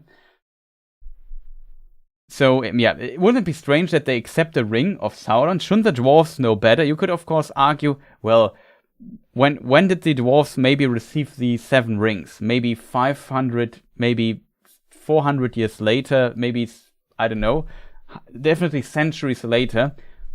Maybe they forgot about what happened. That is definitely a possibility. It would still not bring a good light on the dwarves to accept rings from Sauron.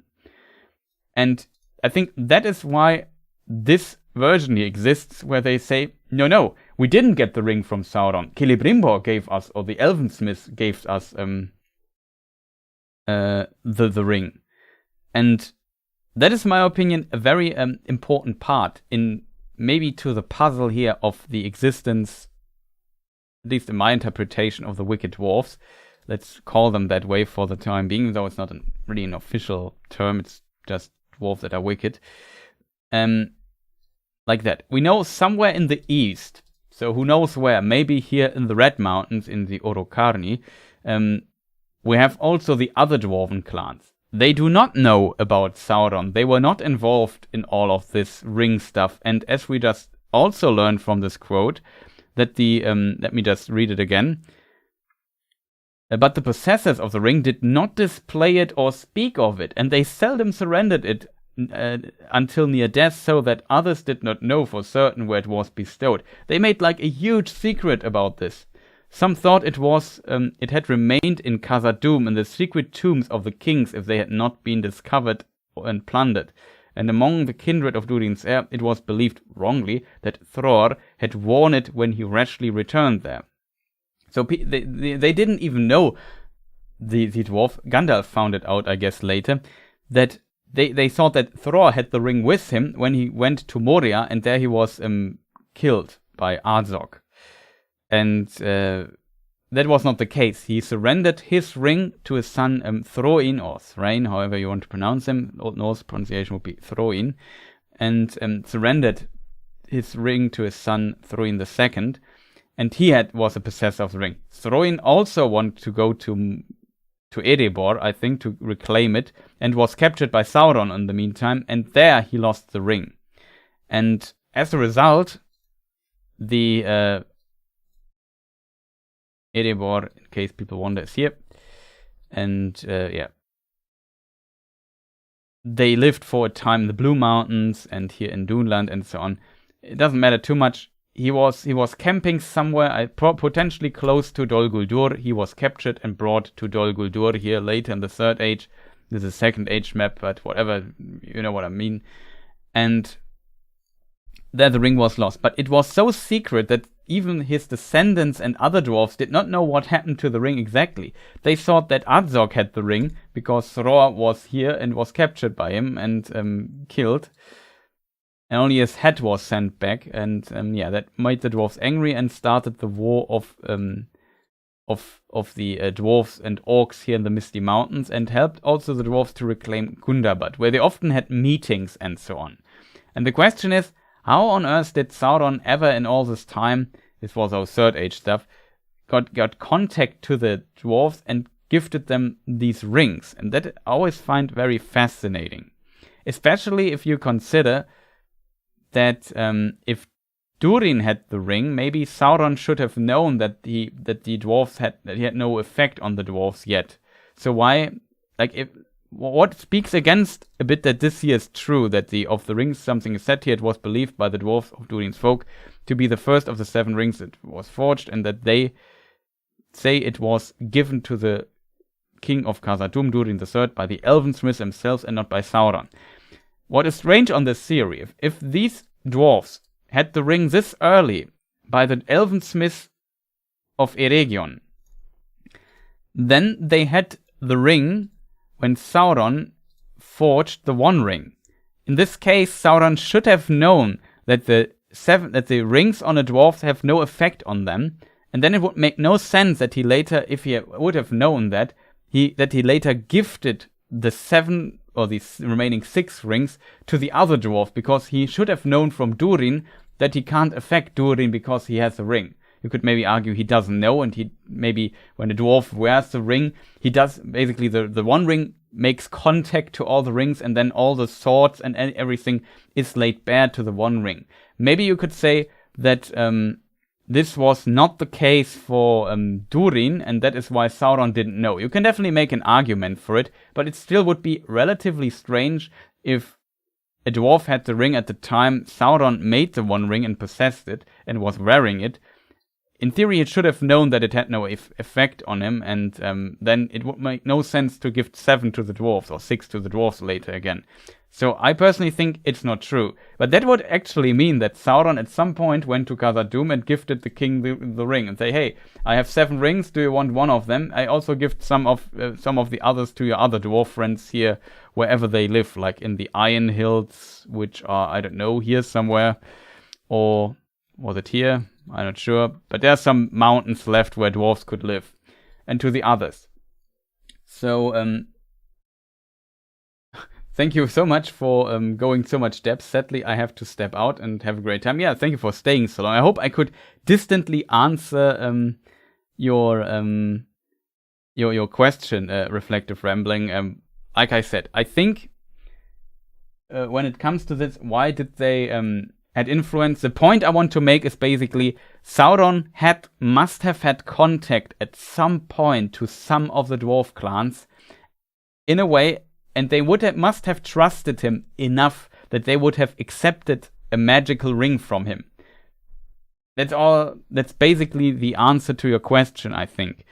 They must have trusted them at some point, and as such, maybe some of these other dwarven clans, maybe only small fracture groups of those, might have even allied with Sauron as a result, and helped him here in the War of the Last Alliance at the end of the Second Age, as an example.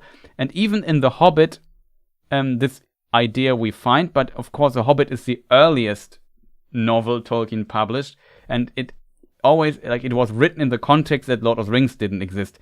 So maybe this was just a weird idea Tolkien had back in the day and thought, yeah, there could be evil dwarfs that maybe also ally with the goblins and the orcs. That would be maybe a fun idea. And Tolkien just took this idea from The Hobbit and transferred it into the Lord of the Rings universe then later and made it like this. And that is maybe also a reason why they accepted these dwarves from Sauron. Even though they were not affected by Sauron through the magical means of the One Ring, he was definitely potentially in contact with them and earned their trust, as he did with men, as he did with the elves in Eregion previously. So in a way you can't blame the dwarves that they trusted Sauron if they didn't know about him and how dangerous he is. And that, in my opinion, might be the very important answer to this. Sauron, like the fall of Numenor, when Sauron couldn't take a fair form anymore, was only of course, at the very end already, it was 3319, and the first time the ring rays appear in Lord of the Rings. Sorry for hammering my keyboard here so hard. Need to find the quote. 2251 it was, yeah. Appendix B, Second Age 2251. About this time, the Nazgul or ring rays, slaves of the 9 rings, first appear. If they had to live for 100 years to turn into rays or something like this, I don't know, but then he would have been gifted 2151, and I don't know it exactly, but one could assume around this time maybe also the dwarves got the rings, and this was far before 3319, when the downfall of Numenor was. There was 1000 years later Numenor will fall, roundabout. Over 1000 years. It's enough time, in my opinion, for Sauron to make contact with the dwarves, from him gathering those and then maybe forgetting, and maybe gaining their trust somewhere else. So he could have just done the same trick. And I hope, this answers this very interesting question of yours. Yeah. So, I don't know.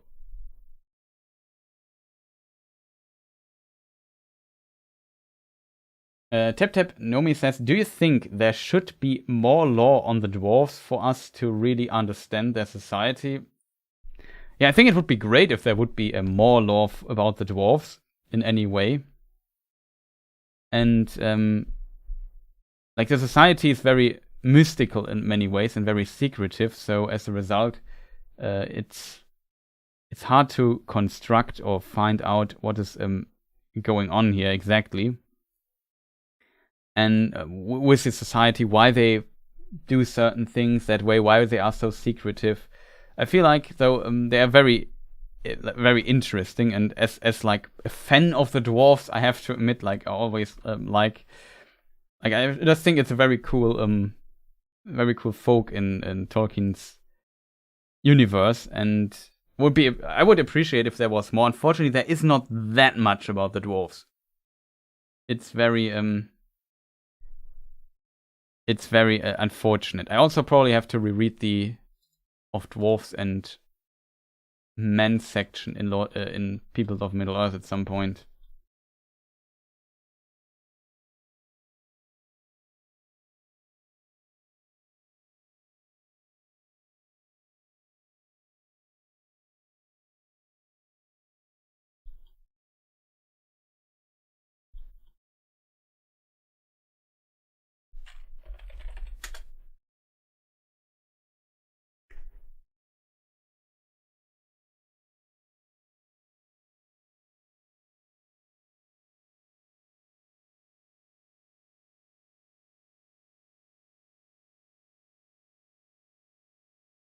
There is another section to answer your question, and I unfortunately don't find it.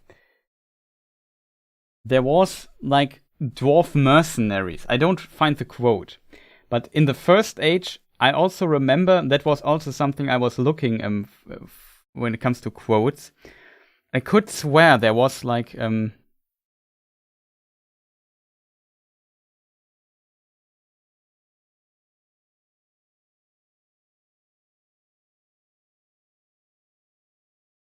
now here is maybe a note of this. For that they had met some far to the east who were of evil mind. This was later penciled note on the previous page of the typescript my father wrote at the same time without indication of its referring to the text, but perhaps arising from the mentioned page 301 of the awakening of the eastern kindreds of the dwarves. Alas, it seems probable that, as mended later, the dwarves of the far eastern mansions and some of the nearer ones, came under the shadow of Morgoth and turned evil. That is the thing I was also had in mind. I found it's note 28 on of dwarves and men in Peoples of Middle-earth. Let me just see if I find the thing here.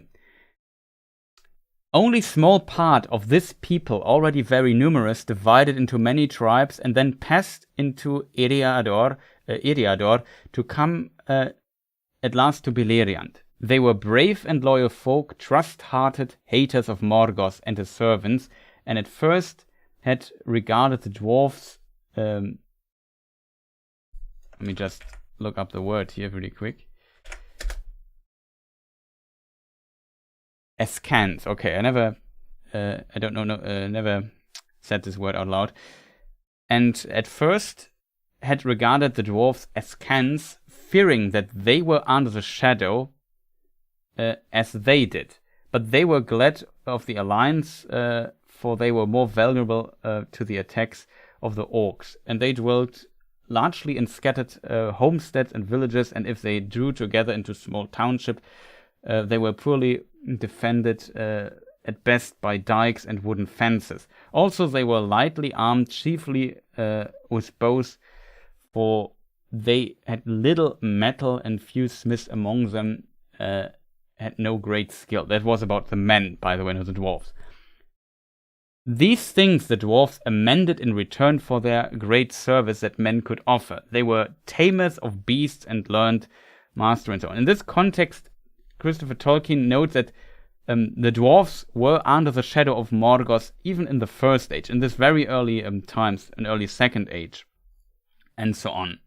That's very interesting. These would often ride afar and scout. Orcs dared to assemble, destroy them, and fence the ways of last alliance. Men northly came. The Second Age command great strength, swift attack, valiant, well protected. And there grew up that region between dwarves and men, respect and esteem, and sometimes friendship. It was at this time when the dwarves were associated with men both in war and in the ordering of lands, and they had secured. that the Longbeards adopted the speech of men for communication. That's a different thing here. But on point, the Longbeards were rigidly secretive as all other dwarves. For that reason, neither are fully understood. But yeah, this kind of hints at that the eastern regions of the eastern realms, as I just suspected or just tried to explain here on the map, maybe they lived somewhere here in the eastern parts, maybe in the gray. And there were definitely dwarves that were under the shadow of Morgoth. And I could also swear there was like a mercenary thing going on. You ask, your question was also about what could Sauron offer them that they would follow.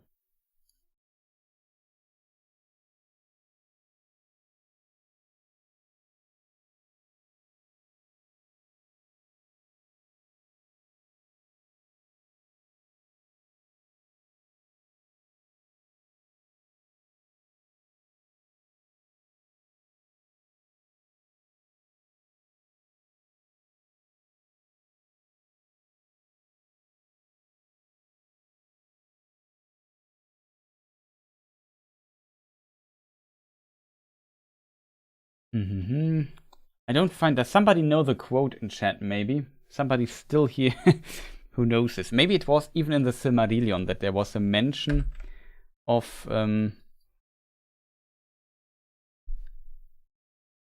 where was it? I think I have an idea. Took them for kings. Maybe it's in the Akalabes.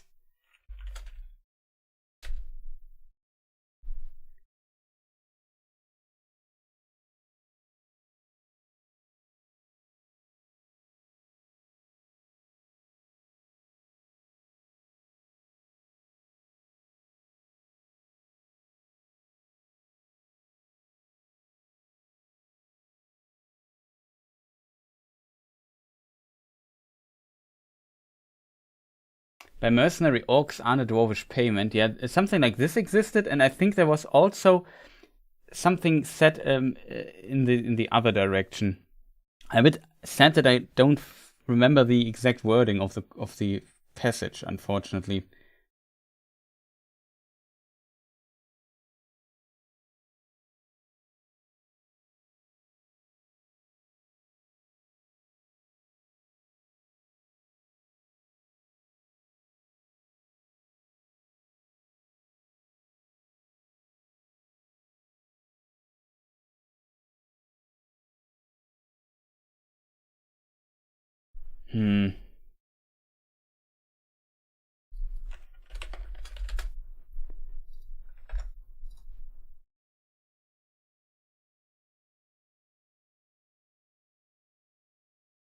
Second captivity dwarves came over the Blue Mountains.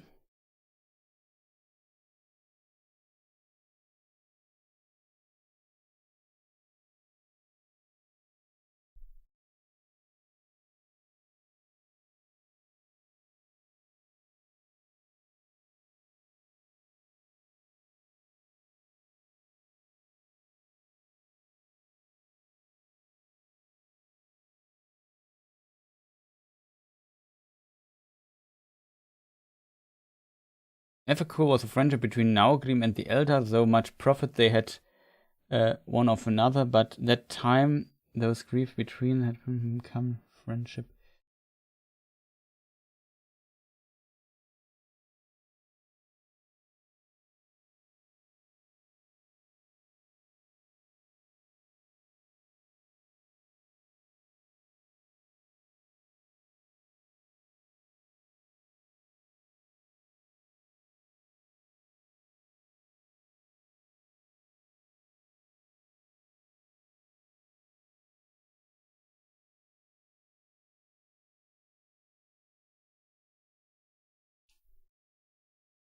Ah man, it's so unfortunate I don't find this. There was like a very interesting quote in context. I mean, it wasn't even in the Silmarillion about the dwarves and Morgoth, and some of them, like that they labored in some way.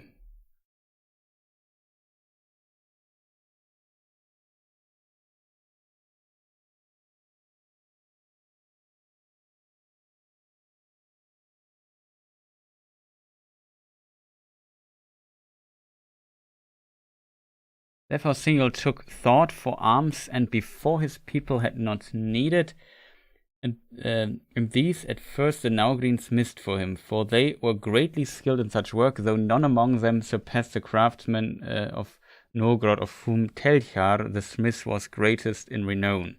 A warlike race of old were all the Naugrim, and they would fight fiercely against whomsoever aggrieved them, servants of Melkor, or Eldar, or Avari, or wild beasts, or not seldom their own kin, dwarfs of other mansions and lordships. Their smithcraft, indeed, the Sindar soon learned of them, yet in the tempering of steel alone of all crafts the dwarfs were never outmatched even by the Noldor, and in the making of of linked rings, which was first contrived by the smiths of Belegost, their work had no rival.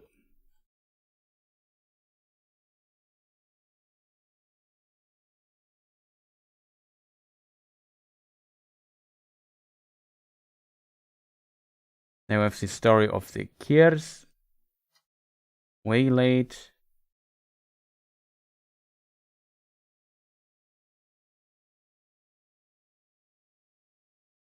Let me see, maybe here. For the dwarves were secret and quick to resentment, and Caranthir was haughty and scarce concealed in a scorn for the unloveliness of the Naugrim, and his people followed their lord. Nevertheless, since both people feared and hated Morgoth, they made alliance, and had of it great profit, for the Naugrim learned many secrets of craft. No, it's not it. When the dwarves began again to journey into Beleriand, all the traffic of the dwarf minds passed through this. No, it was also not it.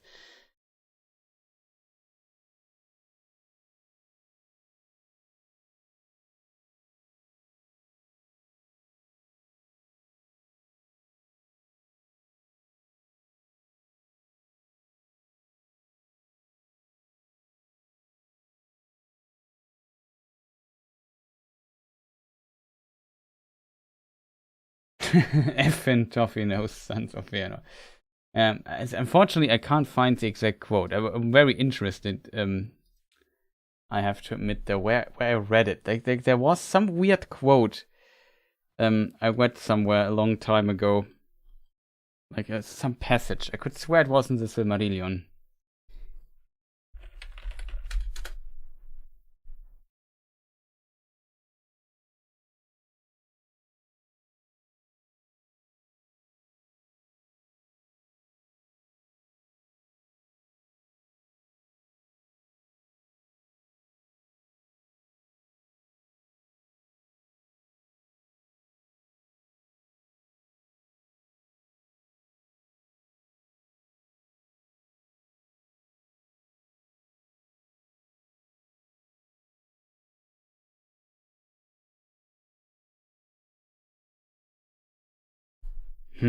Very unfortunate, chat. But if somebody has I'm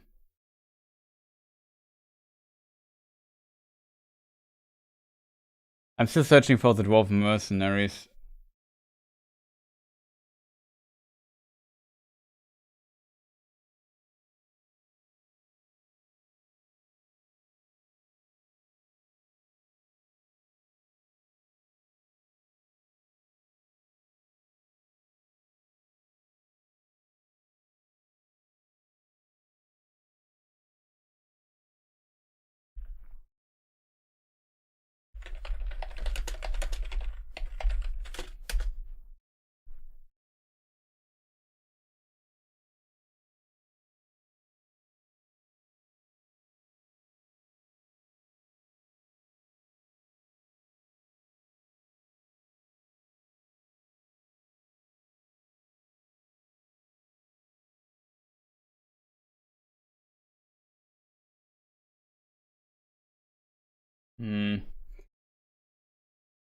Maybe it was a very early version, then it would maybe something like in the Book of Lost Tales or something like that. I simply can't remember.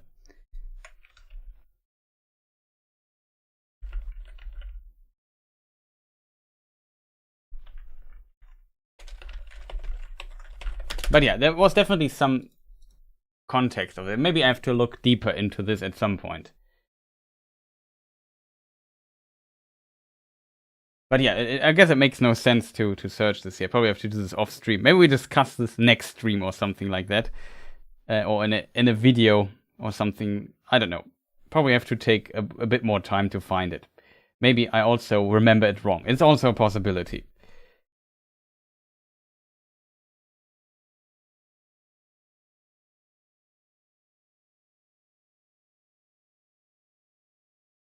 So I would say, because the stream is going on 4.5 hours, which in my opinion is a very long and good time for a stream, I would suggest we slowly come to an end. I think we answered quite a few interesting questions in a lot of detail today, and I don't want to bore you people here with me just scanning through tons of text and finding the right quote.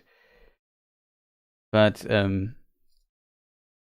it is quite an interesting topic, I have to admit, and yeah, it's for that. I think I definitely found a few things.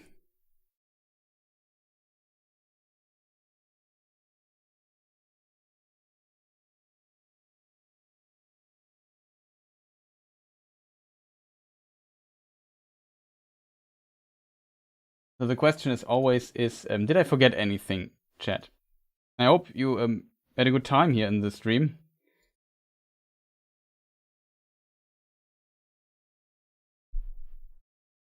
Let me just see. We're still searching for what's name. Yeah. I don't know. Probably everybody fell asleep by now because I just was looking for such a long time for this freaking quote. Well, really unfortunate I didn't find it, I have to admit. Really, really unfortunate. But I will, maybe, if somebody watches this at the VOD, feel free to post it also in the comments or so. If you by chance know what I'm talking about, but maybe I remember it wrong. And Pumpkin Rid also put in some work. Thank you for that. You put in some good and interesting quotes. But yeah, it's, in my opinion, always important to know where stuff actually stands in the books, and that's, or find it in the books. Was trying to find something, not sleeping. No, okay. It's much appreciated, Pumpkin. But yeah, I would say I definitely kind of answered the question, to be fair, so that should work out. And we maybe discuss this next stream, so we have a topic there, or make a video, because it's actually an interesting topic, I have to admit, why this is not working. Maybe a really good idea for a topic, for video. I really like the question. Like, we had a lot of tough questions today that were took a bit of live research here at times to really give good answers, and answered quite a lot, very in-depth, very nerdy topics today. So I hope you enjoyed this. In the meantime, let me, of course, do what I always do in the meantime. Try to bridge over the time while I do the credits, the stream credits as always, because I'm terrible and forget to do stream credits. Oh, that doesn't work. I need my third screen for that.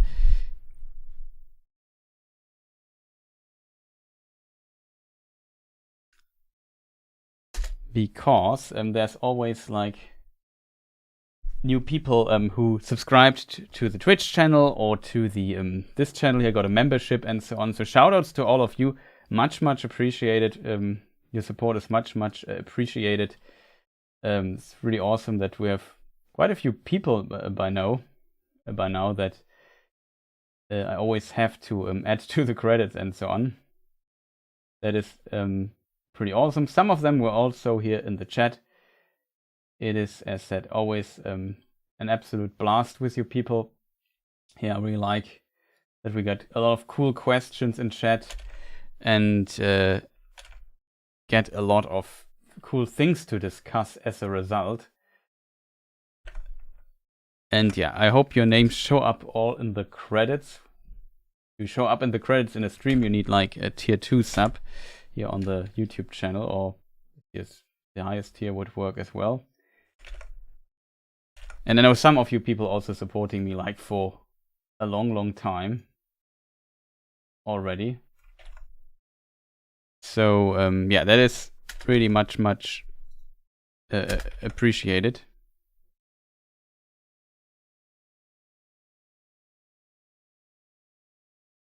So what is coming up next on my channel, you might ask. So I think, because I'm still not tired, I might stream a bit on Twitch after this here.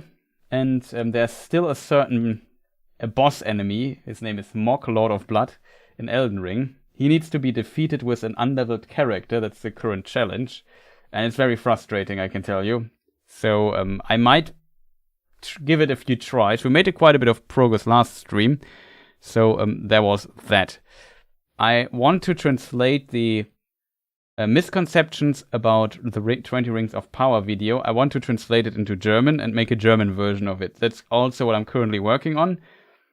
Takes, of course, a bit of time to do this and narrate this again. And then edit the video so that it fits to what I'm saying again. Stuff like this. I'm doing this also in parallel. Who is Elrond might be the next big lore video here. Maybe I make a video about dwarves being like mercenaries and helping Sauron at times, at some point or something like that. It is an interesting topic. I always want to do a video about the Blue Wizards, a new one. That would be awesome. So there are some video ideas I definitely have. And then when Who is Elrond is done, because it was asked quite a lot, I will also plan at least on returning to the film and book differences series that will also return at some point. So don't worry, it's not forgotten. I just haven't had time yet, if that makes sense.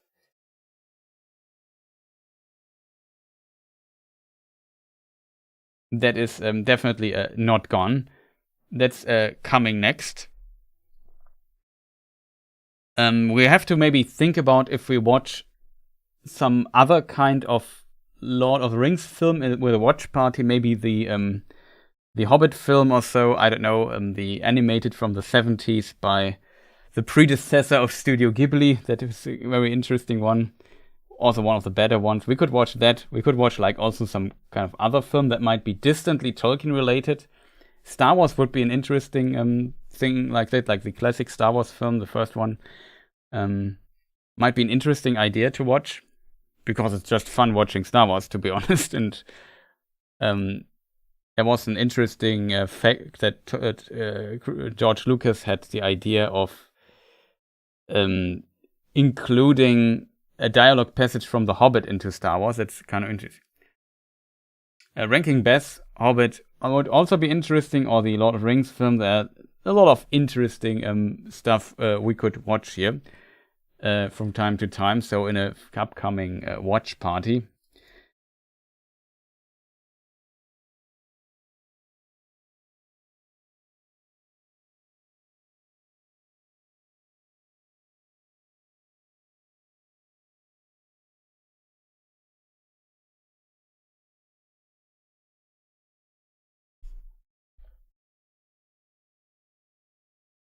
That would be definitely a possibility.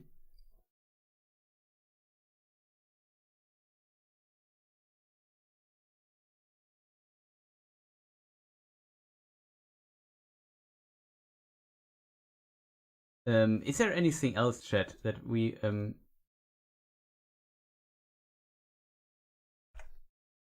that I have forgotten?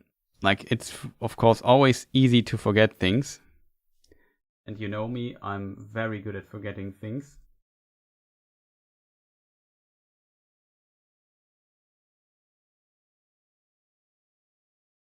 Is also currently doing my logo stuff here at the very end. Okay, so I think I got this here rendered. Just need to save it now.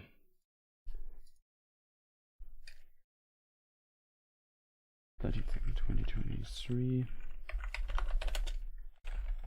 3 credits. Should be okay. Yeah, the Bakshi one is also interesting. There are a lot of interesting,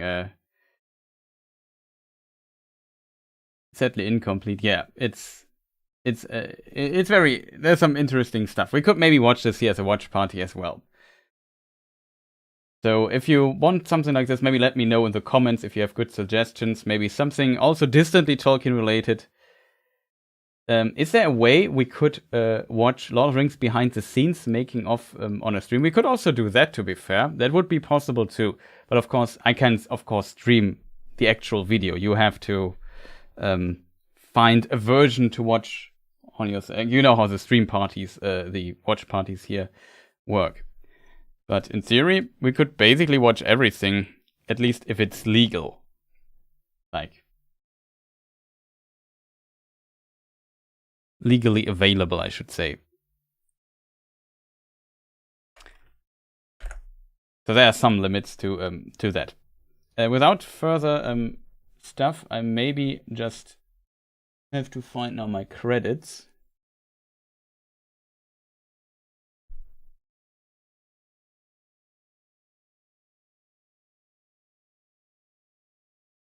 I found them. I hope nothing is wrong.